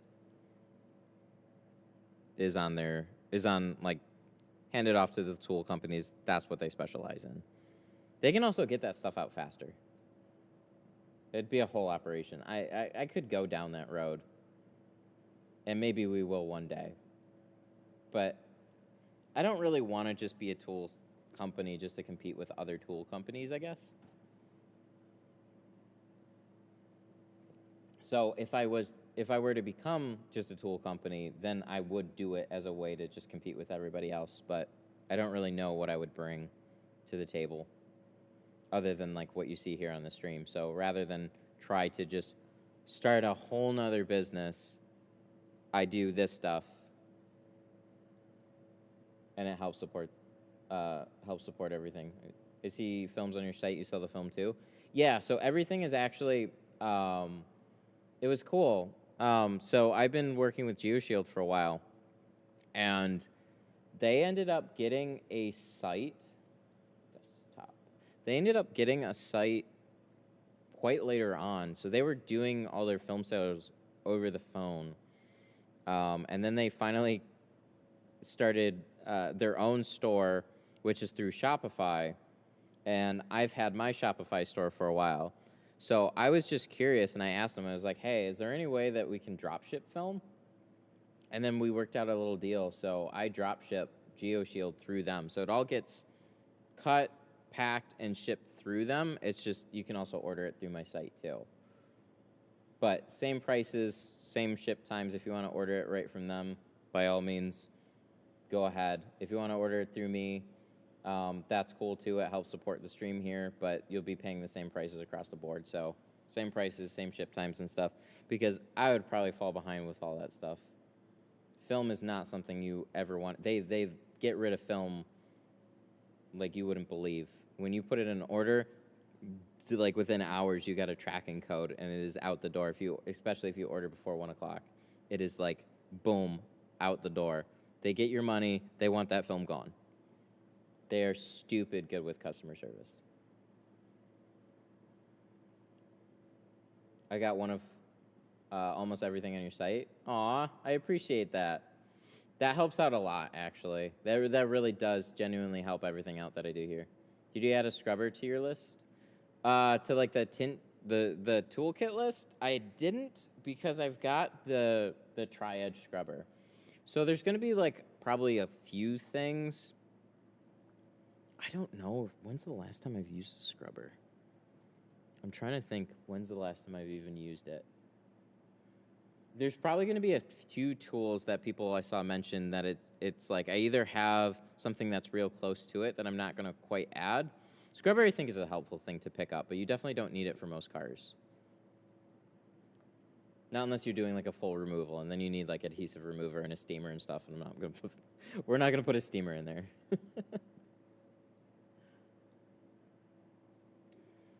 But it's a helpful tool for sure.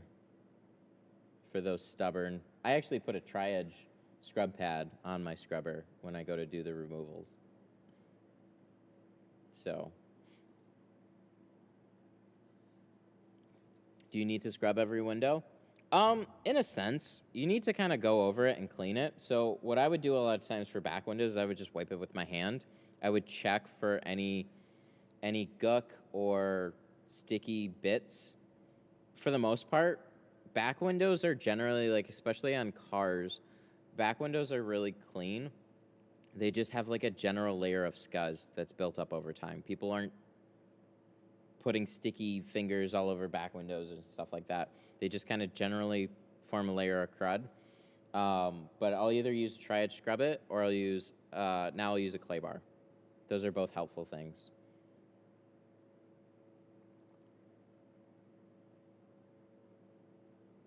You could have a steamer option with a class for $2K. Just get a steamer. If you need a steamer, go get a steamer. There's like I could what, and then like a way to break into the car in case you lock it. Like there's so many like what if scenarios. Yeah, you're gonna need some extra stuff. This is like a badass starter kit, but it's most everything that you need.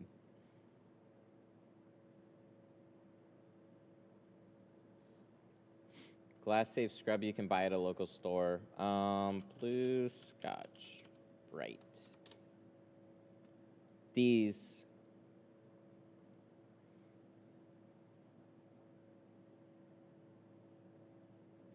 I don't know what stores they have these at. Like I found these at Target. They might have them at Walmart. It looks like Home Depot has them too. Just do a general search, but yeah, the blue non-scratch scrub pads. Don't use the green ones. There's ones that are really aggressive by Scotch-Brite, but the blue ones are safe. So if you need scrubbers and you need them now, these ones are good.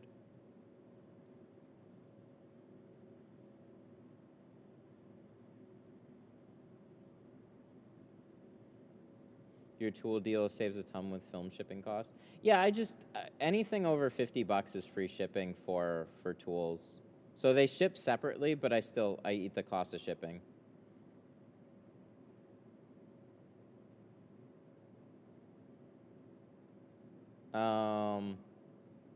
Orbit is great, love it. That's good to hear. Is it hard to clean windows with smokers? No, not really.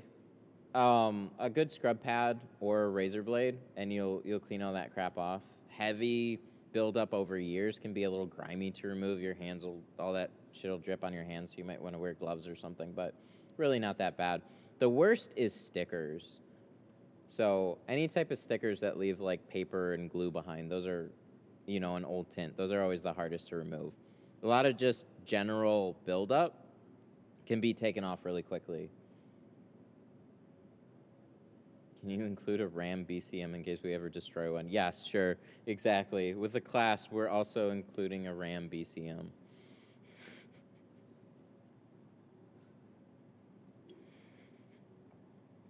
That makes sense.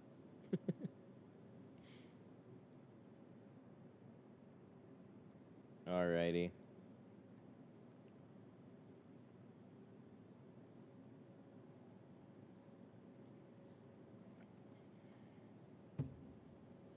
I think that about calls it.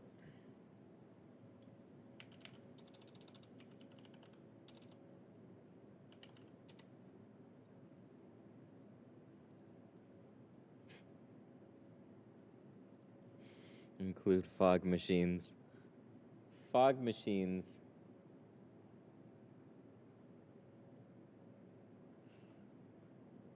Why wouldn't you tint my GTR?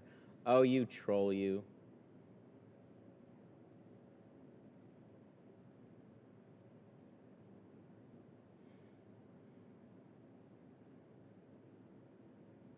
Not the most experienced. Someone to message is better than none.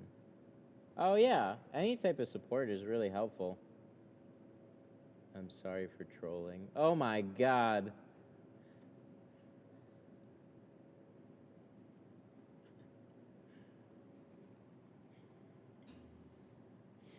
I was confused enough with, like, oh, wow. I saw it was, like, a Colorado area code or something like that. So I was already, like... And then it was... You fucking troll, you. This dude messages me about doing a full GTR with a windshield, but he needed 5% on the windshield, so I just kept having to say no. And then I tell him to leave a deposit.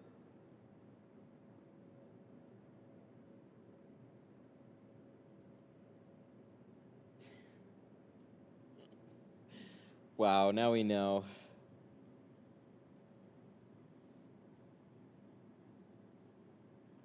You know what was extra annoying about that? Your timing was so shitty. Because I was already talking to somebody that was like running late that day, or trying to, and it was like, it was two people at the same time. It was like this person that was giving me shit about trying to leave a deposit or any, it's just like driving me crazy, being a total troll. And then this other guy that was supposed to be in here for one window, and then it was just like, oh yeah, I'll be there in 5 minutes. And then 5 minutes goes by, and then like 15 goes by. Oh yeah, sorry, man. And then it was just like kept getting, and like he didn't come in for like another hour. And I was just like, what the hell is going on today? When it rains, it pours.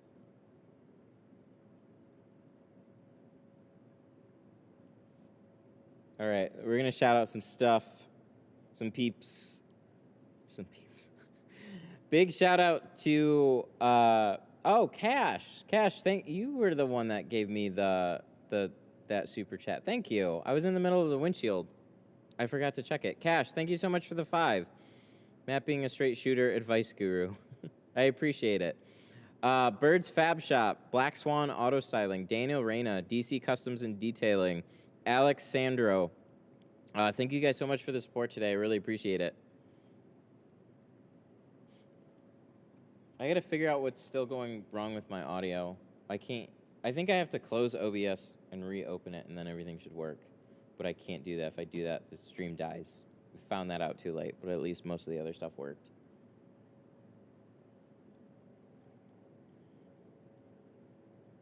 I also ordered some stuff and only got one tri-edge. If you're missing stuff in an order, reply to your order email, and I will 100% get out whatever you're missing. Probably throw in something extra too. Super sticker. What's doing that? Jason Solis super chatted Jason, $1.99. thank you for the 2. Pair.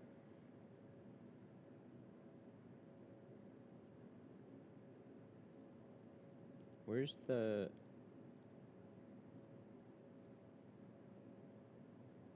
Did I get rid of my YouTube window? Uh-oh. I gotta find that. Watch out, dude. There's a car sneaking up behind you. Ah!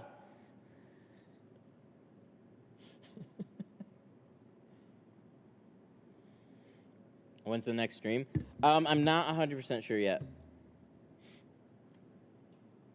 I wish I knew, but I don't. Phone calls have been a little slow, so I don't think I have another full one on the schedule quite yet. There's a few that are scheduled out a little bit farther. And then sometimes there's, like, small appointments. But as far as, like, I had a nice buffer, and then the phone didn't ring, so we'll figure out what's going on there. What was I checking on? Oh, yeah, my live stream. Manage. There it is.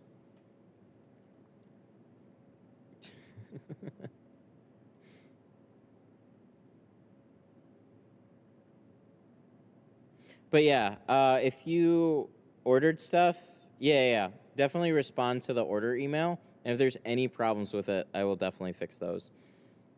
Sometimes there's a lot of orders that go out in a day, and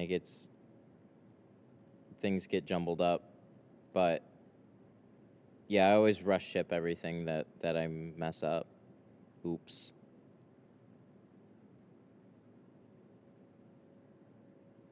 Super sticker.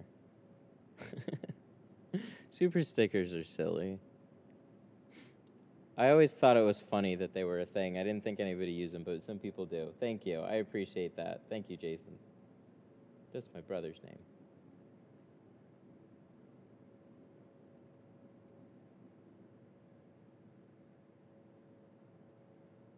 You probably need to update it.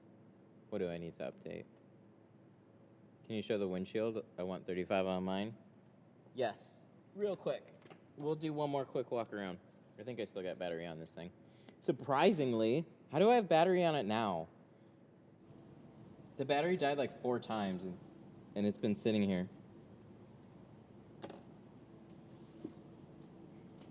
Right? This is good?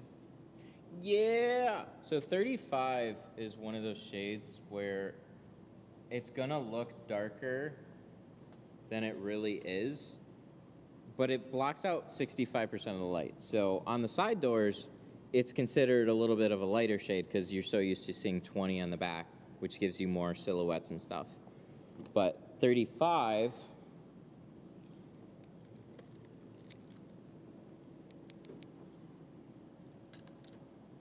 climb in the car, see what happens. Well, it's clear on the inside, obviously.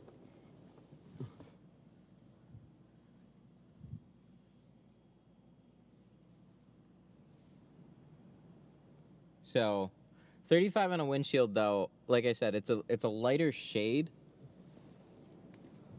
still, but when you put it on the windshield, it's like the last point of light for major light coming into your car. So when you put it on a windshield, it looks much darker than it really is, in my opinion. So I think it's a real comfortable shade to drive with. I love 35 on a windshield. Canon.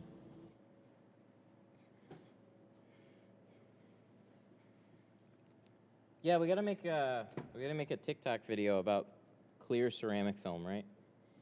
I should do a whole thing in limo.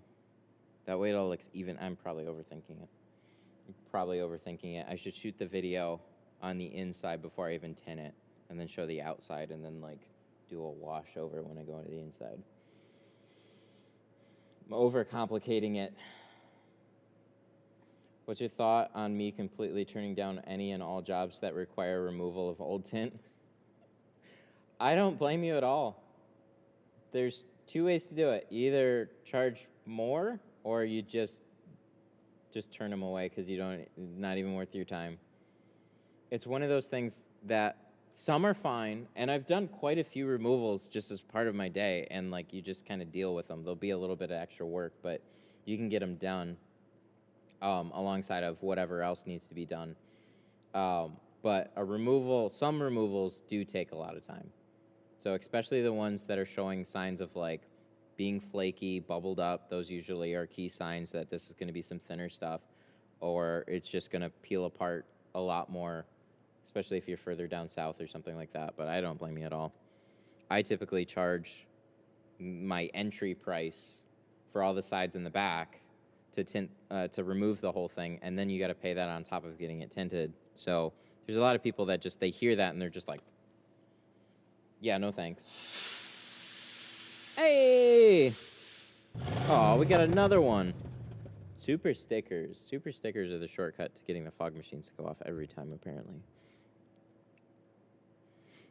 DW tinting super shattered 99 cents. How do I get into detailing? This is a tint channel, dude. DW. DW, thank you for the $1. I appreciate it. Smiling face with sunglasses. Thank you so much. I appreciate you, man. You're a big help. How do I get into detailing? Asterisk tinting.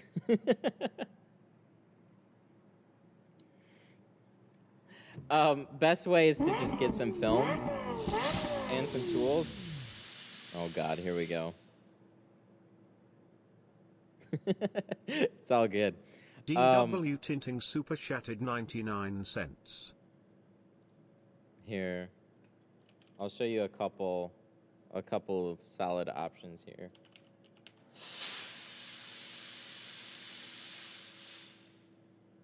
Oh no. They know too much. DW, thank you.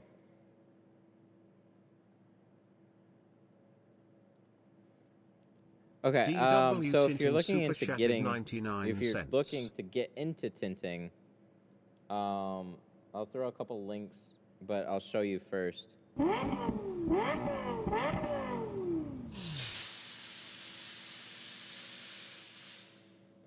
It's just gonna keep going. We'll just have to press on for now until it stops, until the bank flags it. Where's their starter kit? Okay, so Sun Distributing has a really well thought out starter kit here.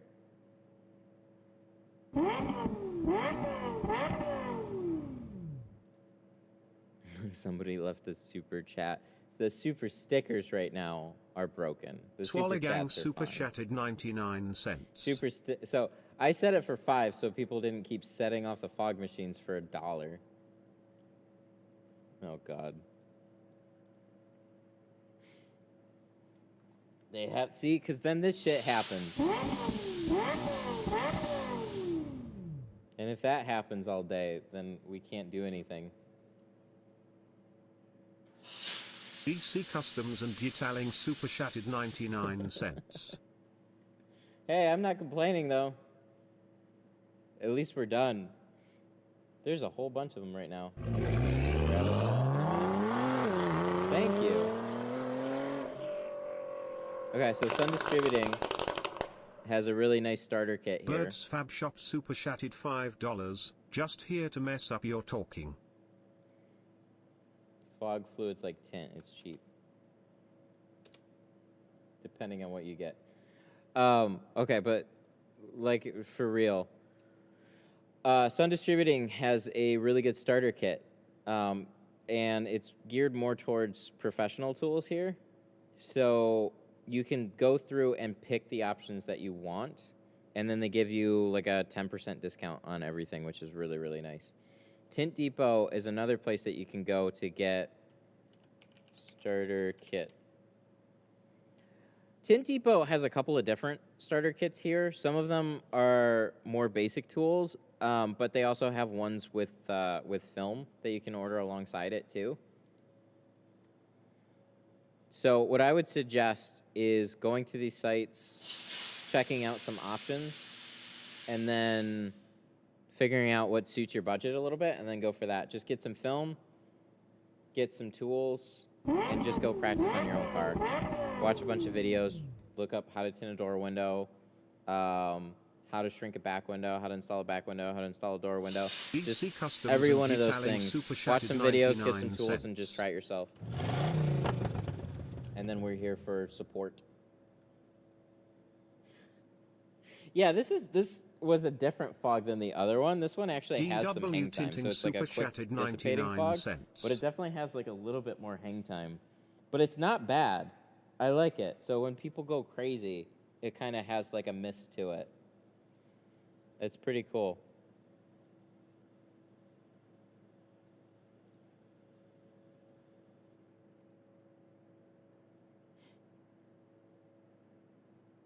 Okay, so there's been a few. Where's my? Wah! So big thank you to DW for Swole Gang with $1, DC with $1. Actually, you guys have iPhones, I think, because it's 99 cents. Birds Fab Shop with $5, just here to mess with your talking. DC with $1 and DW with $1. Thank you so much. I appreciate it. See, if we're gonna do it, at least this part of the stream is way more fun to do it. Dang, it's cool. Look at how fucking crazy that looks now. I like it. Demons being summoned into the back. I think I spent 5, maybe 6. Nice. You guys are supporting the fog machine fund. That's how my garage looks right now, too. Maybe turn the car off. Yeah, we just left the car running this whole time. It's fine. Make the TikTok with the fog. I don't know how I'd do it.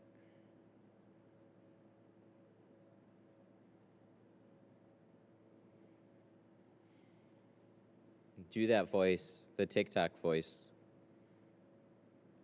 The fog machines go off every time somebody super... I don't know what to do there.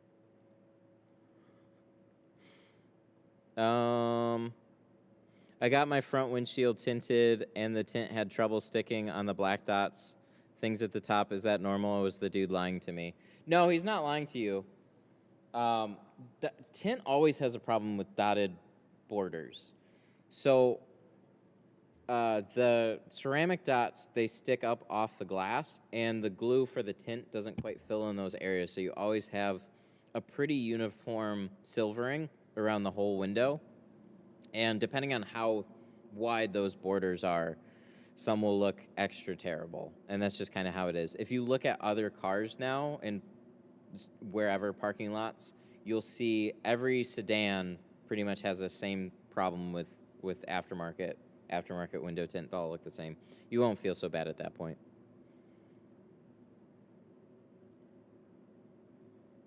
Forget to turn off the car. That's right. Oh, I got other stuff. Hello, Tint Studio. Hey, good. How are you?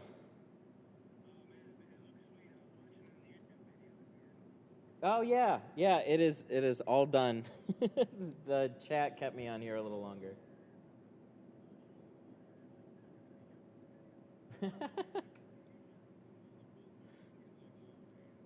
Oh, that's cool.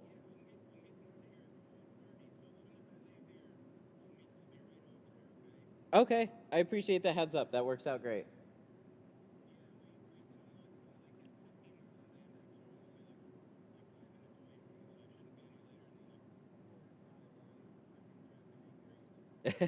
Hey, no worries, man.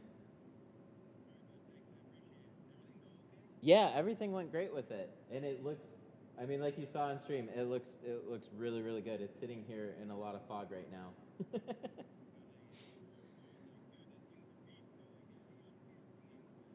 Uh-huh.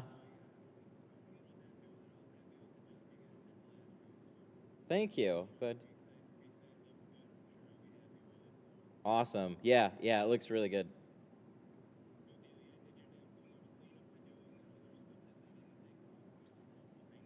No, it wasn't a pain at all. It was really like you were showing me just on the bottom. I still thoroughly cleaned, like razored the whole thing just to make sure. But it was really just some extra glue in the lower sides and the bottom, but all that cleaned out and they look really good. Nothing on the rest of it. Maybe just a little bit from like an old sticker on the windshield, but that was just real small. So no worries. All right, looking forward to see you, man. Bye.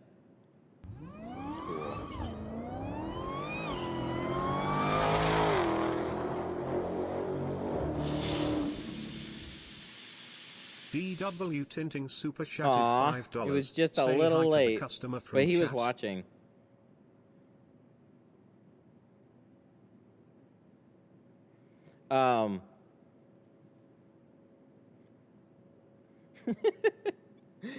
Everybody making comments on the way that it looks now.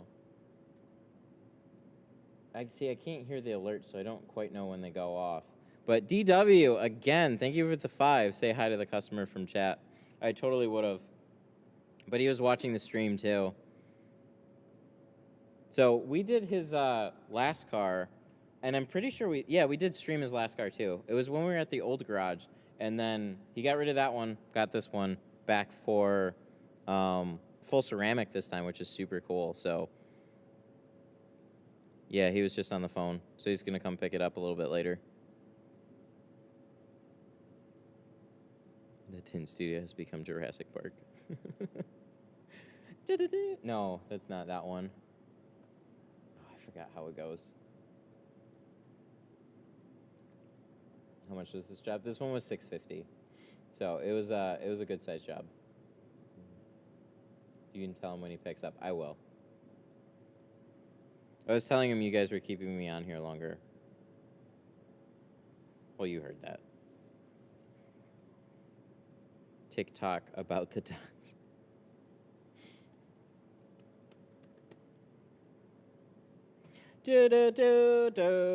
That one. That's what it is.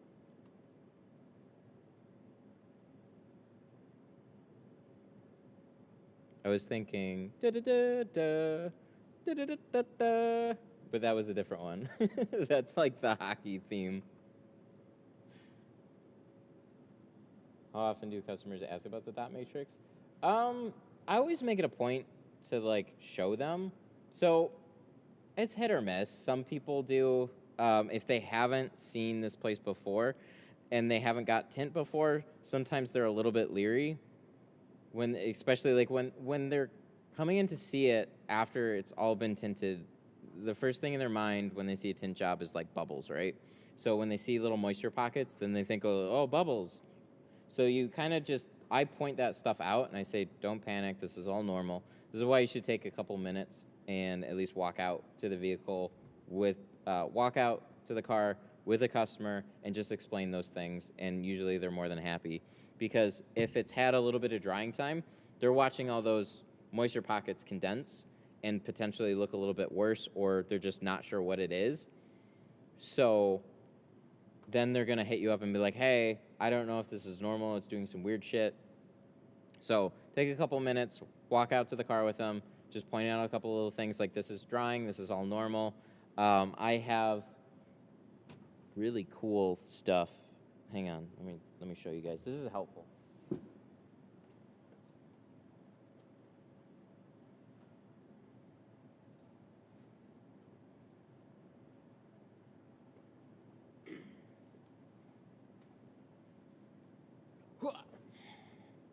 So these guys, Sun Distributing gave me these things. So these are handy do not roll down cards that you can hang on the mirrors, and then you can put do not roll down windows until, and then put in your date. It's got a nifty little place to put a business card if you want. But what I really like about these too is they actually have some general care instructions and kind of what to expect.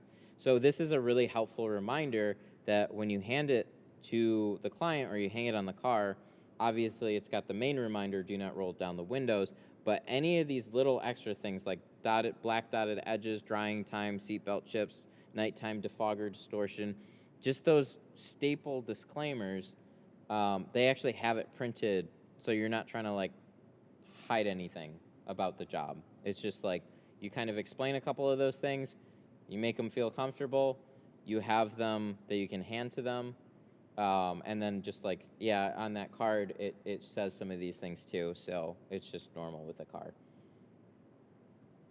So people are pretty cool.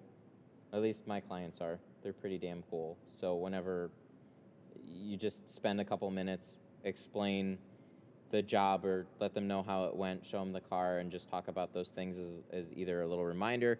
I will often ask people if they've had tint before, because if they've had tint before, then if at least recently, then you can at least explain a few of these things way early on, or they kind of know the drill. But if they haven't had tint before, then you need to then take a little bit more time, I think, and explain a couple things. And that's usually more about like getting initially what to expect. So you can explain some of that stuff.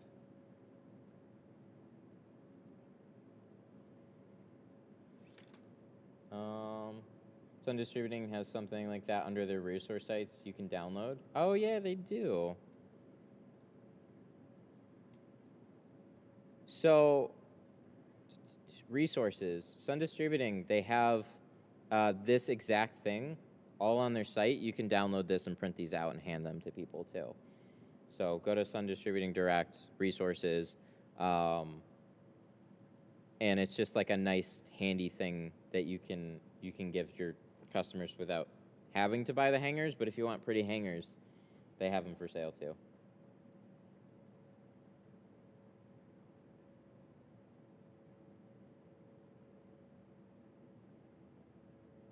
Do you wipe fingerprints off the case car? You know, I haven't thought to do that now.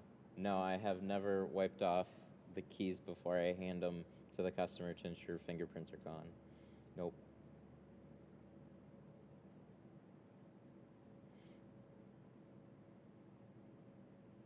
Do not roll down. Windows gets covered by the mirror most times. That's what I've noticed. Do not roll down. Oh, yeah, I could see that. Yeah, where the mirror hangs and then, but I would think that as soon as they get in the car, they would take this down when they're going to drive, and then they could look at it. But yeah, you're right. It would probably block it. But again, when you're cashing somebody out, I'll either physically hand this to somebody and explain it to them, or I'll leave it hanging, and then I will also explain the main two things for me. Leave the windows up for a handful of days.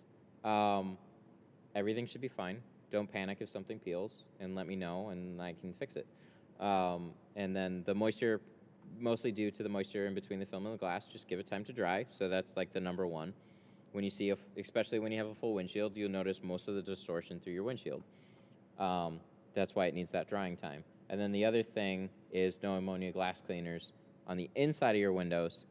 I always make it a point to bring up those two things specifically. But all that is also detailed here as a reference point. Can you tint a rental? Sure. They might want you to remove it when you give it back, though. But if somebody's paying you to do it, then do it.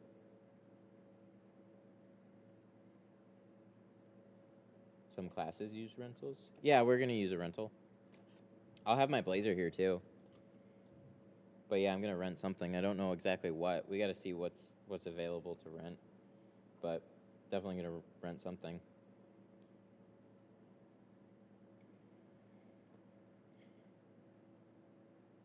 Savage. Alrighty. I'm going to take off here. I'm going to check on home and get a couple other stuff done. Maybe even mostly film / post to TikTok. But yeah, Detroit Tint Studio on TikTok. I guess we're going to try that and see how it goes. I have no videos there yet, but we will. I have a private friend that only drives rentals. I was going to tint it. Well, if you do, then maybe he needs it removed when he goes to turn it back in. So just keep that in mind. It's definitely great to practice on. Less liability on something like that. Try the newer Camrys and Subaru. Newer Camry is actually a pretty good idea, yeah. Camry's a good one because it's got like a moderately curved back window, and I think it's still got a third brake light too. Would like to do something similar to a Charger too. But a Camry's got a more moderate back window. That's a good idea. I like that. Alrighty, I'm going to take off. Y'all have a good one. I will see you soon. Follow on TikTok, I guess.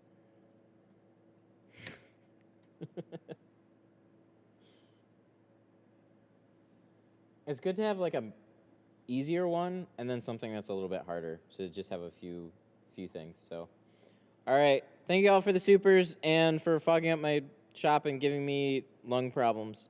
I appreciate it. DW at the end. I shouted everybody out, but yeah, DW with a bunch of them. DC Customs, Birds Fab, Swole Gang, appreciate ya, and everybody else that helped support the stream. I will see ya in the next one. Bye. Bye.